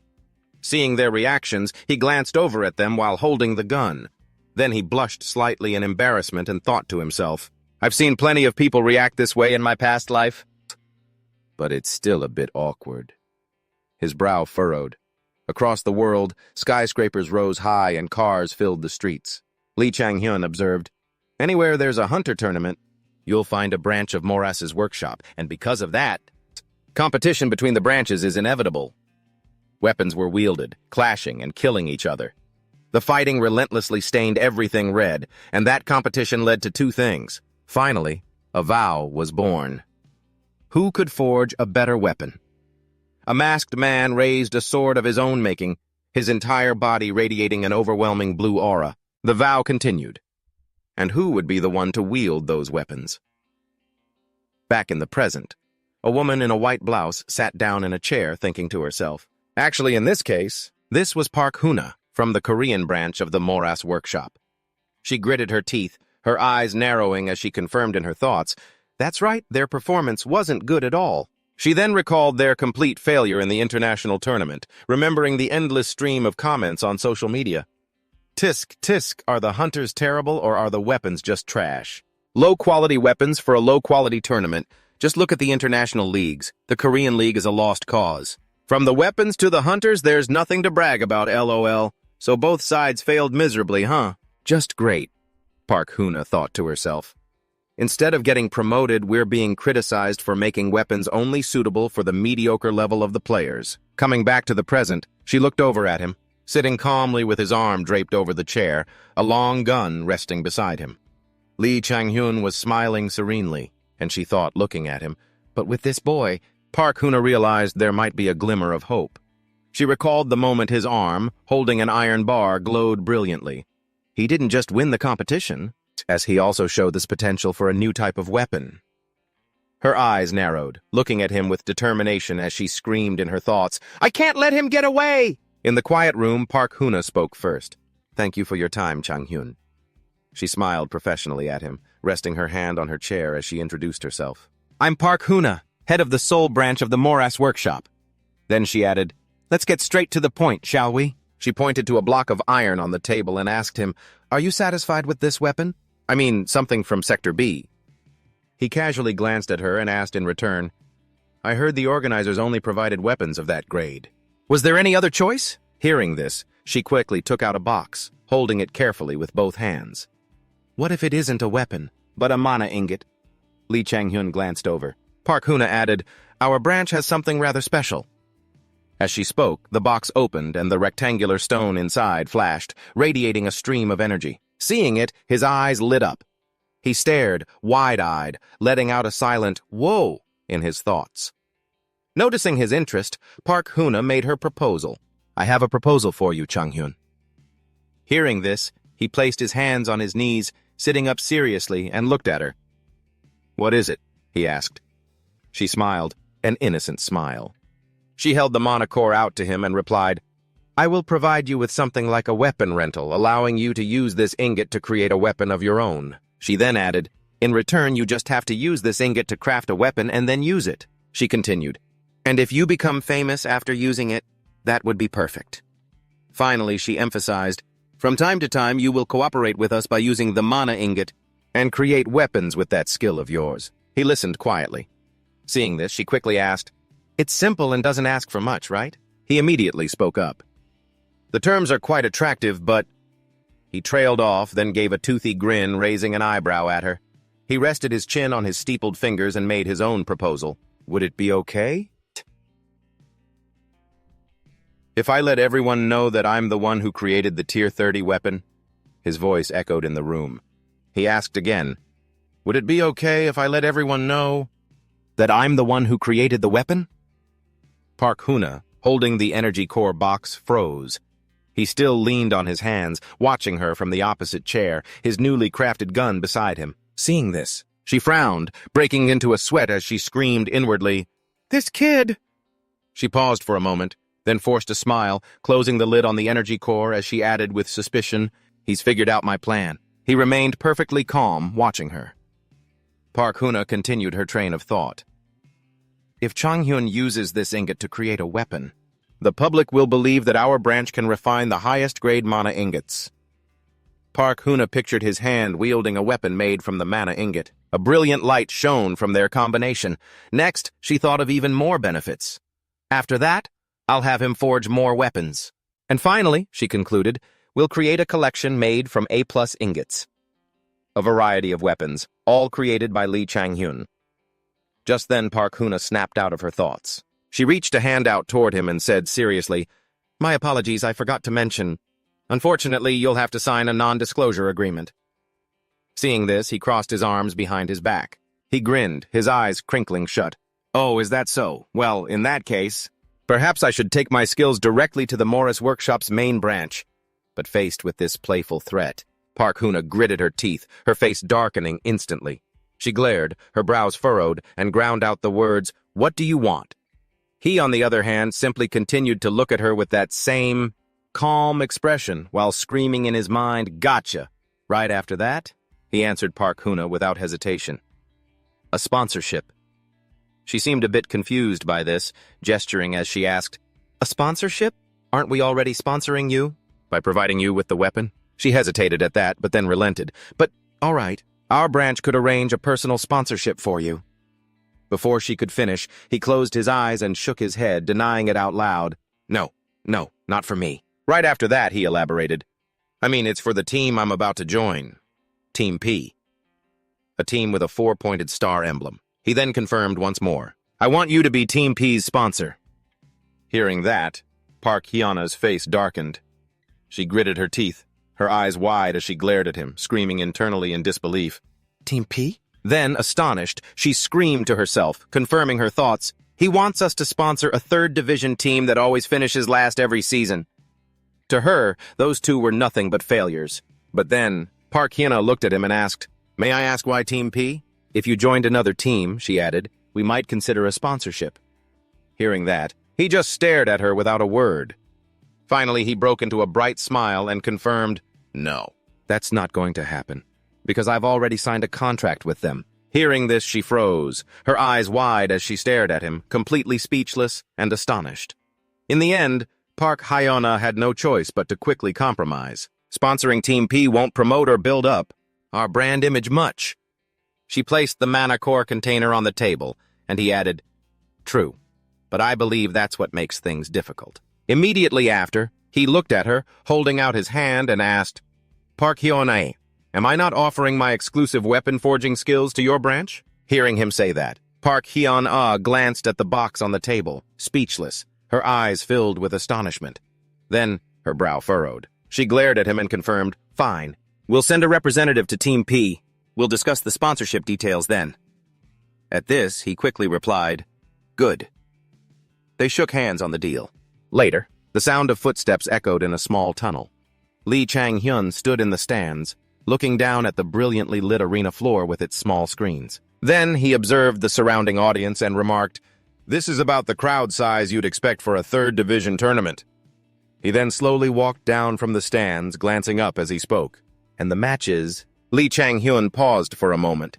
Then he looked up at the screen in front of him, at the red versus blue confrontation, and confirmed in his thoughts, P versus ESP. Right after that, he smiled with a hint of sarcasm and thought to himself, "Last place versus 9th place. This ought to be good."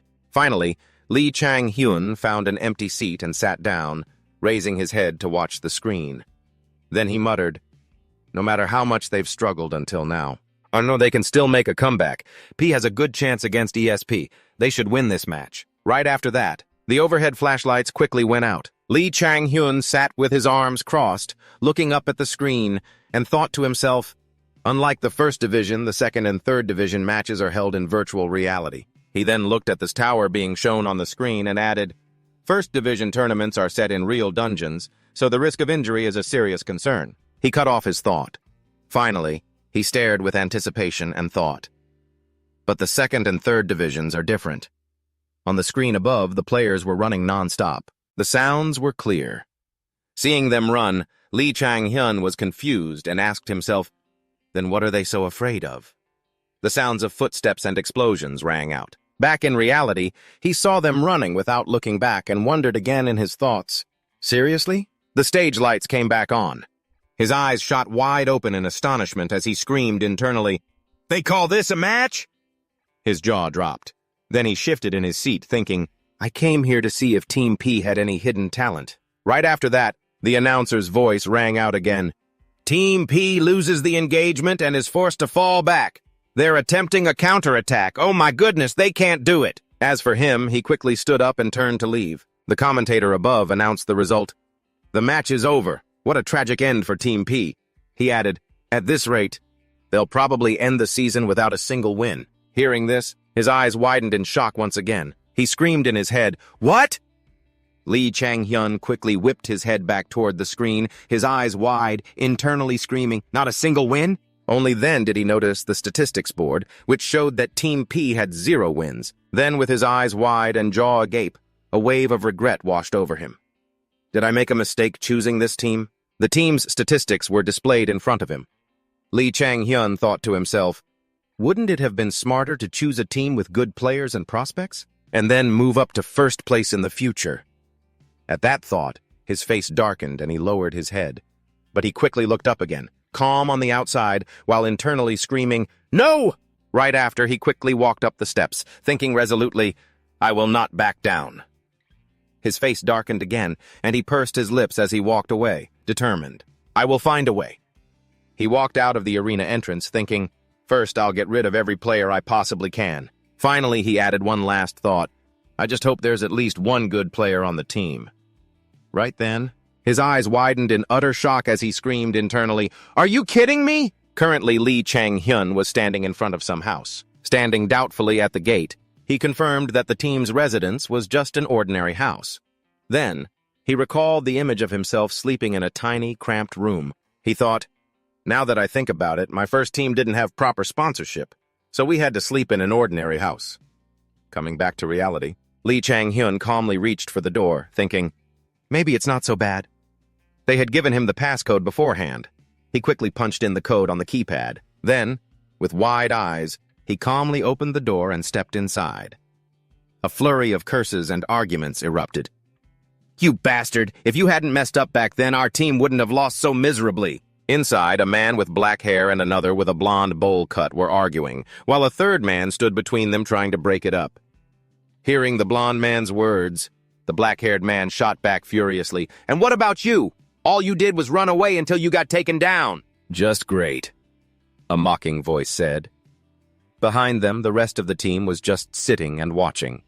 Ligonju stood beside them with an extremely awkward expression, reaching out towards the two of them with a forced smile as he tried to placate them. "Calm down, you two. We can talk this out." Lee Chang-hyun witnessed this scene. His eyes widened and he frowned as he stepped inside, thinking, for a team with such a terrible performance, it's no surprise there's tension between the members. Seeing this, someone on the other side kept questioning the coach. "Hey, I'm trying to have a conversation here. When am I going to get my physical conditioning training, huh? Coach!" Meanwhile, he quickly walked toward them. Ligonju saw him and let out an "oh" before approaching him and putting an arm around his shoulder. With his other hand raised, he spoke with some difficulty, introducing him. "We have a new member, everyone. His name is Chang-hyun. He's the winner of the Hunter Next Generation competition this year." Seeing the coach like this, he felt annoyed and glanced to the side. Lee Yoju's eyes were wide and his mouth was agape in shock. On the other side, Lee Ginhan was grinding his teeth, glaring at him. Jinhan's eyes were wide, his brow furrowed in anger. Seeing them, he quickly bared his teeth, widened his eyes, and turned to face them, saying, "I saw the match. Everyone was really good." He paused, then added mockingly, "at being completely and utterly useless." Hearing this, the group looked at him, full of resentment and a little startled. Hearing himself being mocked, Lee Ginhan quickly ground his teeth and glared at him furiously. He clenched his fists, his face scrunched up as he gritted his teeth and advanced on him, spitting out each word. "Who the hell is this punk? Who do you think you are, talking to a pro player like that, huh? You'd better take that back." The others looked a bit panicked by this, but he remained calm, pointing a finger at himself and looking at him mockingly. "Did I strike a nerve?" Right after, he scoffed, looking extremely provocative. He tilted his head back towards him and asked, "Well then, why don't we have a match?" He then added, "If I lose, I'll leave the team. But if I win, you're the one who's leaving." The other guy got right in his face, grinding his teeth and glaring. In response, he just looked up at Lee Ginhan with an incredibly provocative expression and taunted him. Scared? Soon after, they were in the combat room wearing protective gear as the rest of the group watched.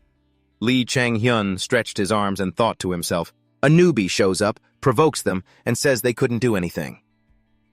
On the other side, the three team members, including Lee Ginhan, were glaring at him with unfriendly eyes. Lee Chang-hyun thought further, "Looks like the three of you took the bait." Finally, he closed his eyes to focus, adding in his thoughts, "If you had just let it go after being insulted like that, it would prove you have no competitive spirit." Lee Chang-hyun gritted his teeth and sighed. Then, he smiled, put a hand on his hip, looked at them and spoke first.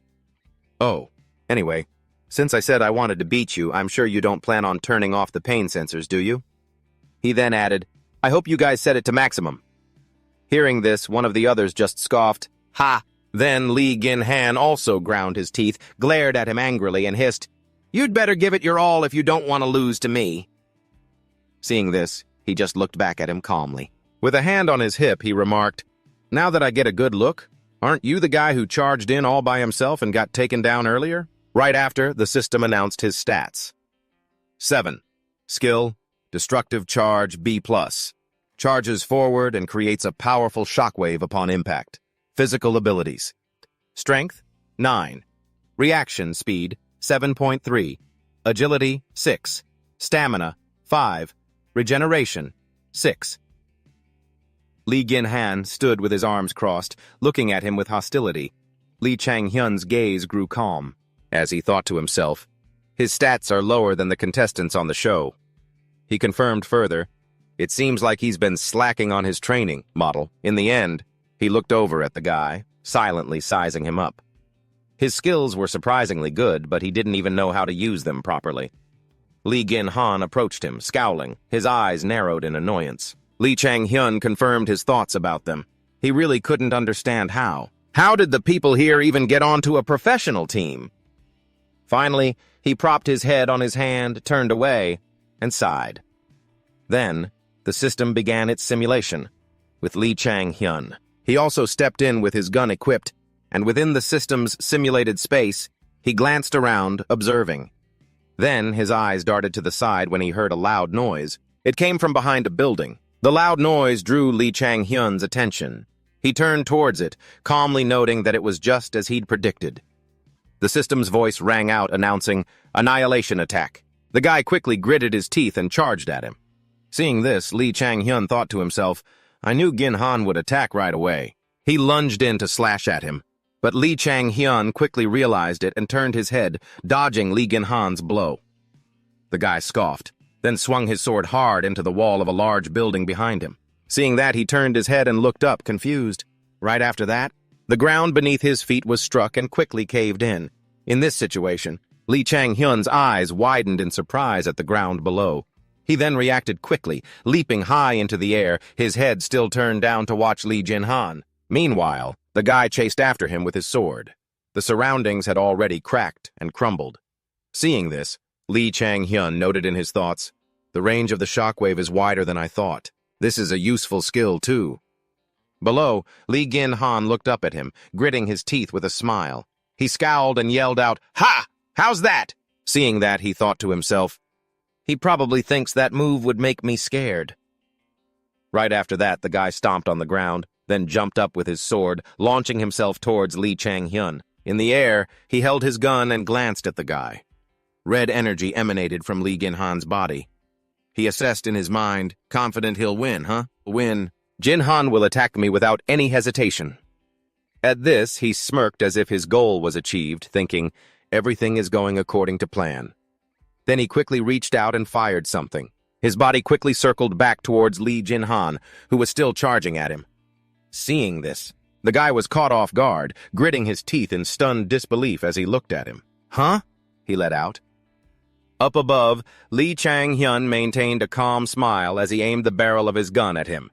His two teammates, one blonde and one with a two-block haircut, quickly ran over. Their faces were filled with panic and disbelief.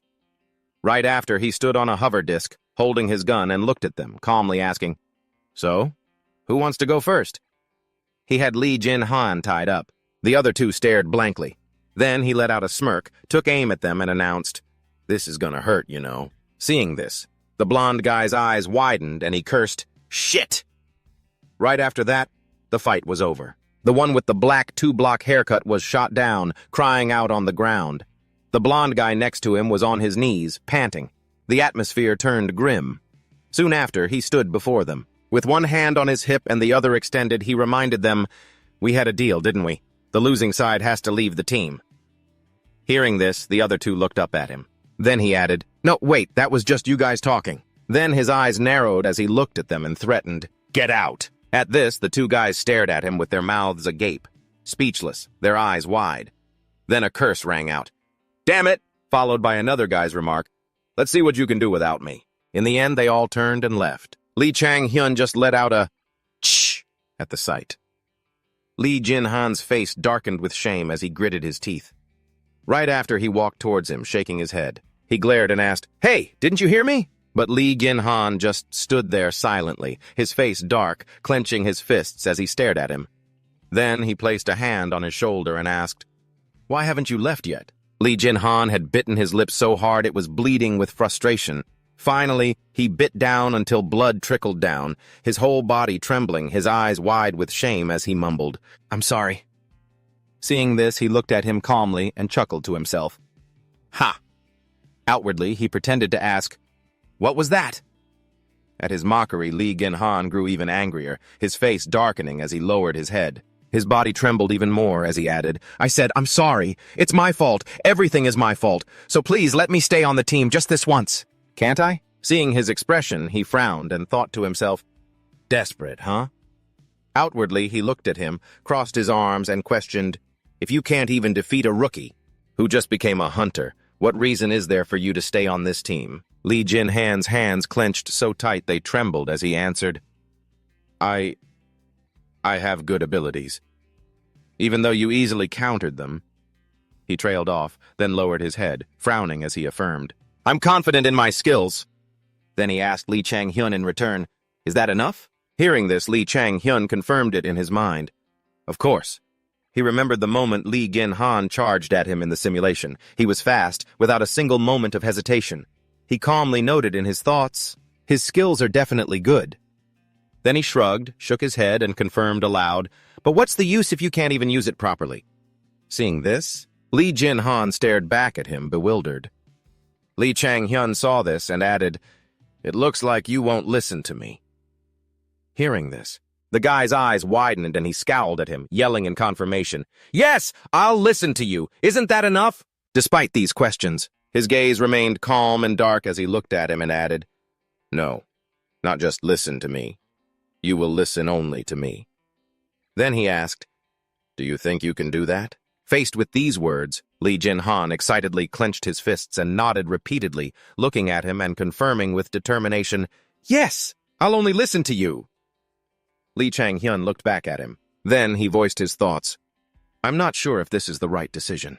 Meanwhile, Lee Jin-han, not having been kicked out by him, closed his eyes, placed a hand on his chest, and breathed a sigh of relief. Lee Chang-hyun added, "But in a team full of useless players and with no budget to recruit new ones," a moment later, a smile crept onto his face as he confirmed to himself, he could become the first pillar.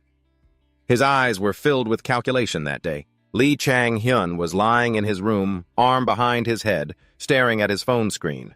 He then looked at the contacts in his address book. He thought aloud, "So out of 7 people, I kicked 2 out." And then calmly added, "We still need to fill the remaining 2 spots." Right after, he messaged Hiju. "Hiju, this is Lee Chang-hyun. Butter is recruiting members. Want to join? Answer me, hey, hey, hey, hey." Upon hearing that, she sent back an angry fist icon and questioned him, "Do you think I'm crazy enough to join that team? I'm still sore from when you beat me during the tryouts. No matter how good the benefits are, I'm not interested. Try being me for a day and you'll see. Good luck finding someone else." Seeing this, Lee Chang-hyun's mind grew troubled. He then mused, Yoo Hiju's potential is something that will explode later on. I really want to pull her into the team. What a shame. He pursed his lips and furrowed his brow, his eyes showing a hint of regret. Suddenly, a notification sound chimed. The new message puzzled him. A moment later, Lee Chang-hyun sat bolt upright and asked in astonishment, "Who is this?" Junhan Jian had sent him a message. "I heard from Yoo Hiju that you're recruiting, huh?" Seeing this, he was shocked and wondered to himself, "No way! Did she connect me with someone?" Then his eyes widened as a thought struck him. "She's the ace of Team 1 at Seoul Academy, so I thought she would definitely go there." Lee Chang-hyun recalled the time he pointed a gun at her head from behind, while she was too stunned to react, and thought, "She has a playstyle that I can't help but like." Right after, he chatted back a reply. "Are you interested in joining the team?" She replied, a little." Lee Chang-hyun immediately responded, What about Seoul Academy and LHR? She confirmed, I'll figure something out. Hearing this, Lee Chang-hyun joyfully tapped away at his phone, muttering, Whoa, this kid. Then his eyes widened with excitement as he wondered to himself, is this some kind of reward from the show? He then added, if it is someone like Jun Han-jeon, then this is a huge win for me. Lee Chang-hyun stared happily at the chat on his phone screen. A moment later, a ding sound went off. His eyes widened at the screen and he let out a huh? Finally, his eyes grew wide with shock as he yelled, What? He then confirmed in disbelief, This person contacted me too? A new message appeared on the screen, showing a familiar profile picture. Soon after, several files appeared on the desk, along with the stat sheets for each person. Lee Chang-hyun flipped through them, his eyes wide as he mumbled, Now what am I supposed to do? He sat at his desk in front of his computer.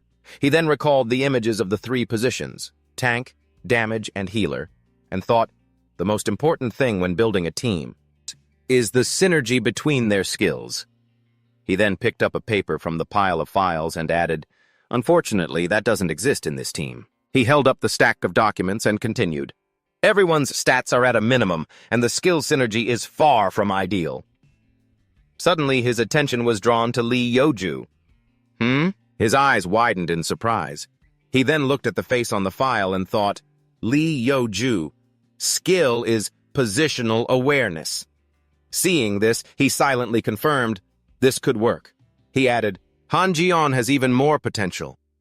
He thought of Jun Han-jeon holding a sword and added, and with the 2 people who contacted me yesterday.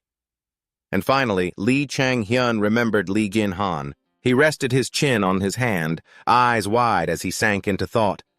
Finally, he dropped Lee Yeoju's file onto the desk and confirmed in his mind, we'll be able to make a spectacular run for 3rd place. The next morning, cups of hot coffee were placed on a table near a window. A voice asked, So, what do you think of the new team? It was Lee Ju-taek. He lifted a coffee cup and looked at him, his expression calm as he asked again, Is it okay? Seeing this, he also lifted his coffee cup, gritting his teeth and forcing a smile. His eyes filled with a bit of anger as he confirmed, Yeah, every single one of them is special. He then added, It's all thanks to you, Mr. Lee. Hearing this, he put down his coffee cup and laughed loudly. Ha ha ha! My apologies! I didn't have time to sort out the team. And he, too, put down his coffee cup, calmly looking at the man. The man then stopped laughing, his eyes wide as he looked at him and said, I noticed you were recruiting members for the team, but I never expected you to get Moras Workshop as a sponsor. Seeing this, he calmly replied, I'll do everything I can to save the team. The man then frowned at him and asked, Have you thought about what kind of team you're going to build? At that, he brought the coffee cup to his lips, closed his eyes, and answered calmly, Right now I have 2 ideas. He then added, The first is the one-man army type. I'm sure you could have guessed. As he spoke, he pictured himself in military gear, wearing protective goggles and holding a gun. Hearing this, Lee Ju-taek remarked, That's too predictable. He then asked another question. You know how easily a team can fail, if it only relies on the Hunter League strategy. Next, Lee Chang-hyun quickly put down his coffee cup and spoke up to confirm, Of course, that's why I have a second idea, he added calmly. It's still in development, he continued, smiling calmly with his arms crossed as he looked at Lee Zudik and added, But you can think of it as a bomber tactic. Hearing this, he also looked surprised, his eyes widening as he asked, A bomber? Aircraft? He then raised a hand to his chin, closing his eyes in thought.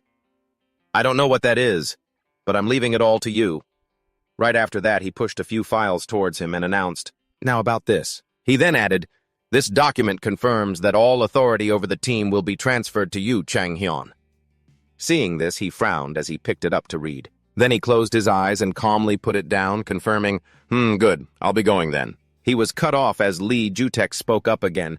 By the way, Per's match the other day was the last one of the season. And tomorrow, there's a press conference scheduled for the 3rd-tier league. He looked at him expectantly and said, You're considered the team's acting president now, so I hope you'll attend just this once. He also looked back at him calmly, his eyes shifting as he thought to himself, A press conference, huh? Immediately after, he looked at him and confirmed aloud, Yes, I'll be there. Lee Judik, still leaning on the table, smiled and looked at him as Lee Chang-hyun thought to himself, It's fine. I have things I need to do anyway. The next day at the press conference between the teams, the host was talking endlessly, holding the mic out to the group of team managers. The man just kept rambling on, while he stood at one of the podiums, leaning on his hand with a bored expression as he watched them, thinking, so boring. Then it was his turn to introduce himself. Lee Chang-hyun also calmly took the microphone and spoke clearly.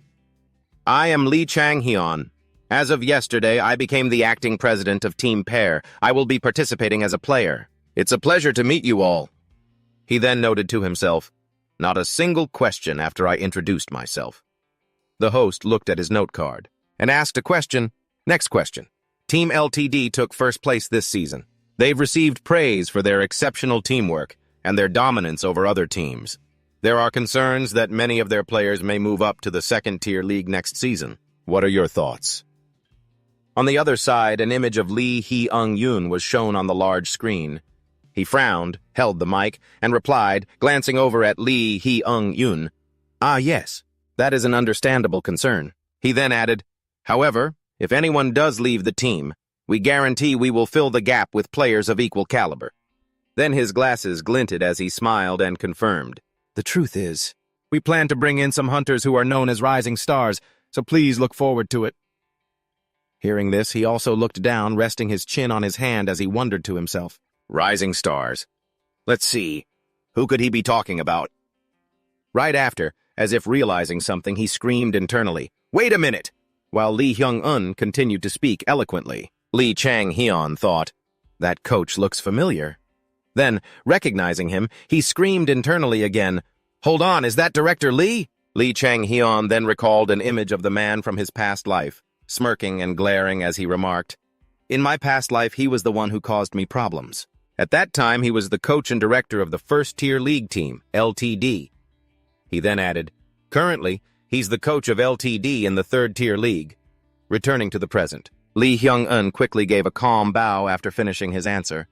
The host also spoke up, "Thank you for your answer."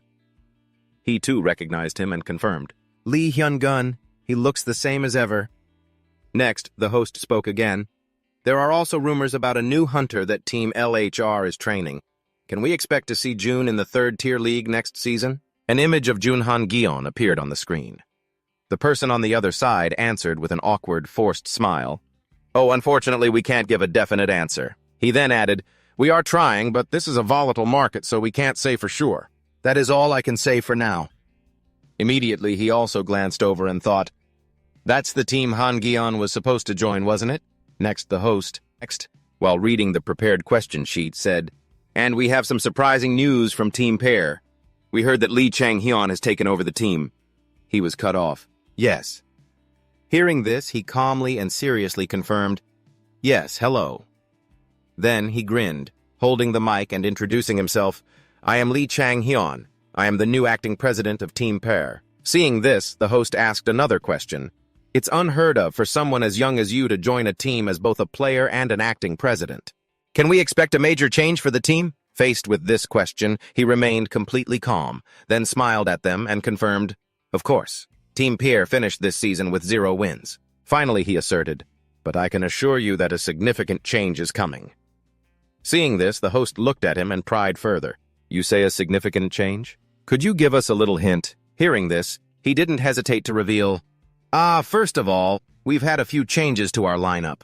Images of Lee Gwynhan and Junhan Gyeon appeared in Lee Chang-hyun's mind. Then, he thought of those who had left and added, "And I will be both a player and the coach." Finally, Lee Chang-hyun held the mic firmly, closed his eyes, and declared, "Besides that, we are changing our tactics. I brought in a new investor. A lot of things are—" Before he could finish, the host took the mic, looking at him with a mocking smile. "Got it. Sounds like there have been a lot of changes, huh?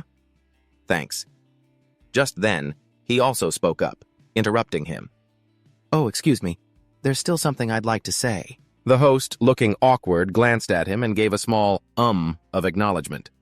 "Yes, please go ahead." He then took the mic again and added, "I've been closely following the matches in the 3rd division." His eyes perfectly calm as he made his declaration, and not a single team really stood out. Hearing this, the entire studio fell silent. Seeing this, Lee Hyung-yoon gritted his teeth in anger and demanded, "What did you say?" but he just calmly smiled at the man and added, "So you should always be on guard. We're going to take you all down." Seeing this, the host also livened things up, trying to break the awkward silence. "Oh, especially LTD." Then he added more fuel to the fire. It would be so embarrassing if a top-tier team were to lose to a low-tier team. At this taunt, Lee Hyung-yun gritted his teeth in fury, while on the other side, he put down the mic and glanced away, thinking to himself with satisfaction, "That's more like it." Finally, looking at Lee Hyung-yun, who was seething with rage and staring daggers at him, he thought, "I have to leave a deep impression." All the while, Lee Chang-hyun kept his eyes closed, smiling as if he hadn't seen a thing. Finally, he shrugged, as if confirming things in more ways than one. Later, at Lee Chang-hyun's house, he opened the door enthusiastically to the newly arrived group and greeted them. "You're here?" he said, then added, "Long time no see, everyone." It was Kim Do-jun, Jun Han-jeon, and Han Ji-soo standing at the door. He then urged them, "Come on in," right after they stepped inside. Kim Do-jun looked around, his eyes wide with surprise, and asked him, This is the team's house?" "It's just a normal house." Lee Chang-hyun was already walking ahead. Beside him, Jun Han-hyun also looked around, confused and curious. Seeing his curiosity, he explained, "This is how it is for a small team." Hearing this, Kim Do-jun and Han Ji-soo's faces were filled with disappointment. Kim Do-jun complained to him, "Seriously?" Then he thought to himself, "Actually, I figured Do-jun would contact me." He then looked over at Han Ji-soo, who was silently observing their surroundings, and thought, "But I didn't expect Ji-soo too." Suddenly, he turned to face them, and they looked back at him. Han Ji-soo looked at Lee Chang-hyun, frowning in confusion. He asked, "What is it?" He just calmly smiled back at him and replied, "Ha, it's nothing." Then he confirmed in his thoughts, "But I have no complaints." Right after, the group quickly toured the team house, looking around with curiosity as Lee Chang-hyun led the way. Just then, Jun Han-geon stopped with an awkward smile, looking around and muttering, "You said this was a rookie team, but it's much worse than I imagined." Meanwhile, Han Ji-soo, walking in front, crossed his arms, glanced back at him, and stated, "I signed because you're on this team. I hope you have some kind of plan prepared." Hearing this, Kim Do-jun glanced over at him while Jun Han-jeon was still dumbfounded, unable to get used to the environment. Han Ji-soo then added, "To be clear, the only reason I joined is because you said you'd help build up my profile so I could transfer to another team later." Seeing his impatience, he closed his eyes and replied, "Relax. If I didn't have a plan, why would I have called you all here? Sure, the team didn't win a single match last season, but that's not the problem." Then he added, addressing everyone there, "We've practically overhauled half the roster." Right after, he opened his eyes, frowned, and then smirked, saying to them with full confidence, "So feel free to set your expectations high." Hearing this, Jun Han-geon was speechless and glanced at Han Ji-soo, who glanced back at him helplessly. Only Kim Do-jun was scratching his face, his eyes wide in astonishment. He glanced at Han Ji-soo. Next, in the manager's office, a groan was heard. It was Choi Hang-gu. He was leaning on his hands at his desk, eyes closed, trying to compose himself. This is the manager of Team ESP. He then opened his eyes and calmly thought, "It's not that our players lack skill," then added, "but it's as if they've forgotten how to win." Finally, he asked himself, "How am I supposed to handle this?" Suddenly, his phone chimed with a notification from the coach. "Mr. Choi, we've received a scrimmage request from Pair. Should we accept?" Seeing this, he frowned and picked up his phone with a scoff. "Oh?" The full message read, "Mr. Choi, we've received a scrimmage request from Pair. Should we accept? It's the off-season and our players need rest, so I suspect there will be complaints if we refuse." Hearing this, he repeated to himself, "A scrimmage with Pair?" Then, as if realizing something, he thought to himself, "Right, the only way to get back into a winning rhythm is to start winning." Once again, he thought of his own team members who had once stood at the pinnacle of glory and how they would crush Lee Chang-hyun's team. Soon after, he stood up, called the coach, and confirmed, "Yes, Coach Kim, it's me. About that scrimmage with Pair." Then he narrowed his eyes and said, "Yeah, go ahead and set up a match." Then he laughed excitedly and added, "I think this is going to be fun." In the ESP training facility, a player tying his shoelaces asked in confusion, "Why do we have to do a scrimmage?" Beside him, his teammate, a blue-haired guy wearing a hat, frowned while stretching and added, "Yeah, We don't usually participate in the off-season. He quickly looked up and announced, "Hey, did you hear what Manager P said? That guy just debuted and he's already talking trash about the whole league." Hearing that, the other person frowned and confirmed, "Yeah, he was talking a lot of smack about LTD, saying there's no way they could beat us." Then he added, "Let's give them a reality check." Shortly after, Lee Chang-hyun's team quickly put on their uniforms and headed out. From behind, Lee Gong-yu looked at his back and asked, "Are you sure about this?" Then he added worriedly, "You guys have only just met, and the new members need time to blend in." But Lee Chang-hyun just kept walking forward as he replied, "Still, we don't have enough players for a 7 versus 7 internal match anyway." Hearing that, Lee Gong-yu agreed, "That's true, but..." Then he turned his head and looked at him with confidence. He declared, "Look, coach, there's no hope for this team if we keep going like this." Hearing this, Lee Gong-yu looked at him a bit startled. "Huh?" he uttered a moment later. He remembered the image of his team lying dead all over the ground and thought, "We're just going to lose again." Then he remembered Lee Gi-hoon sitting helplessly in his chair at the end. He thought, "Our team will finish last again." Finally, he concluded, "The consecutive failures lead to a sense of helplessness, making them play more passively." Then he cut himself off. However, as Lee Gong-yu listened, his jaw dropping in amazement, Lee Chang-hyun continued, "When there's a chance to win," he then trailed off, thinking of Lee Gi-han still rigidly clutching his sword as he fought, and then remembered his past self, who had tried to slash his way through with crazed desperation. "People find hope," he declared. Lee Chang-hyun closed his eyes, frowning as he added, "And I'll show them. This may be my first time participating, but my presence alone can change the entire team." A moment later, he smirked and added, "I'll show them that they don't have to be losers anymore." Next, Lee Chang-hyun quickly turned and walked out onto the stage. Team ESP was already waiting for them. One of them stepped forward and asked him, "Oh, you must be the new chairman or the manager?" Hearing this, he glanced over. It was Choi Hanggu. The man extended his hands toward him with a smile and said, "I'm not sure what to call you, but whatever. It's a pleasure to meet you." Then he introduced himself. "I'm Choi Hanggu, the manager of Team ESP." Hearing this, he extended his hand to shake the man's, acknowledging, "Ah, I see." Then he thought to himself, "He talks as if he doesn't care, and his eyes are filled with ridicule." His face was calm, smiling as if he were about to watch a good show, as he concluded, "You could say he's looking down on us." Finally, he made a blunt assessment just as the announcement rang out. "The match will begin shortly." On this side, Lee Yeonyu, Lee Gi-han, and their teammates were ready to fight, though filled with fear.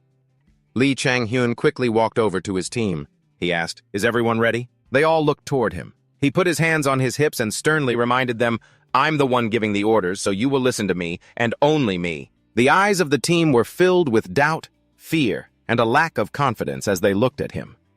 Seeing this, Lee Chang-hyun thought to himself, "Although I doubt they'll be able to follow my orders well." Then, he narrowed his eyes, pursed his lips, and thought, "It'll be the 5 original members along with me and 1 new member."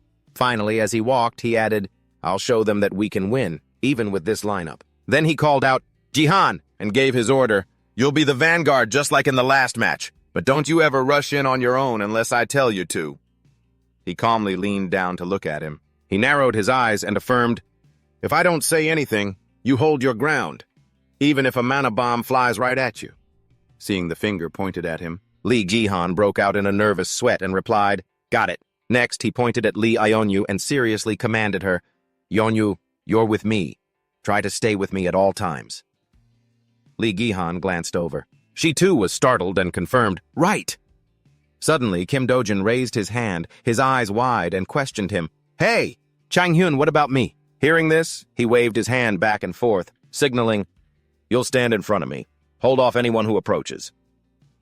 Seeing this, he pointed at his own face and asked doubtfully, "You don't want me to engage the enemy?" At that, Lee Chang-hyun smiled and confirmed, "You'll see." Just then, the system voice announced the start of the match. The members of both teams were transported to a bridge. On either side were 2 empty pine forests, and below them was a gorge. Outside, Choi Hanggu looked at the screen, narrowed his eyes, and noted, "The Imperial Bridge." Then he added, "Because the match is held on this large bridge, there's little room for creativity."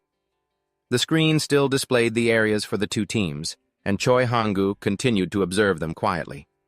Then, he smiled and smugly thought to himself, "It all depends on how well each team's formation holds up, and that's precisely why I chose this map." Beside him, the coach also looked at Lee Chang-hyun's team formation and commented, "For a team that was just formed a few minutes ago, their formation looks pretty solid, don't you think?" Beside him, Choi Hong-gu smirked, looking over mockingly, and added, "That's probably just for show. Besides, they haven't had much time since their last match. They're probably only holding it together because they're still on their feet." A moment later, his face darkened as he glanced at the screen, muttering.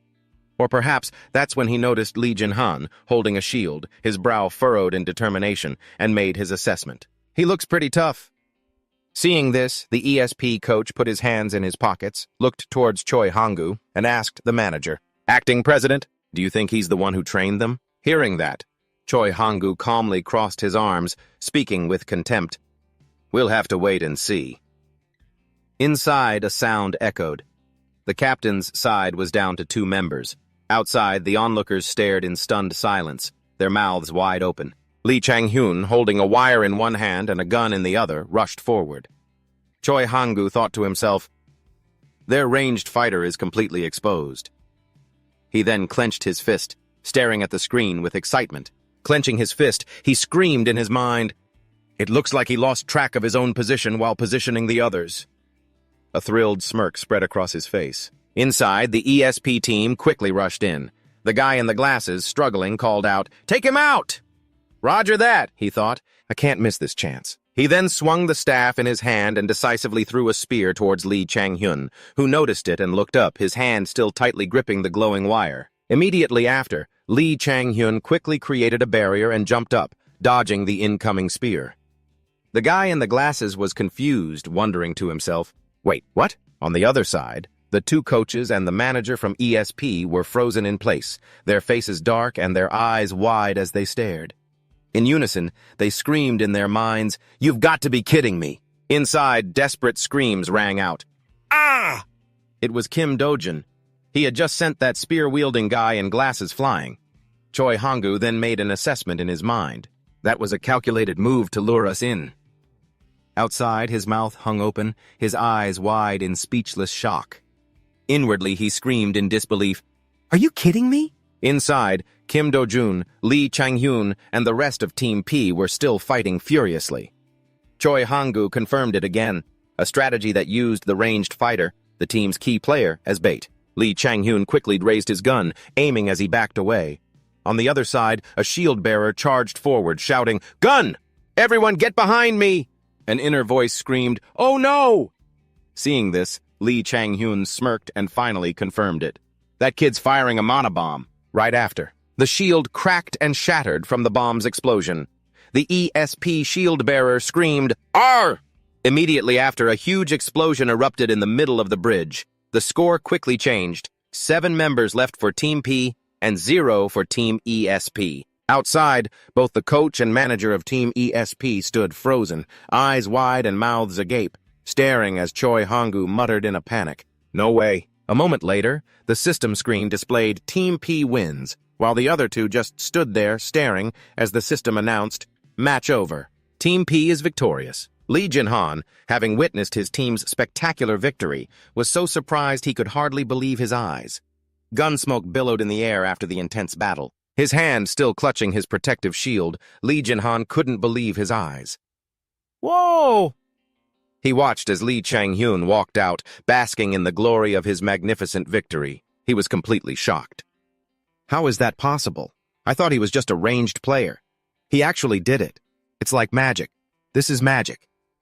In the distance, 2 former members of Team P were celebrating this unbelievable victory. They said to each other, "You know, I'm so shocked.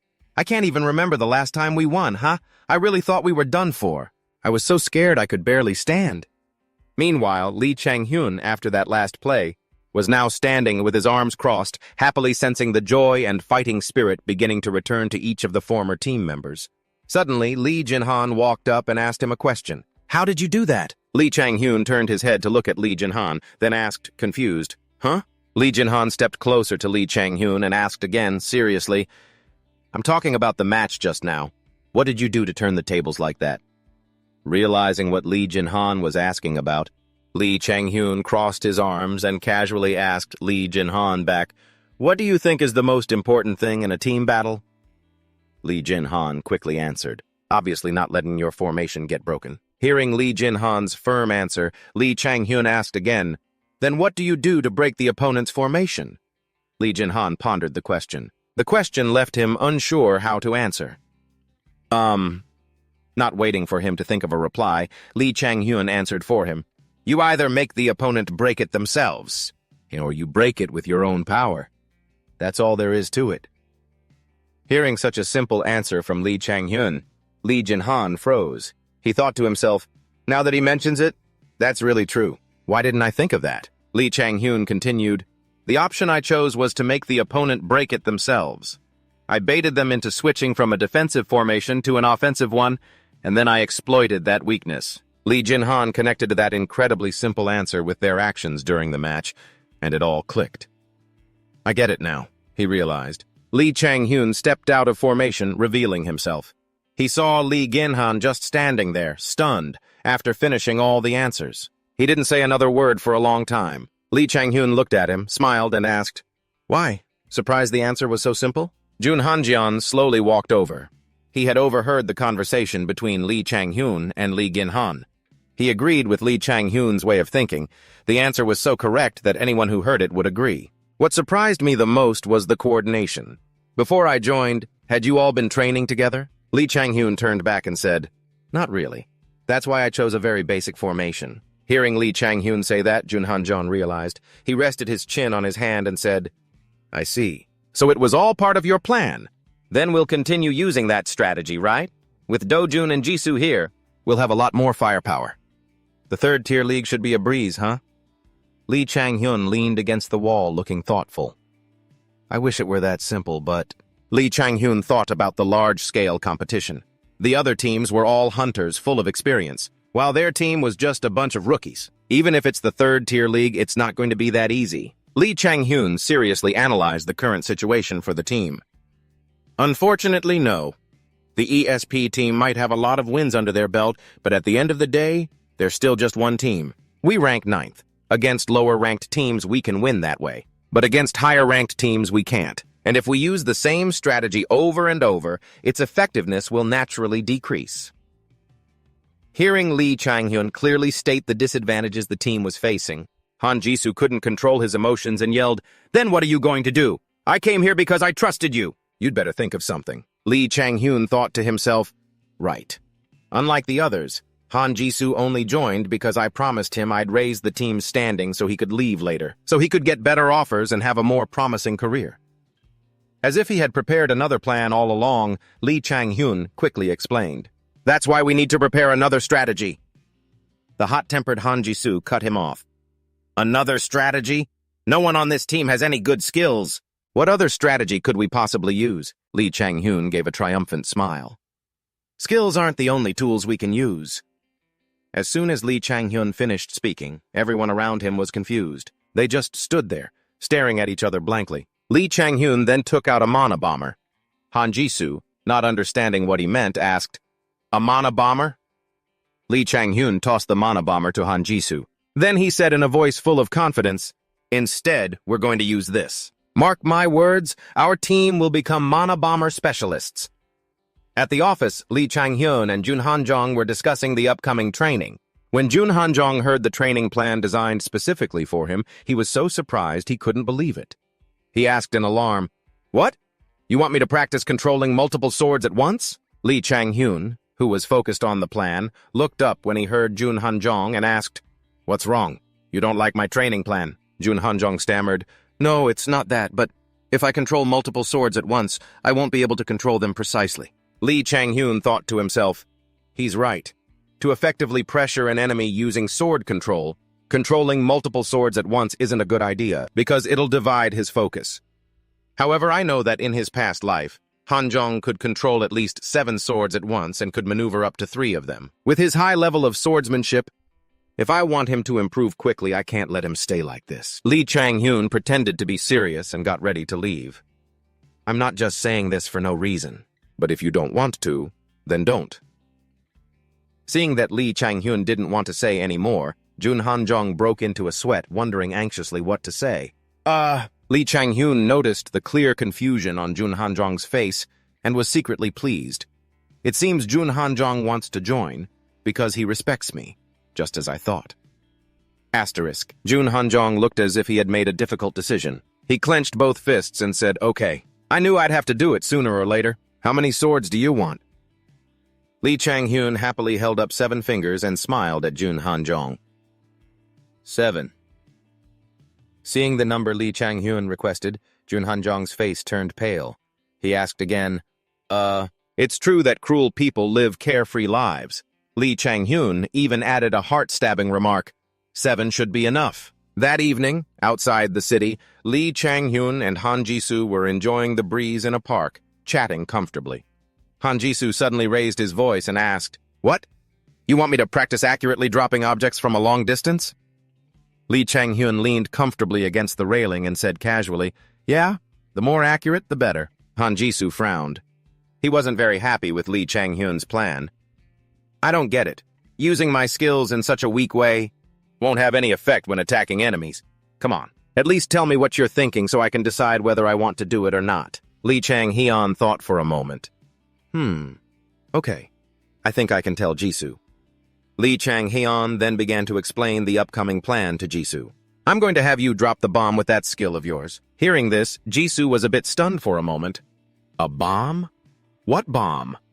Lee Chang-hyun flashed a confident smile, certain that victory was in his grasp. "A mana bomb. Here's my plan. First, I'll attach a mana bomb to Jun Han-gyeon's sword.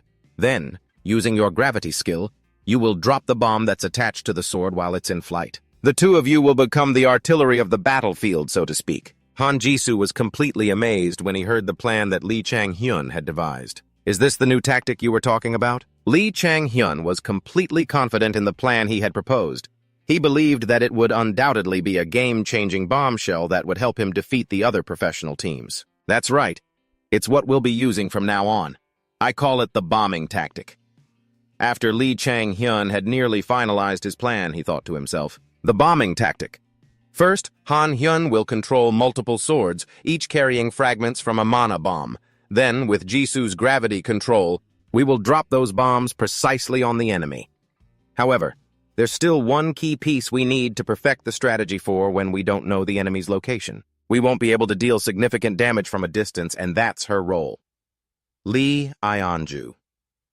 In the Butter Team's office, Lee Ionju sat there anxiously. She didn't know why she had been summoned today, and her face clearly showed her panic. Her skill is positional awareness, precisely identifying an opponent's location at close range. Lee Chang-hyun got straight to the point. He asked, "I need you to use your ability to provide detailed information on the enemy's position. Can you do it?" Lee Ionju was nervous, her hands trembling slightly. She quickly clasped them together to calm her nerves. I don't think so. That would be too difficult." Lee Chang-hyun then placed his hand over Lee Ionju's trembling ones, and he reassured her warmly, "You are the key to this tactic's success." Lee Chang-hyun looked at her with a sincere gaze. The sense of reassurance he projected made Lee Ionju feel a bit more at ease. Lee Chang-hyun looked directly into Lee Ionju's eyes and said, "Without you, we can't do anything with these bombs. Can I count on you?" Lee Ionju looked into Lee Chang-hyun's eyes, seeing how much he trusted her. It made it impossible for her to refuse. Okay." Lee Ionju quickly and shyly turned away, her face flushing red with embarrassment. Lee Chang-hyun noticed her strange behavior. He thought to himself, "Why is she suddenly blushing? I don't get it." The next day, the entire team went for the new season's photo shoot. The director shouted, "All right, next up is Team Butter. Please get ready." Lee Chang-hyun sat in a chair watching his teammates go up for their photos and thought to himself, a season-opening photo shoot, huh? I was loud and had a bad attitude at the press conference, so I should probably keep quiet this time. Just as Lee Chang-hyun was planning to be a bit more humble, a voice full of contempt suddenly spoke. "Team Butter, you say? Ha ha, you see, a manager needs age, knowledge, and experience. But their manager? He's just some kid born with a silver spoon in his mouth. That whole team looks like a house of cards." The female reporter heard the blatant mockery. It made her a bit flustered. She forced a smile to smooth things over. Ha ha ha! I see. I suppose that's one way to look at it, but I'm sure Team Butter also has plenty to say. They didn't win a single match last season, so perhaps they're trying a different approach this time. Lee Chang-hyun saw the other team's coach trying to put his team down. His competitive spirit was instantly ignited. So much for trying to be humble. Lee Chang-hyun quickly stepped forward, interrupting their conversation. I admit that I'm young, but old man, if we beat you, the only thing you'll have left is your age. And that's nothing to brag about, is it? The other coach, who had been so arrogant moments before, instantly flew into a rage at Lee Chang-hyun's words. He whipped around and glared furiously at Lee Chang-hyun. How dare you! The female reporter, sensing the gunpowder in the air, quickly tried to mediate between the two of them. Ah ha ha! A bold provocation from Butter. As bold as the complete overhaul of their team. The fierce competition between the teams is certainly something to look forward to. The reporter was secretly breaking out in a cold sweat, trying to placate both sides while quickly changing the subject. The coach who had just lost face suppressed his anger and turned away. Lee Chang-hyun also thought to himself, of course they'd speak well of a team that finished in 8th place, just a little bit ahead of us. I'll show him what we can do in the first match. After making this silent resolution, Lee Chang-hyun quickly departed. Back in the waiting room, Lee Chang-hyun was holding a mana grappling hook, looking at it meaningfully. Seeing this, Jun Han-jeon asked worriedly, Are you sure? Lee Chang-hyun held up the grappling hook, examining it closely. A strategy isn't something you save. Even if we reveal it early, it won't be easy to counter. Jun Han-jeon was actually quite worried, but his intuition told him to trust Lee Chang-hyun. He said, You're right, but he still wanted to voice the thoughts in his head. He probably thinks we can easily beat an 8th-place team just by fighting normally. But he kept these thoughts to himself. He then crossed his arms and sighed. Lee Chang-hyun sat fiddling with a gun in his hand, a confident look on his face as he thought, if that were the plan, I would have to do all the heavy lifting. But that's not what this team needs right now. Lee Chang-hyun stood up, put the gun away, and looked at Jun Han-gyeon with conviction. You are the key to this tactic. Don't forget that. Jun Han-gyeon silently nodded. I'll do my best.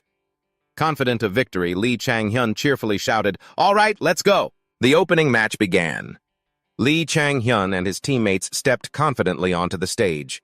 He quickly rallied his teammates. Let's show them what we've got. Chia! In the Hunter tournament, the lower-ranked team gets to choose the arena.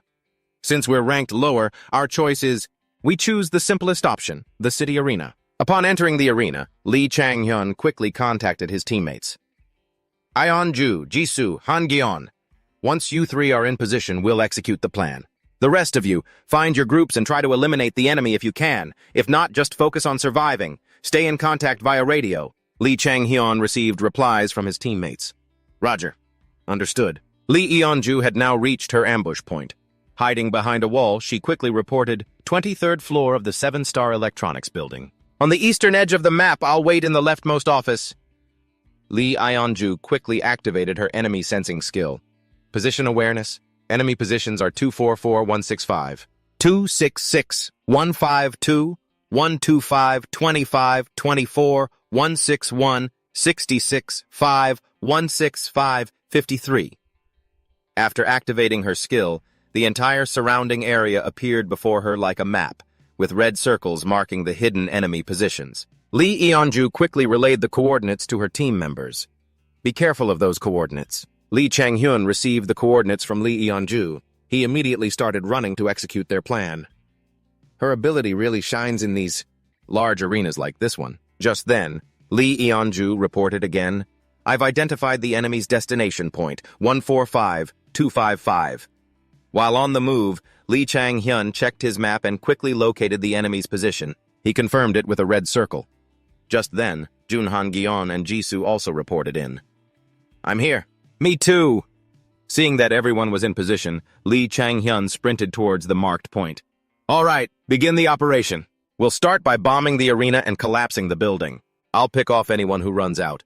If they try to avoid my shots, our formation will attack them head-on. After Lee Chang-hyun got into a favorable sniping position, he asked excitedly, Ready? The response came back. Of course. Give the order and we'll let them fly. Lee Chang-hyun gripped his rifle tightly. Good. Let's begin.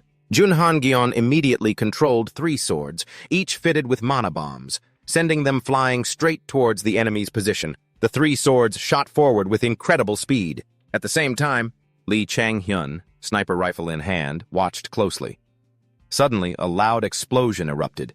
The enemy team was currently gathered inside a building. They were preparing for an ambush. The team captain peeked outside to survey the situation. He thought to himself, "He told us to be careful with our opponents in this match. Looks like their coach underestimated Lee Chang-hyun. He said that kid might just be some mediocre silver spoon brat, but not to let that make us careless. He also looked down on these rookies. I don't know if we even need this much strategy for a rookie like him. Still, we have to try. The moment our opponents show themselves, I'll use at my skill before they know what's happening." This guy's skill was Devastating Steps, which released a powerful shockwave as he moved. It makes the ground shake. He peered outside, waiting anxiously. "Come on, show yourselves. I'll get all of you." Suddenly, several mana bombs flew in, making the roof of the building shake violently. The enemy team, still not understanding what was happening, looked at each other in confusion. The ceiling was shaking. Seeing this, the captain quickly ordered, "Deploy shields above."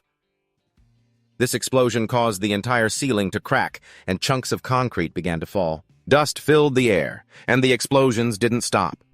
The entire enemy team had activated shields above their heads, but they were still struggling to stay on their feet against this wave of mana explosions.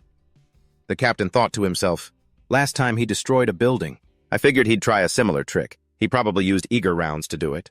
He must have burned through most of his mana for that." This thought made this captain step outside confidently to observe the situation, only to see 3 swords rushing towards them at high speed. A team member screamed, "Incoming attack! It looks like Han-gyeon's sword control. They're attacking us from a distance." "The nerve of these brats!" the captain shouted angrily. "Fight back! Pin down those swords!" But as the swords got closer, the captain finally got a good look. Attached to the swords were countless mana bombs. As the swords neared, the bombs immediately began to drop like they were dropping a nuke. The captain, terrified, let out a piercing scream. "Ah!" The mana bombs detonated instantly. The force of the explosion was unimaginable, sending the captain flying. "Ah!" The entire ceiling had now almost completely collapsed. Debris rained down all around, and thick smoke and dust filled the air. The captain was pinned down by the collapsed ceiling, unable to get up. He roared in fury. "The swords exploded? Arg!" At that moment, Lee Chang-hyun was watching the situation intently through his scope. He spotted an enemy team member escaping the explosion. He quickly sent a bullet his way, finishing him off instantly. Bang! And just like that, the guy was taken out. After taking down this last one, Lee Chang-hyun smirked and thought to himself, "Looks like I didn't even need to step in. They can't hold on to their swords at close range." So they wanted to use long-range attacks. But that wasn't going to be easy with Han-hyun controlling their swords. He calmly walked down, thinking to himself, "It's over." On the screen now, the match information between P and TGD was displayed. With a score of 7-0, Team P had won. At that moment, in the observation room, the manager of Team LTD was quite stunned by Team PA's performance. An absolute victory. He never expected to see a strategy like that. In a third-league match, no less. He was LTD's #1 manager, Lee Jin-han. Lee Jin-han seemed quite interested in Lee Chang-hyun and asked his assistant, "Isn't that the kid who caused trouble in the third league?" His assistant raised a hand to scratch his head, thinking, It seems he's not just all talk. He's formidable." Lee Jin-han turned back and asked, "Isn't he on our recruitment list?" His assistant quickly replied, "Of course he is, but it seems he already has a relationship with Team P. We made him the best offer in the industry, but he didn't even consider it." Lee Jin-han thought for a moment, then said, No use worrying about it now. Tell our second-tier recruitment team to approach him." The assistant quickly went to carry it out. Back in the arena, fireworks were now shooting high into the sky, spelling out, "Per win." Lee Gina looked up at the sky, unable to believe her eyes. "We did it! We won!" Lee Eonju also joyfully raised her head high to look at the victory message. It left her frozen on the spot as she was lost in the thrill of victory. Then, Lee Chang-hyun came up from behind her. He reminded her, "It's only the first victory. Don't get too excited. Let's put the celebration on hold for now. We need to do an interview." Lee Eonju was pulled back to reality, reacting a bit slowly. Lee Chang-hyun added, "I'm guessing the MVP will be Han-gyeon." And just as Lee Chang-hyun predicted, the MC was interviewing Han-gyeon. Welcome to our viewers nationwide. We're here to interview the MVP of the winning team. Mr. Jun Han-geon, it's a pleasure to meet you. Han-geon humbly said, "Thank you for having me." The MC quickly began the interview. First, it's unfortunate that Pair ended last season with only one win. Can you share how your team prepared for today's match to bring about this change? Han-geon answered honestly, I just did what Chang Hyun told me to do. The MC, quite surprised, quickly asked, "Excuse me, do you mean Mr. Lee Chang-hyun?" Han-geon said seriously. "Yes, I just followed his instructions." The MC now understood. Ha, I see. The MC continued, "Your team's strategy created a huge buzz online. Many people are comparing it to artillery strikes and guided missiles." Hearing about the strategy, Han-geon was quite proud and recounted, "Yes, that's exactly how Chang Hyun described it when he explained the strategy. His strategy was perfect from the beginning to the end of the match. I really respect him. Let me tell you how accurately he predicted everything." Hearing this interview left Lee Chang-hyun speechless. He really didn't know what to say about this Han-geon guy. Why is he only talking about me during his own interview? On the interview screen, Han-geon was still mentioning his name. So then Chang Hyun. Kim Do-jun walked over and said to Chang Hyun, "Man, he's talking like you're a cult leader or something." Suddenly, Lee Gi-hun, sitting from afar, said, "That's right. It suits you well, Mr. Chang Hyun." Hearing Gi-hun call him that made Chang Hyun think to himself, "Mr. Chang Hyun? What's with this guy now?" He reminded him, "Please, just call me by my name, okay? Like you always do. I mean, you're older than me, so I don't know why you're calling me that." Lee Jin-han blushed, scratched his head, and laughed awkwardly. Ha. Lee Ionju observed everyone around her and thought to herself, "I think they're just overjoyed because we finally broke our losing streak. But this team is only going to get stronger. The third league championship will be ours." Do-jun was in a room, happily eating instant noodles, when he looked toward the door as it opened. Huh? Do-jun turned his head to look. The person who entered was none other than Chang Hyun. Do-jun put down his noodle cup, his mouth still full, and asked, "Where are you going? It's our day off." Chang Hyun replied curtly, "Going to meet someone." He didn't forget to remind Do-jun, "Just because it's the weekend, don't laze around all day. We're still in the middle of the season." With that, Chang Hyun turned and walked straight off, waving goodbye without looking back. "See you later." Do-jun didn't pay much attention and replied casually, Yeah, later," then picked his noodle cup back up. He lifted the whole thing to his mouth and slurped up everything that was left in the cup. When he put the noodle cup down on the table, there was nothing left inside, not even the broth. Then he turned and picked up the TV remote next to him. "Now time to catch up on my shows." At the Hunter League Stadium, people were coming and going, making it incredibly crowded. A hand gently raised as if signaling, "Over here." Min-seok stood there, waving. Chang Hyun quickly noticed him and greeted him politely. Hello." "You're right on time." Min-seok raised his other hand, waving 2 tickets back and forth. He smiled and said to him, as Chang Hyun approached, he asked, "Are they letting people in yet?" He replied, "They are. Let's go in." The scene changes to inside the Hunter League Stadium. The atmosphere here was incredibly lively and just as crowded. Beams of green light and large screens illuminated the entire stage. In the center, surrounded by the stands that were already packed with people, Chang Hyun quietly sat down in his seat next to Min-seok after they had both settled in. He turned to ask Jang Hyun, "Have you been in a lot of matches before?" Then he added, "Because you seem pretty familiar with this place." Jang Hyun thought to himself, "Well, of course I am. The truth is, I lived here in my past life, but my words came out a bit more modest. I may be in the third league, but I'm still a professional player." "Right," he replied to me. "Anyway, I'm glad you came. It's the weekend, but I was worried you might have other plans since you're in the middle of your season." Jang Hyun replied, "Thanks for inviting me." The large screen changed, displaying 2 national flags representing the 2 teams competing this time. He spoke up. "A match between Korea and Japan. We always get crushed by Japan." Jang Hyun nonchalantly asked Min-seok beside him, "Is it really worth coming all this way to watch?" He seemed a bit helpless against his bluntness. "Whoa, that's harsh. It's our country after all. Ha!" The big screen gradually showed the faces of the competing members. Below, Jang Hyun and Min-seok were still discussing. It's not that Japan necessarily has the advantage right now, but the Korean national team has some of the best talent from the first league. Jang Hyun crossed his arms, his face pensive. "I'm not exactly happy about that either." But this is Korea's reality right now, he continued. The Korean players don't lack ability or essential stats. The reason I wanted you to watch this match, he explained his purpose to Jang Hyun, is because I know that one day you will be standing on this stage. And when that day comes, I want you to get revenge for us. His face showed a hint of surprise. The man next to him continued. And not just that. Min Seok pointed towards the stage. Not just that. I have a friend on the Japanese team. Let's go meet him after this match, okay? Jang Hyun closed his eyes in thought. I see. Looks like he has high expectations for me. The look on Min Seok's face beside him was full of trust. Jang Hyun looked seriously towards the stage below. He silently resolved to pay closer attention to where we currently stand and the results. A while later, the stage roared again, signaling the end of the battle. It's over, let's go. Min Seok smiled and turned to look at Jang Hyun. On the large screen, a prominent line of text appeared. Hunter Tournament, Asian Games. The score for Korea and Japan was 2-7. It was very clear victory belonged to Japan. We lost. Jang Hyun spoke up. After hearing him, he just grunted, then stood up from his seat.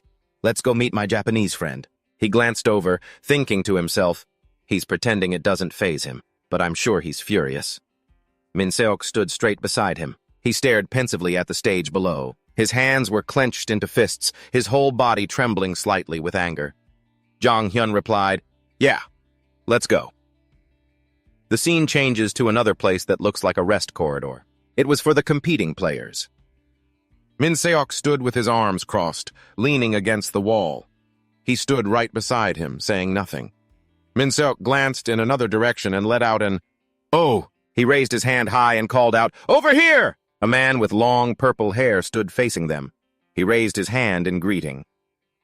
The Hunter Tournament's Japanese national hunter, Takumi Minamino. Min Seok and Takumi rushed to embrace each other like friends who hadn't met in a long time. He asked, "How have you been?" Takumi simply replied, "Still good." Jang Hyun stood beside them, his expression unchanging, watching them. Takumi seemed a bit puzzled. Shouldn't you be meeting your own country's players first? Hearing this, Min Seok just shook his head helplessly, completely fed up. "Oh, ma'am, forget it. My generation is a lost cause. I'm pinning my hopes on the next generation." At this moment, he turned his head towards Jang Hyun to introduce them. "Ah, this is Takumi. He's a hunter for the Japanese national team, a ranged warrior, the most impressive and aggressive in Japan at the moment." Then he pointed towards him. Jang Hyun's face filled with confidence. "This is Jang Hyun. He just debuted in Korea's 3rd league. He's a rising talent that I have very high hopes for." Jang Hyun and Takumi shook hands. Takumi was the first to speak. "Heh! So you're the kid Min Seok never shuts up about," Jang Hyun politely replied. "A pleasure to meet you, Takumi." After the handshake, he looked Jang Hyun over, sizing him up. He raised a hand to his chin, deep in thought. Right after that, Takumi turned to look at Min Seok. Pointing at Jang Hyun excitedly, he said, "Hey, Min Seok, let me test this kid out a bit, okay?" Min Seok was a bit surprised. "Huh?" He chuckled. "Well, you should be asking him, not me. Jang Hyun, you okay with that?" Receiving the invitation, Jang Hyun thought seriously, resting his chin on his hand. Takumi Minamino. That name is completely unfamiliar, which means, in my time, he was no longer on the national team. His stats must be incredibly high, he thought. Jang Hyun immediately used super insight on Takumi. Instantly, information about Takumi's skills appeared before his eyes. Skill: Rapid Fire. A. Significantly reduces the delay between projectiles. Allows nearly 2 projectiles to be fired simultaneously with each shot. Weak point focus. Do. Hitting the same spot twice will guarantee the destruction of the target area. Acceleration A. Increases agility, granting the ability to accelerate up to 3 times faster. Physical attributes.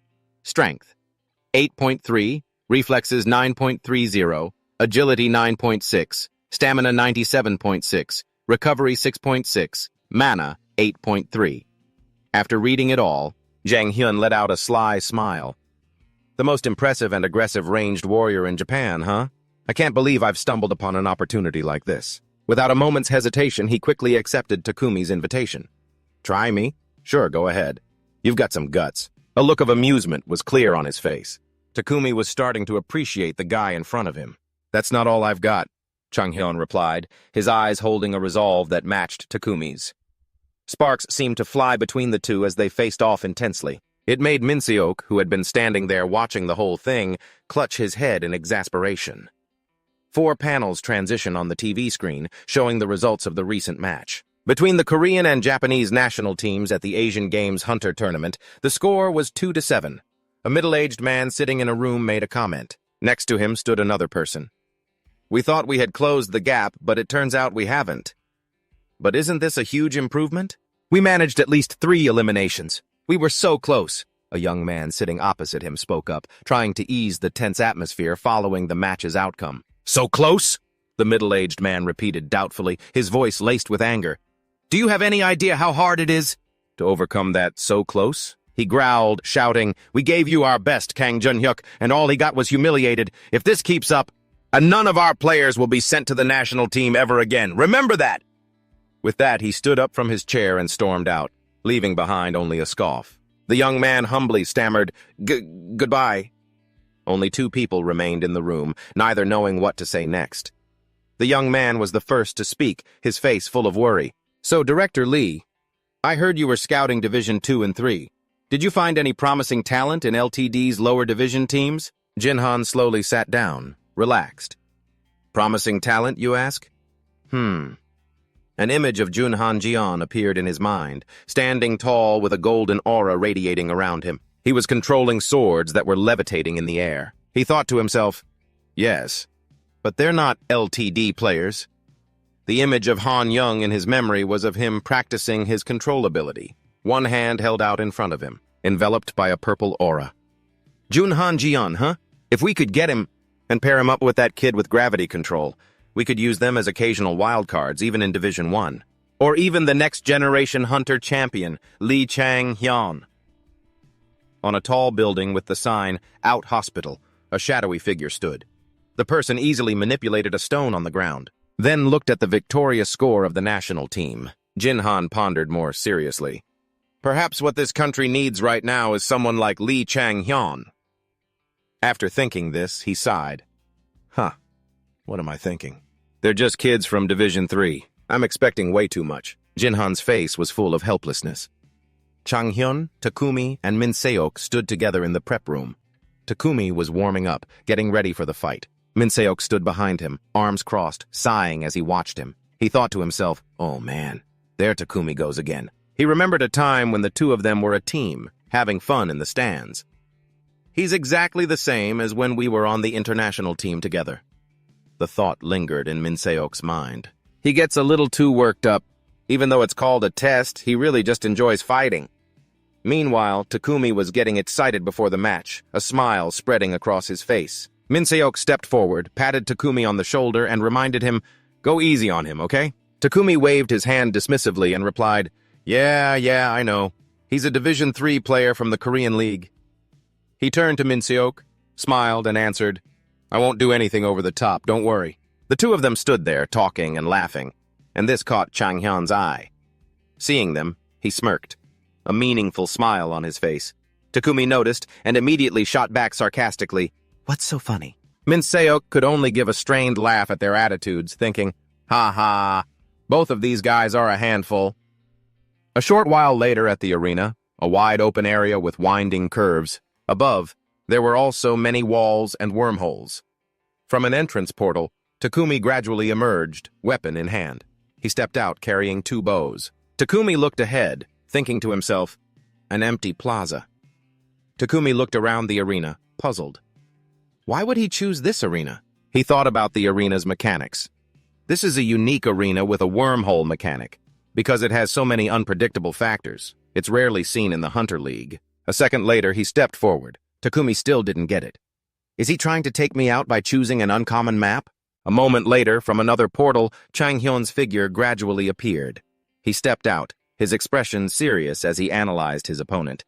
It's rare for 2 ranged fighters to face each other in a match, one-on-one.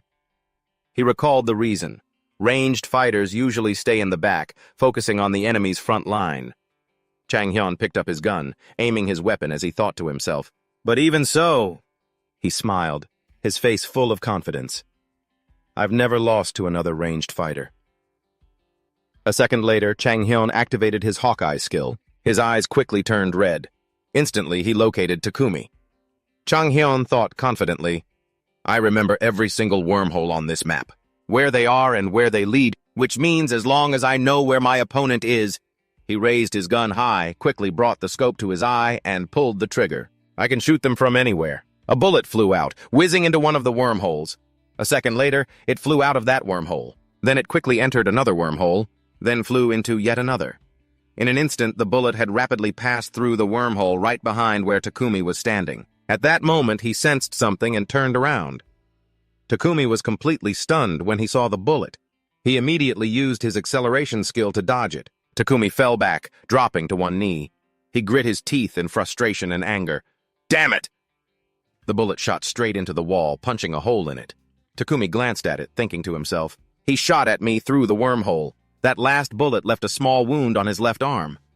Takumin thought, if I had been even a split second slower? Chang Hyun looked through the wormhole, his expression grim. Seeing the bullet miss Takumin, Chang Hyun felt a pang of regret. It seems the wormhole's vibration slightly altered the bullet's trajectory. Takumin immediately took cover behind a wall. He looked at the wormhole, pondering.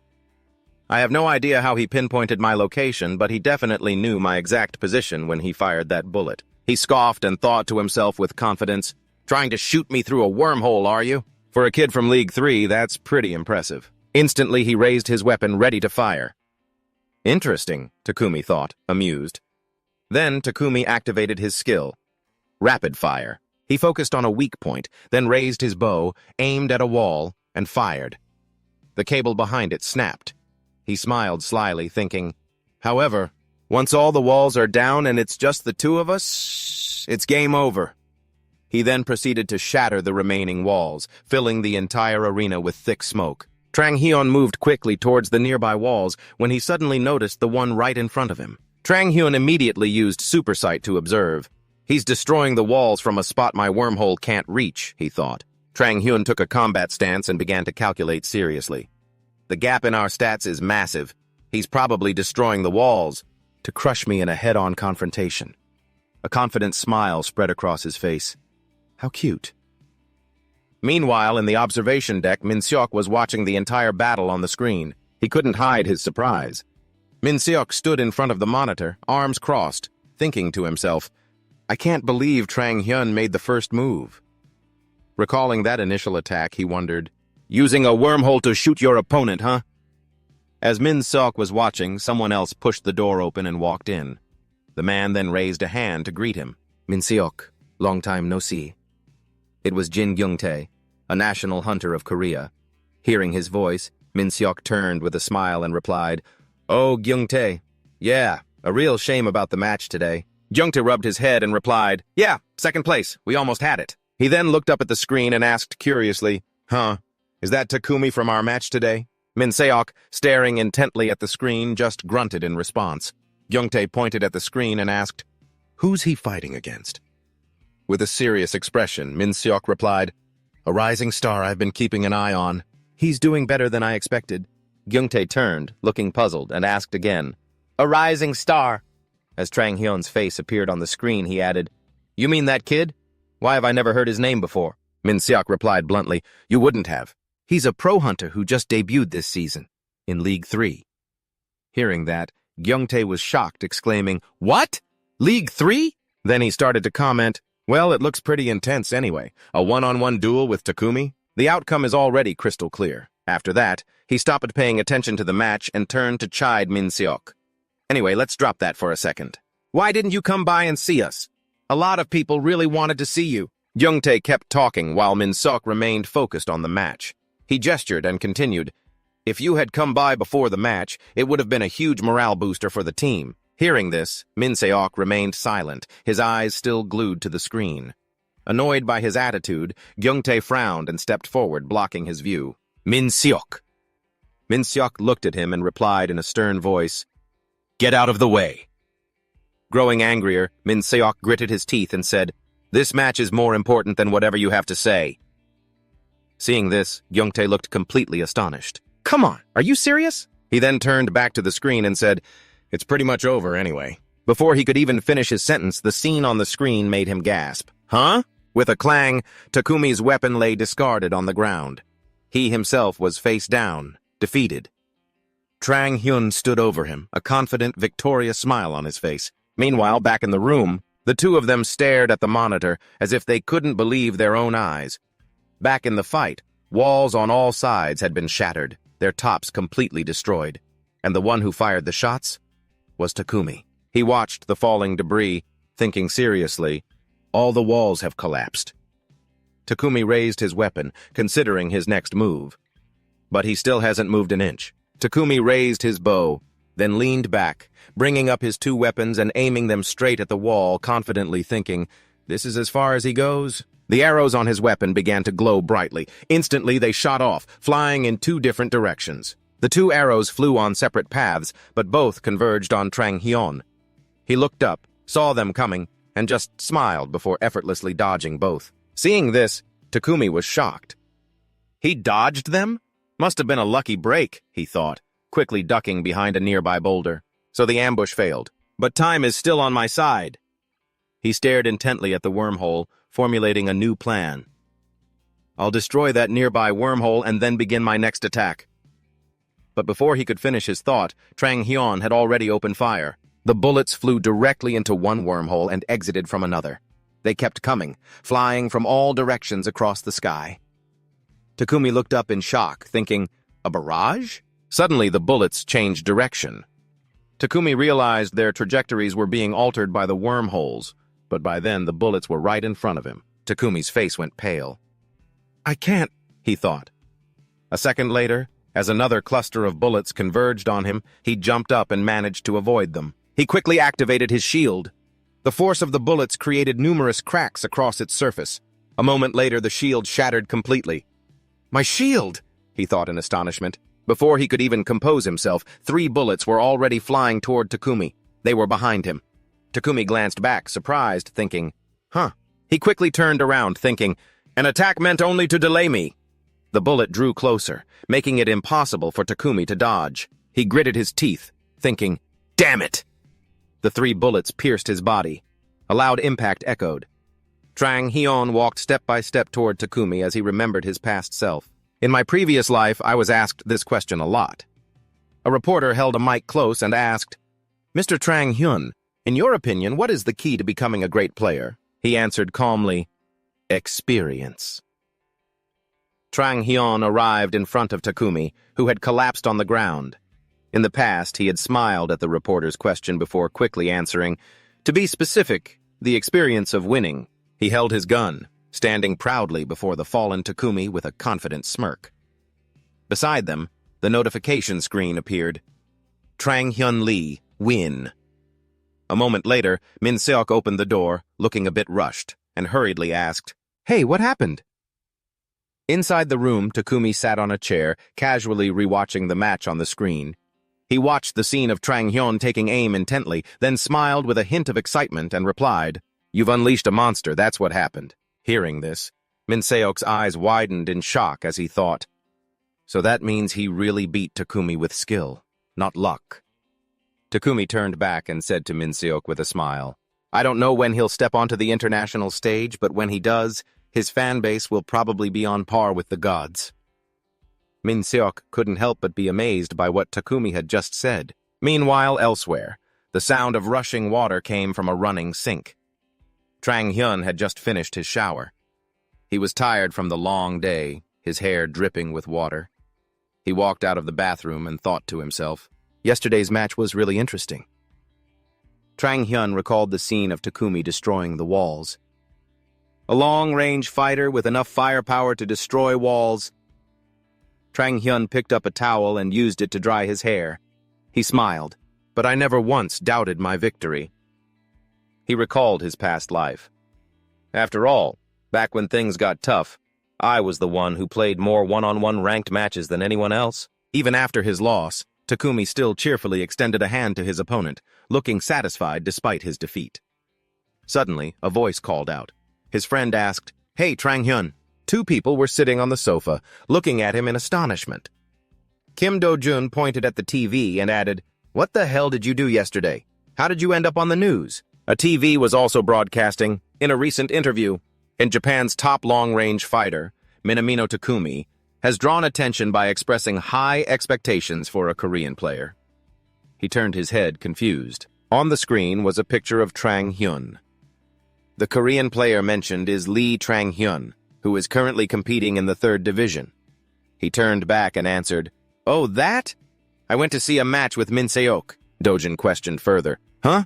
A match with Min Se-ok? Since when were you two so close?" Han-jeon also looked at him and spoke up. "So you really fought Takumi yesterday?" Dojun asked cheerfully. "Did you get his autograph?" Trang-hyun glanced at the screen, crossed his arms, and replied, "I had a solo match with him and won." Hearing that, Dojun couldn't believe it and yelled, "What?" He smiled and thought to himself, that reaction is priceless. He recalled the match and analyzed it. Although it was a normal outcome for me, on paper, Takumi's physical stats and skills are far superior to mine, Trang-hyun thought confidently. But in a real fight, I had the upper hand. I've been in this game long enough to know every map down to the smallest detail. How could I possibly lose? He pondered. But if I had been even a little slower to react, the result could have been different. Just then, Han-jeon stood up, his voice cutting through his thoughts. I knew it from the very beginning." His eyes were shining with adoration as he looked at him. "We just need to follow Trang-hyun." Meanwhile, he thought, are his eyes always sparkling like that? Dojun put both hands on his head, complaining, "You should have taken me with you if you were going to meet Takumi." He waved his hands around and continued, "I would have gone bam-bam with my sword and we could have defeated him together." Seeing this, Trang-hyun lightly chopped Dojun on the head and said, "Cut it out, you idiot." Dojun clutched his head and yelled, "Ow!" Trang-hyun casually flopped down onto the sofa, thinking, that might have been possible in Dojun's prime, but right now, he doesn't stand a chance. He looked down at the system notification panel. On it was his super perception skill, and it seemed to have finally leveled up. He immediately tried it out. His super perception had been enhanced. Maybe it's because I pushed it to its limit during the match with Takumi.